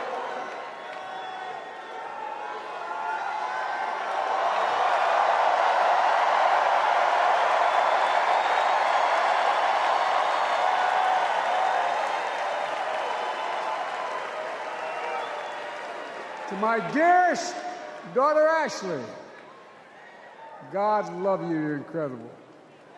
Thanks for the introduction and for being my courageous heart, along with Hunter and our entire family, and especially our rock, Jill.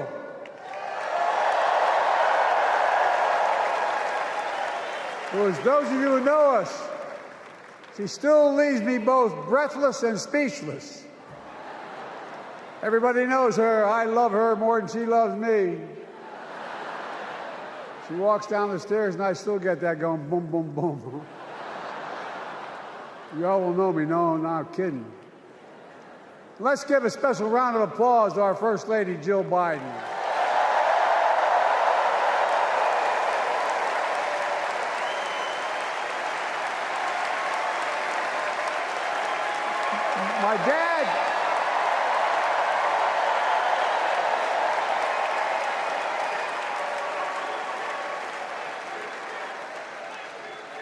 My dad used to have an expression, for real. He'd say, Joey, family is the beginning, the middle, and the end.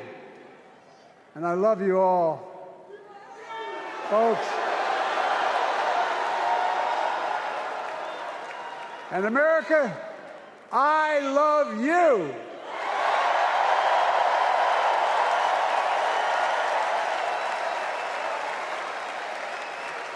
Folks, let me ask you.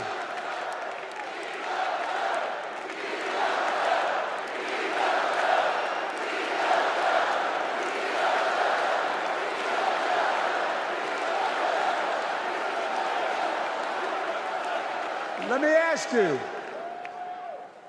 Are you ready to vote for freedom?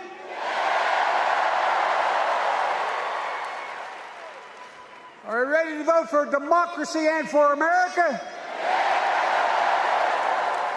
Let me ask you, are you ready to elect Kamala Harris and Tim Walz, President and Vice President of the United States?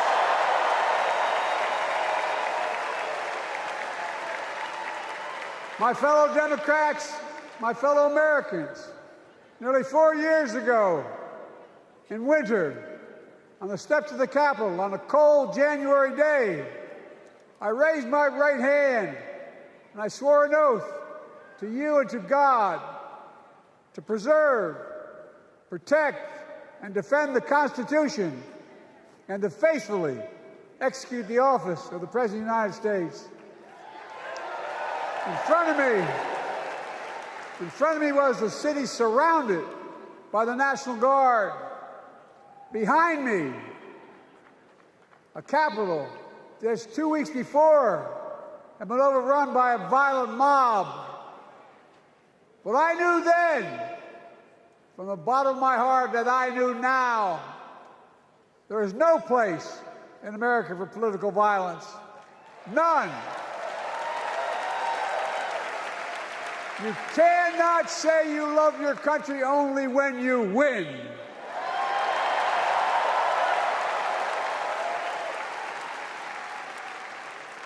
In that moment, I wasn't looking to the past. I was looking to the future. I spoke of the work at hand, the moment we had to meet. It was, as I told you then, a winter of peril and possibility. Of peril and possibility. We're in the grip of a once-in-a-century pandemic, historic joblessness, a call for racial justice long overdue, clear and present threats to our very democracy.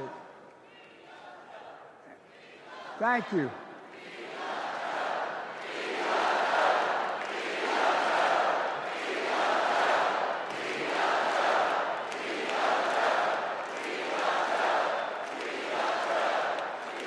And yet I believed then, and I believe now, that progress was and is possible. Justice is achievable. And our best days are not behind us, they're before us.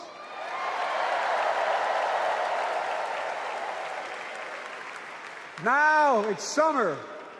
The winter has passed. And with a grateful heart, I stand before you now on this August night to report that democracy has prevailed.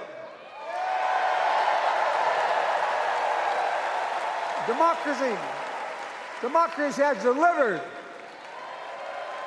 And now democracy must be preserved.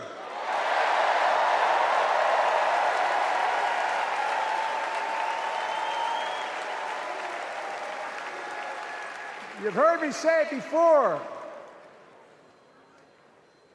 We're facing an inflection point.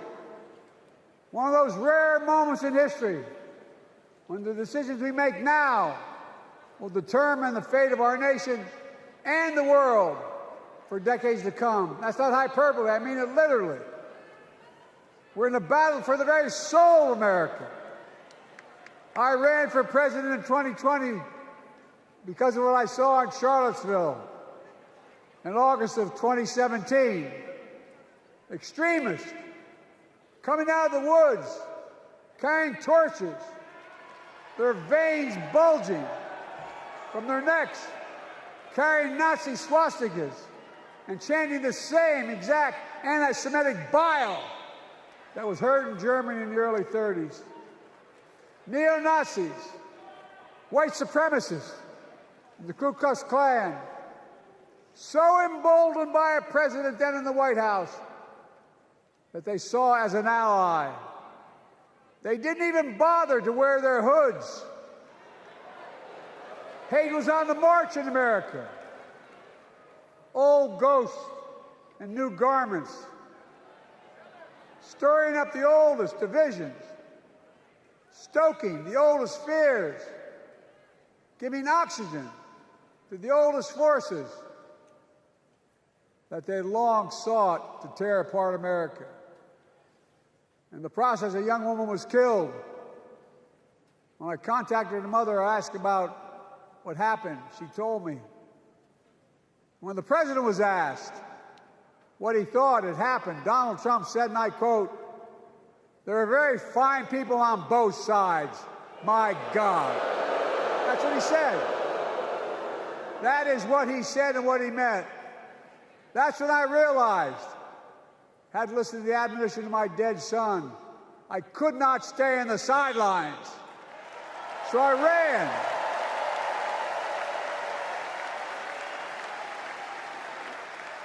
Because I had no intention of running again. I just lost part of my soul. But I ran with a deep conviction. In America, I know and believe in an America where honesty, dignity, decency still matter. An America where everyone has a fair shot and hate has no safe harbor.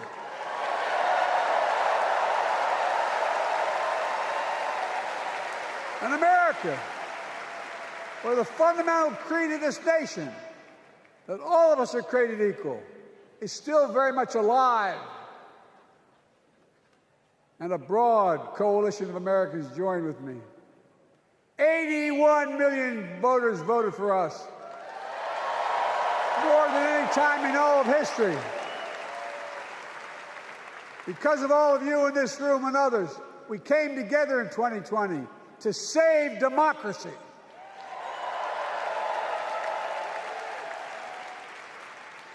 As your president, I've been determined to keep America moving forward, not going back, to stand against hate and violence in all its forms, to be a nation where we not only live with but thrive on diversity, demonizing no one, leaving no one behind, and becoming the nation that we profess to be. I also ran to rebuild the backbone of America, the middle class.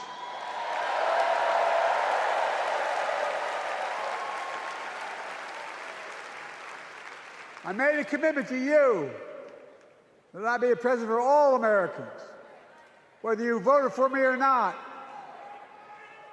We have done that. Studies show the major bills we have passed actually delivered more to red states than blue. Because the job of the president is to deliver to all of America.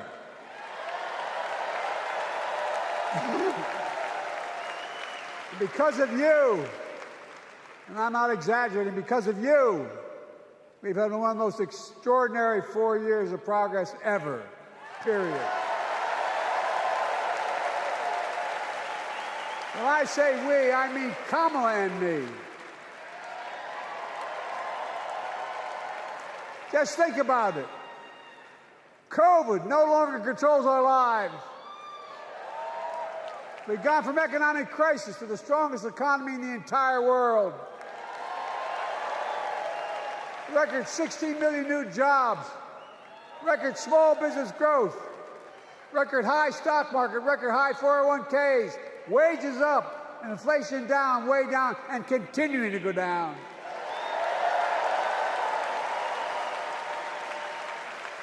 The smallest racial wealth gap in 20 years. And yes, we both know we have more to do, but we're moving in the right direction. More Americans have peace of mind that comes from having health insurance. More Americans have health insurance today than ever before in American history.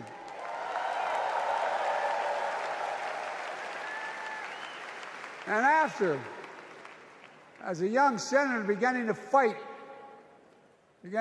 for 50 years to give Medicare the power to negotiate lower prescription drug prices, we finally beat Big Pharma.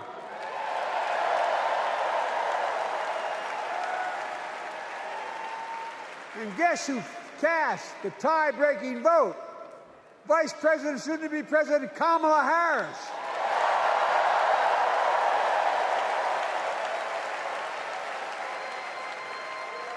And now it's the law of the land. Instead of paying $400 a month for insulin, seniors with diabetes will pay $35 a month. The law we passed already includes, starting in January, every senior's total prescription cost can be capped at $2,000 no matter how expensive the drugs they have. And what we don't focus on, and our Republican friends don't seem to understand, our reforms don't just save seniors money, they save the American taxpayers money. You know what we just passed saved? It saved $160 billion over the next decade. That's not hyperbole. It's because Medicare no longer has to pay those exorbitant prices to the big pharma. But look, oh, thank you, Kamala, too. Look, folks, how can we have the strongest economy in the world without the best infrastructure in the world? Donald Trump promised Infrastructure Week every week for 4 years, and he never built a damn thing.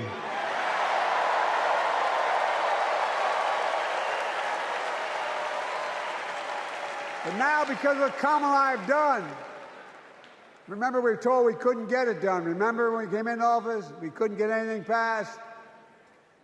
But right now, we're giving America an infrastructure decade, not week. We're modernizing our roads, our bridges, our ports, our airports, our trains, our buses. We're removing every lead pipe from schools and homes so every child can drink clean water. We're providing affordable high-speed internet for every American, no matter where they live, not unlike what Roosevelt did with electricity. And so much more. We are uniting the country. We're growing our economy. We're improving our quality of life. And we're building a better America.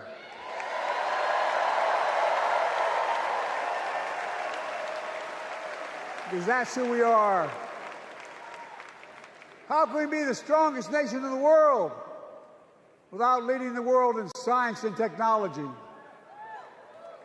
After years of importing 90% of our semiconductor chips from abroad, which America invented those chips, our Chips and Science Act meant that private companies from around the world are now investing literally tens of billions of dollars to build new chip factories right here in America.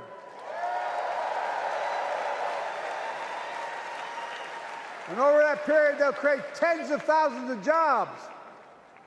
And many of those jobs in the so-called fabs, the buildings that make the chips, that's being constructed now. And guess what? The average salary in those fabs, size of a football field, will be over $100,000 a year, and you don't need a college degree.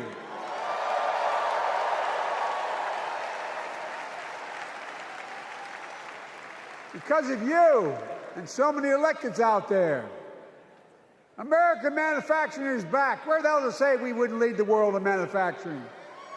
800,000 new manufacturing jobs.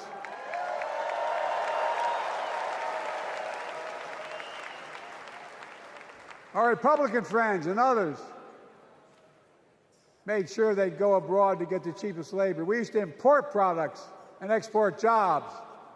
Now we export American products and create American jobs right here in America, where jobs belong. With every new job, with every new factory, pride and hope is being brought back to communities throughout the country that were left behind. You know you're from them, many of you. You know what it's like when that factory closed, where your mother, your father, your grandmother, grandfather worked. And now you're back, providing once again, proving that Wall Street didn't build America, the middle class built America, and unions built the middle class.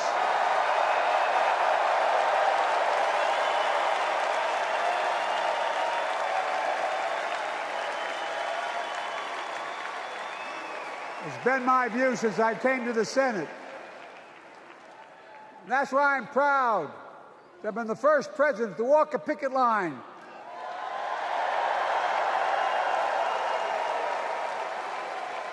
And be labeled the most pro-union president in history, and I accept it. It's a fact.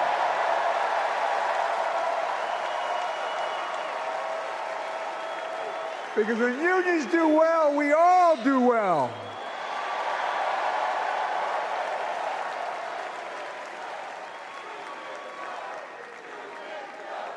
You got it, man. You got it.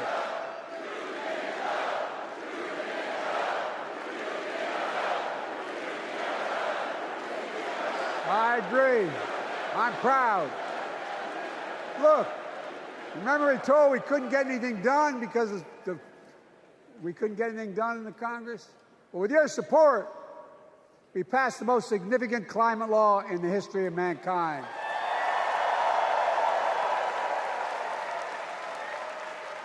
Over $370 billion. Cutting carbon emissions in half by 2030. Launching a climate corps, similar to AmeriCorps and Peace Corps, creating tens of thousands of jobs for young people of the future who are going to make sure this continues.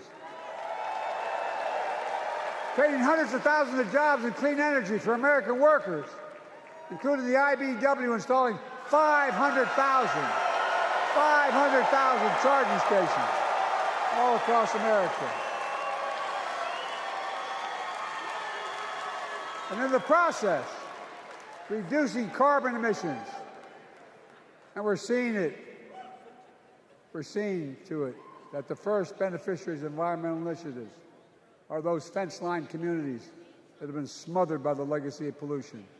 Louisiana and Delaware, Route 9, all the factories, all those chemical factories are right next to the poorest neighborhoods. They're the ones we're going to bring back.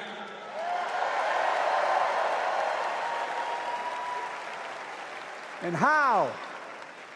How can we be the greatest nation in the world without the best education system in the world? Donald Trump and the Republican friends, they not only can't think, they can't read very well. Seriously, think about it. Look at their Project 2025. They want to do away with the Department of Education. Well, during the pandemic, Kamala and I helped states and cities get back their schools back open. And we gave public school teachers a raise.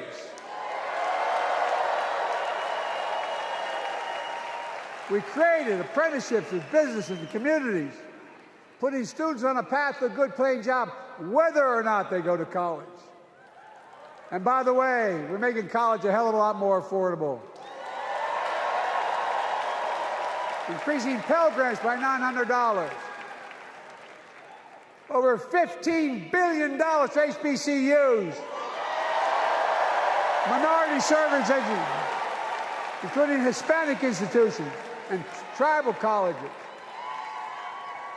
We kept our commitment to provide more student relief than ever by lifting the burden of helping millions of families so they can get married, start a family, buy a home, and begin to build family wealth and contribute to the community and grow our economy.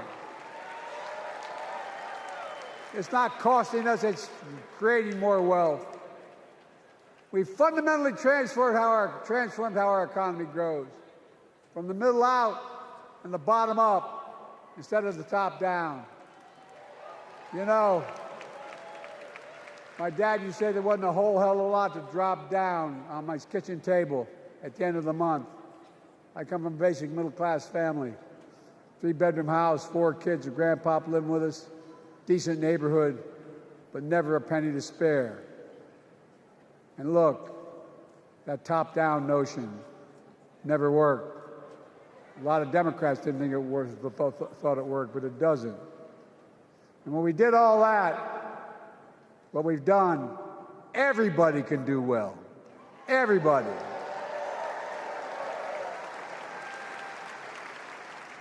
Donald Trump calls America a failing nation. No, I'm serious. But think about this. Think about this. He publicly says to the whole world, I'm going to say something outrageous, I know more foreign leaders by their first names and know them well than anybody alive, just because I'm so damn old. But I'm not joking. Think of the message he sends around the world when he talks about America being a failing nation. He says we're losing. He's the loser. He's dead wrong.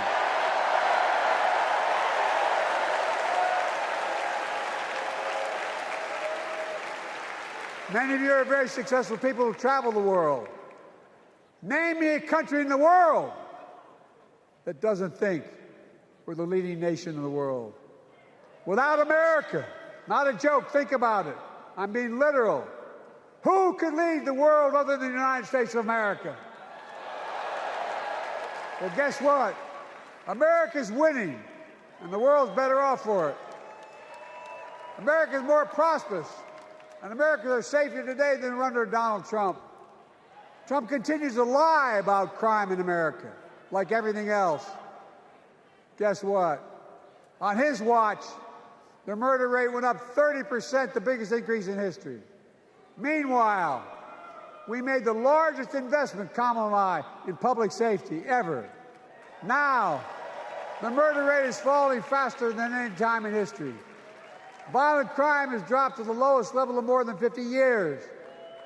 And crime will keep coming down when we put a prosecutor in the Oval Office instead of a convicted felon.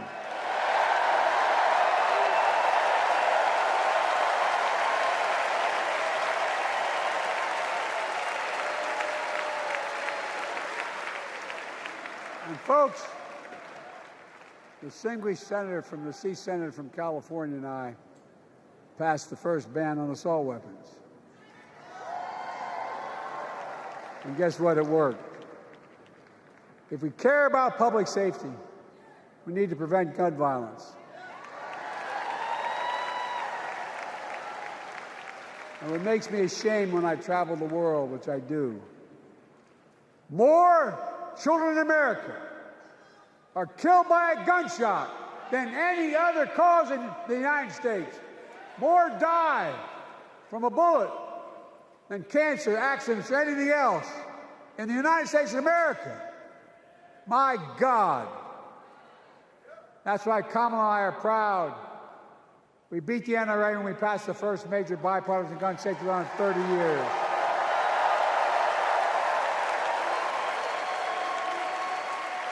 I'm serious. That comes from here. And now it's time to ban assault weapons again. And demand universal background checks.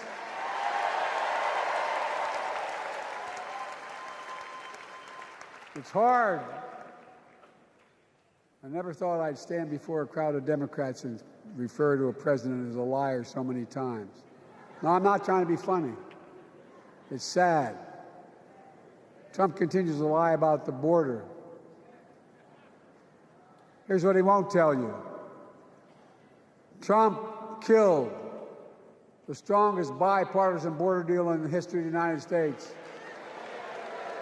that we negotiated with the Senate Republicans. It took 4 weeks. Once it passed, and never acknowledged the most expansive border change in American history, he called senators to say, don't support the bipartisan bill, because he said it would help me politically and hurt him politically. My God. No, I'm serious. Think about it. Not a joke. Ask even the press who doesn't like me. They'll tell you that's true. Typically, Trump, once again, putting himself first and America last. Then I had to take executive action. The result of the executive action I took, border encounters have dropped over 50%. In fact, there are fewer border crossings today than when Donald Trump left office. And unlike Trump, we will not demonize immigrants, saying they're the poison of blood of America, poison the blood of our country. Kamala and I are committed to strengthening legal immigration, including protecting dreamers and more.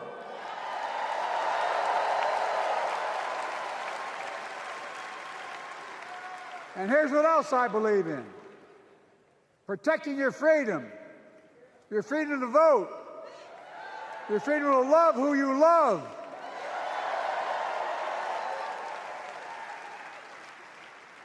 and your freedom to choose.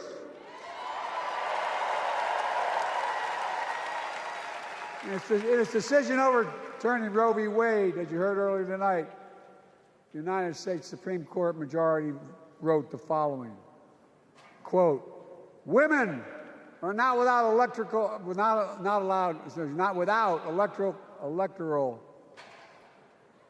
or political power." No kidding.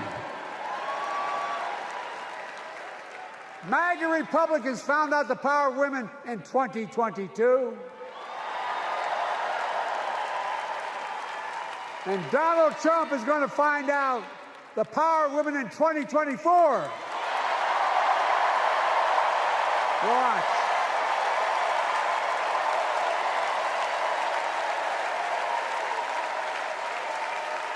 And where Trump and his mega Republican right-wingers seek to erase history, we Democrats continue to write history and make more history. I'm proud to have kept my commitment to appoint the first black woman in the United States Supreme Court.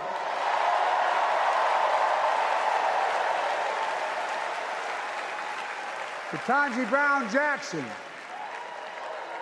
a symbol for every young woman in America that you can do anything. I'm proud that I've kept my commitment to have an administration that looks like America and that taps in to the full talent of our nation. The most diverse cabinet in history, including the first black woman in South Asian descent to serve as vice president, and will soon serve as the 47th president of the United States.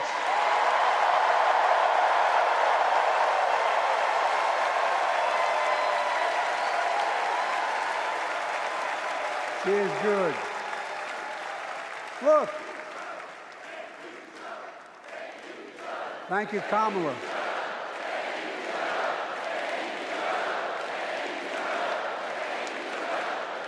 Folks, I've long said we have many obligations as a nation, but I got in trouble years ago for saying I'd make no apologies. We have only one truly sacred obligation: to prepare and equip those we send to war and care for them and their families when they come home and when they don't. That's why I'm so proud to have written and signed the PACT Act, one of the most significant laws ever, helping veterans and their families exposed to toxic materials like burn pits and Agent Orange. I was around during the Vietnam War. It's hard. Nobody was able to prove that their illness was a consequence of Agent Orange. And no one was able to prove initially that because they lived in burn pits like my son lived next to in Iraq for a year, that is the cause of their illness. But because of the PACT Act, a surviving spouse with 2 children is now eligible for a stipend of about $3,000 a month. And those children who lost a parent are eligible for tuition benefits to go to college and to get job training.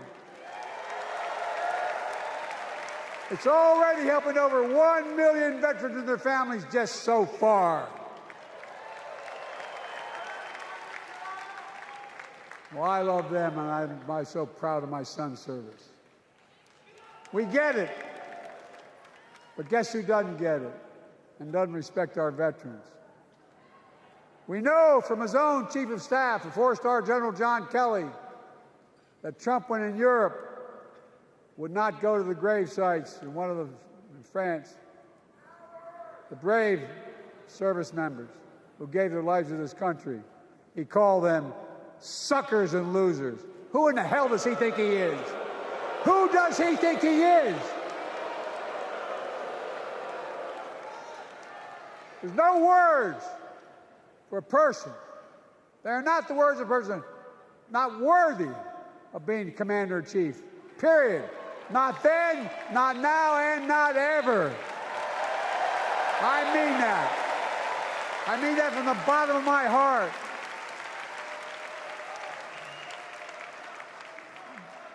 Just as no commander-in-chief should ever bow down to a dictator, the way Trump bows down to Putin.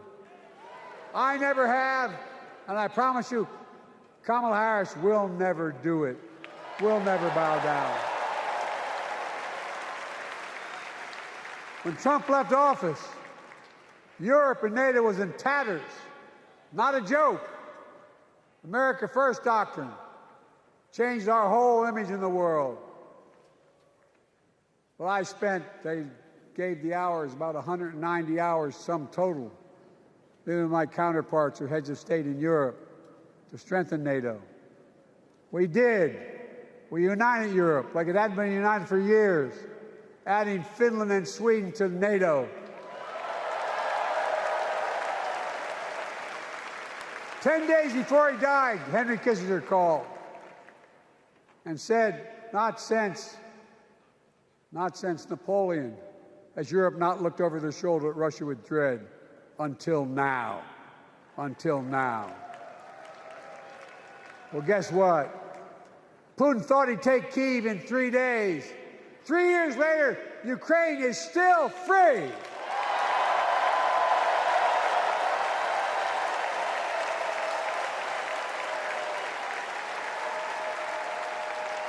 When I came to office, the conventional wisdom was that China would inevitably surpass the United States.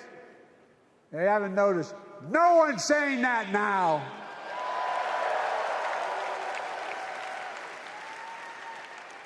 And we'll keep working to bring hostages home and end the war in Gaza and bring peace and security to the Middle East.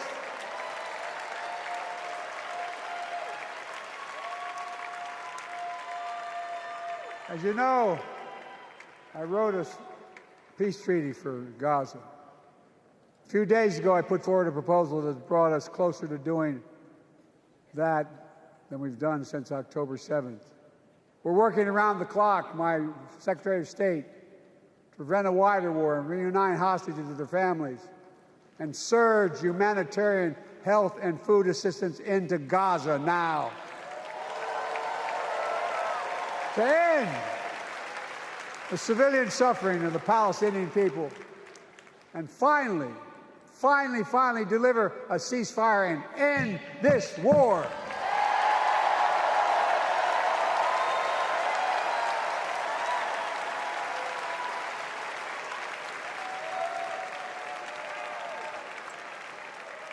Those protesters out in the street, they have a point. A lot of innocent people are being killed on both sides. Just as we worked around the clock to bring home wrongfully detained Americans and others from Russia in one of the most complicated swaps in history, but they're home. Kamala and I are going to keep working to bring all Americans wrongfully detained around the world home. I mean it. Folks, I've got 5 months left in my presidency. I've got a lot to do. I intend to get it done.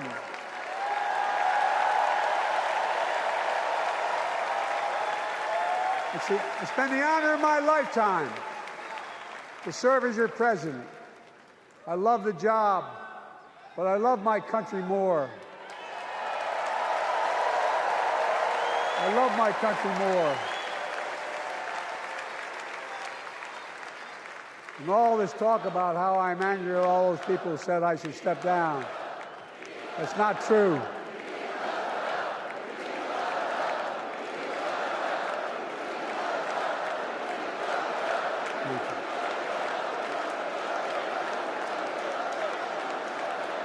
I love my country more, and we need to preserve our democracy. In 2024, we need you to vote. We need you to keep the Senate. We need you to win back the House of Representatives. And above all, we need you to beat Donald Trump.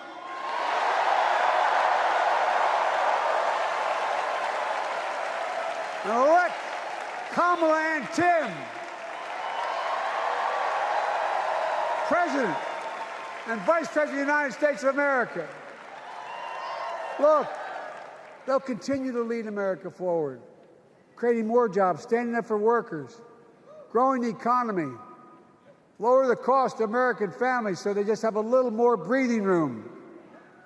We've made incredible progress, but we have more work to do.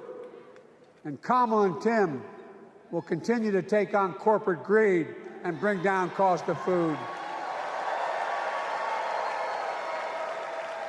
They'll keep taking on Big Pharma, making insulin $35 a month, not just for seniors, but for everyone in America. And capping prescription drug costs at a total of $2,000, not just for seniors, but for everyone. And folks, that's going to save America again tens of billions of dollars. Folks, they'll make housing more affordable, building 3 million new homes, providing $25,000 down payment assistance for the first-time home buyer, more than the 10 we approved. Donald Trump wants a new tax on imported goods, food, gas, clothing, and more. You know what that will cost the average family, according to the experts? $3,900 a year in a tax. No, it's a fact. Kamala and Tim will make the child care tax credit permanent.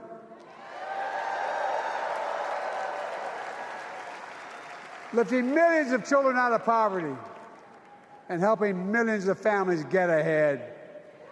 But you know what Trump has? He created the largest debt any president had in 4 years with his $2 trillion tax cut for the wealthy. Well, Trump has a new plan. He wants to provide a $5 billion tax cut for corporations and the very wealthy. Read it. Put us further in debt. And folks, you know we have 1,000 billionaires in America. You know what their average tax rate they pay? 8.2%. If we just increase their taxes we proposed to 25%, which isn't the highest tax rate even, it would raise $500 billion new dollars over 10 years. They'd still be very wealthy. Look, Kamala and Tim are going to make them pay their fair share. They'll protect Social Security and Medicare. Trump wants to cut Social Security and Medicare. Kamala and Tim will protect your freedom. They'll protect your your right to vote. They'll protect your civil rights. And you know Trump will do everything to ban abortion nationwide. Oh, he will.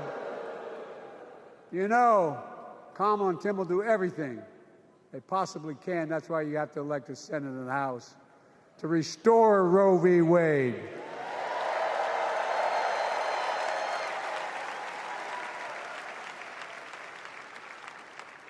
The ancient Greeks taught us that character is destiny. Character is destiny. For me and Jill, we know Kamala and Doug are people of character. It's been our honor to serve alongside them. And we know that Tim and Gwen Waltz are also people of great character. Selecting Kamala was the very first decision I made when I became our nominee. And it was the best decision I made my whole career.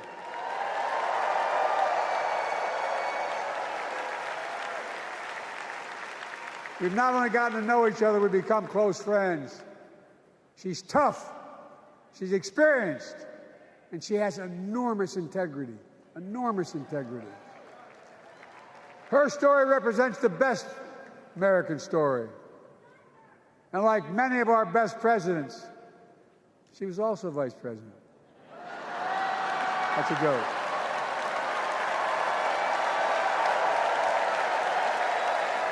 But she'll be a president our children can look up to.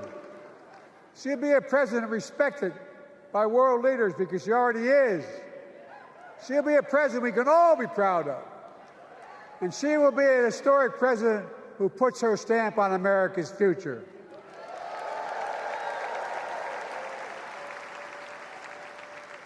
This will be the first presidential election since January 6th. On that day, we almost lost everything about who we are as a country. And that threat, this is not hyperbole, that threat is still very much alive. Donald Trump says he will refuse to accept the election result if he loses again. Think about that. He means it. Think about that. He's promising a bloodbath if he loses, in his words.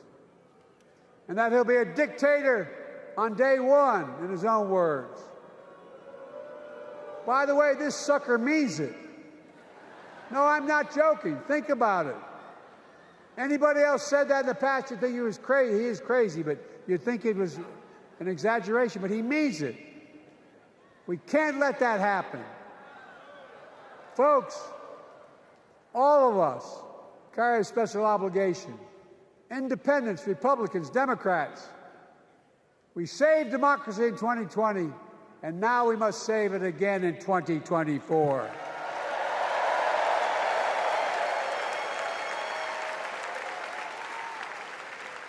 The vote of each of us cast this year will determine whether democracy and freedom will prevail. It's that simple. It's that serious. And the power is literally in your hands. History is in your hands. Not hyperbole. It's in your hands. America's future is in your hands. Let me close with this. Nowhere else in the world could a kid with a stutter and modest beginnings in Scranton, Pennsylvania, and Claymont, Delaware, grow up to sit behind the resolute desk in the Oval Office.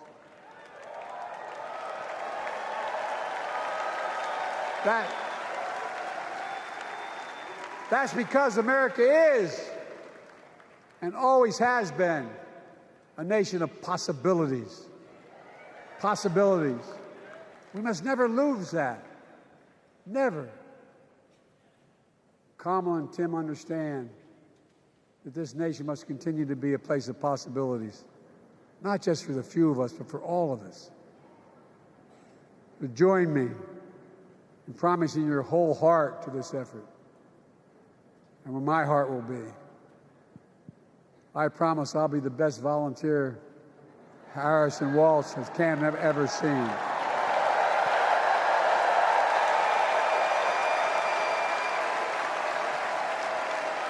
Each of us has a part in the American story. For me and my family, there's a song that means a lot to us. It captures the best of who we are as a nation. The song is called American Anthem. There's one verse that stands out, and I can't sing worth a damn, so I'm not going to try. I'll just quote it. The work and prayers of centuries have brought us to this day. What shall our legacy be? What will our children say? Let me know in my heart, when my days are through, America, America, I gave my best to you.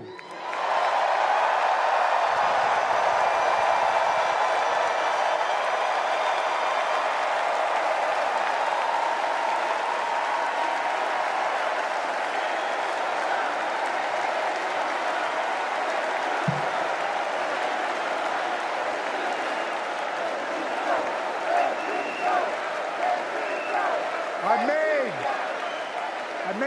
of mistakes in my career, but I gave my best to you. For 50 years, like many of you, I've given my heart and soul to our nation. And I've been blessed a million times in return with the support of the American people. I've either been too young to be in the Senate because I wasn't 30 yet, and too old to stay as president. But I hope you know how grateful I am to all of you.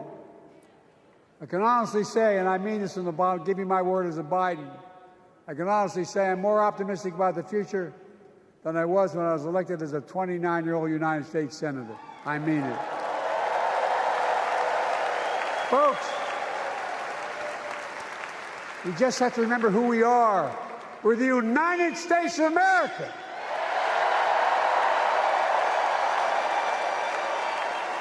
And there's nothing we cannot do when we do it together. God bless you all, and may God protect our troops. Thank you.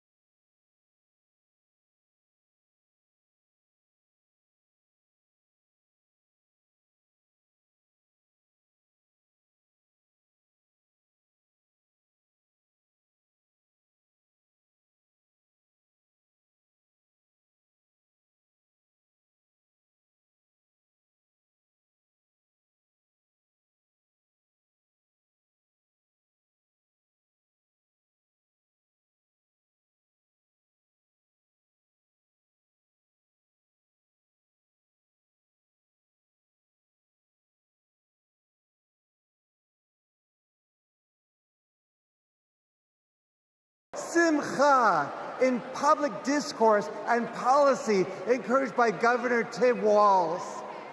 And light, or, combined with freedom, cherut, inspired by Vice President Kamala Harris's vision for America. Please respond in unity with a heartfelt Amen after each of these three ancient Hebrew benedictions. Yevarechecha Adonai v'yishmerecha. May God bless you and protect you. Ya'er Adonai panav elecha v'yichoneka. May God deal kindly and graciously with you. Yesadnai panav elecha v'yesem lecha shalom. May God turn toward you and grant you that most precious gift, the gifting of wholeness and the gift of peace. And let us say a heartfelt Amen.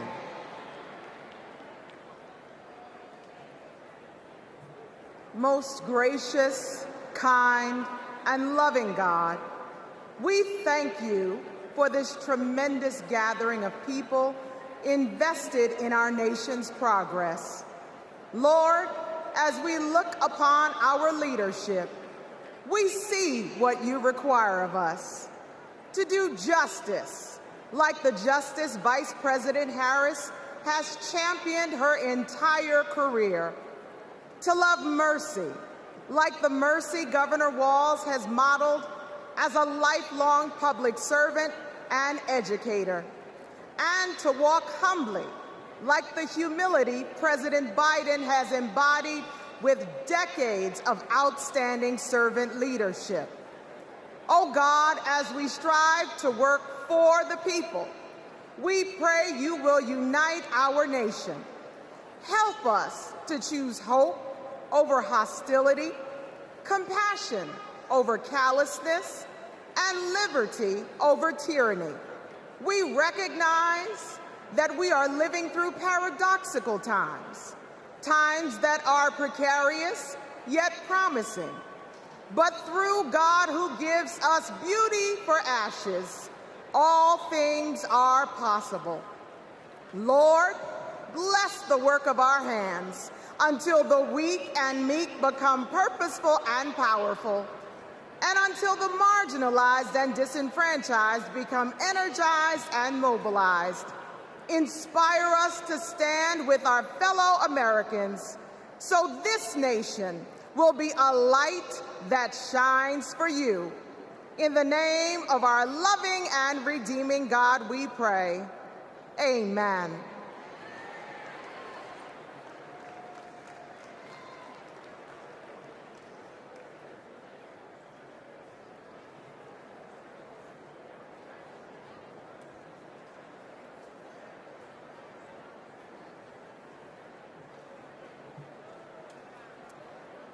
Night one of the Democratic National Convention has officially come to an end.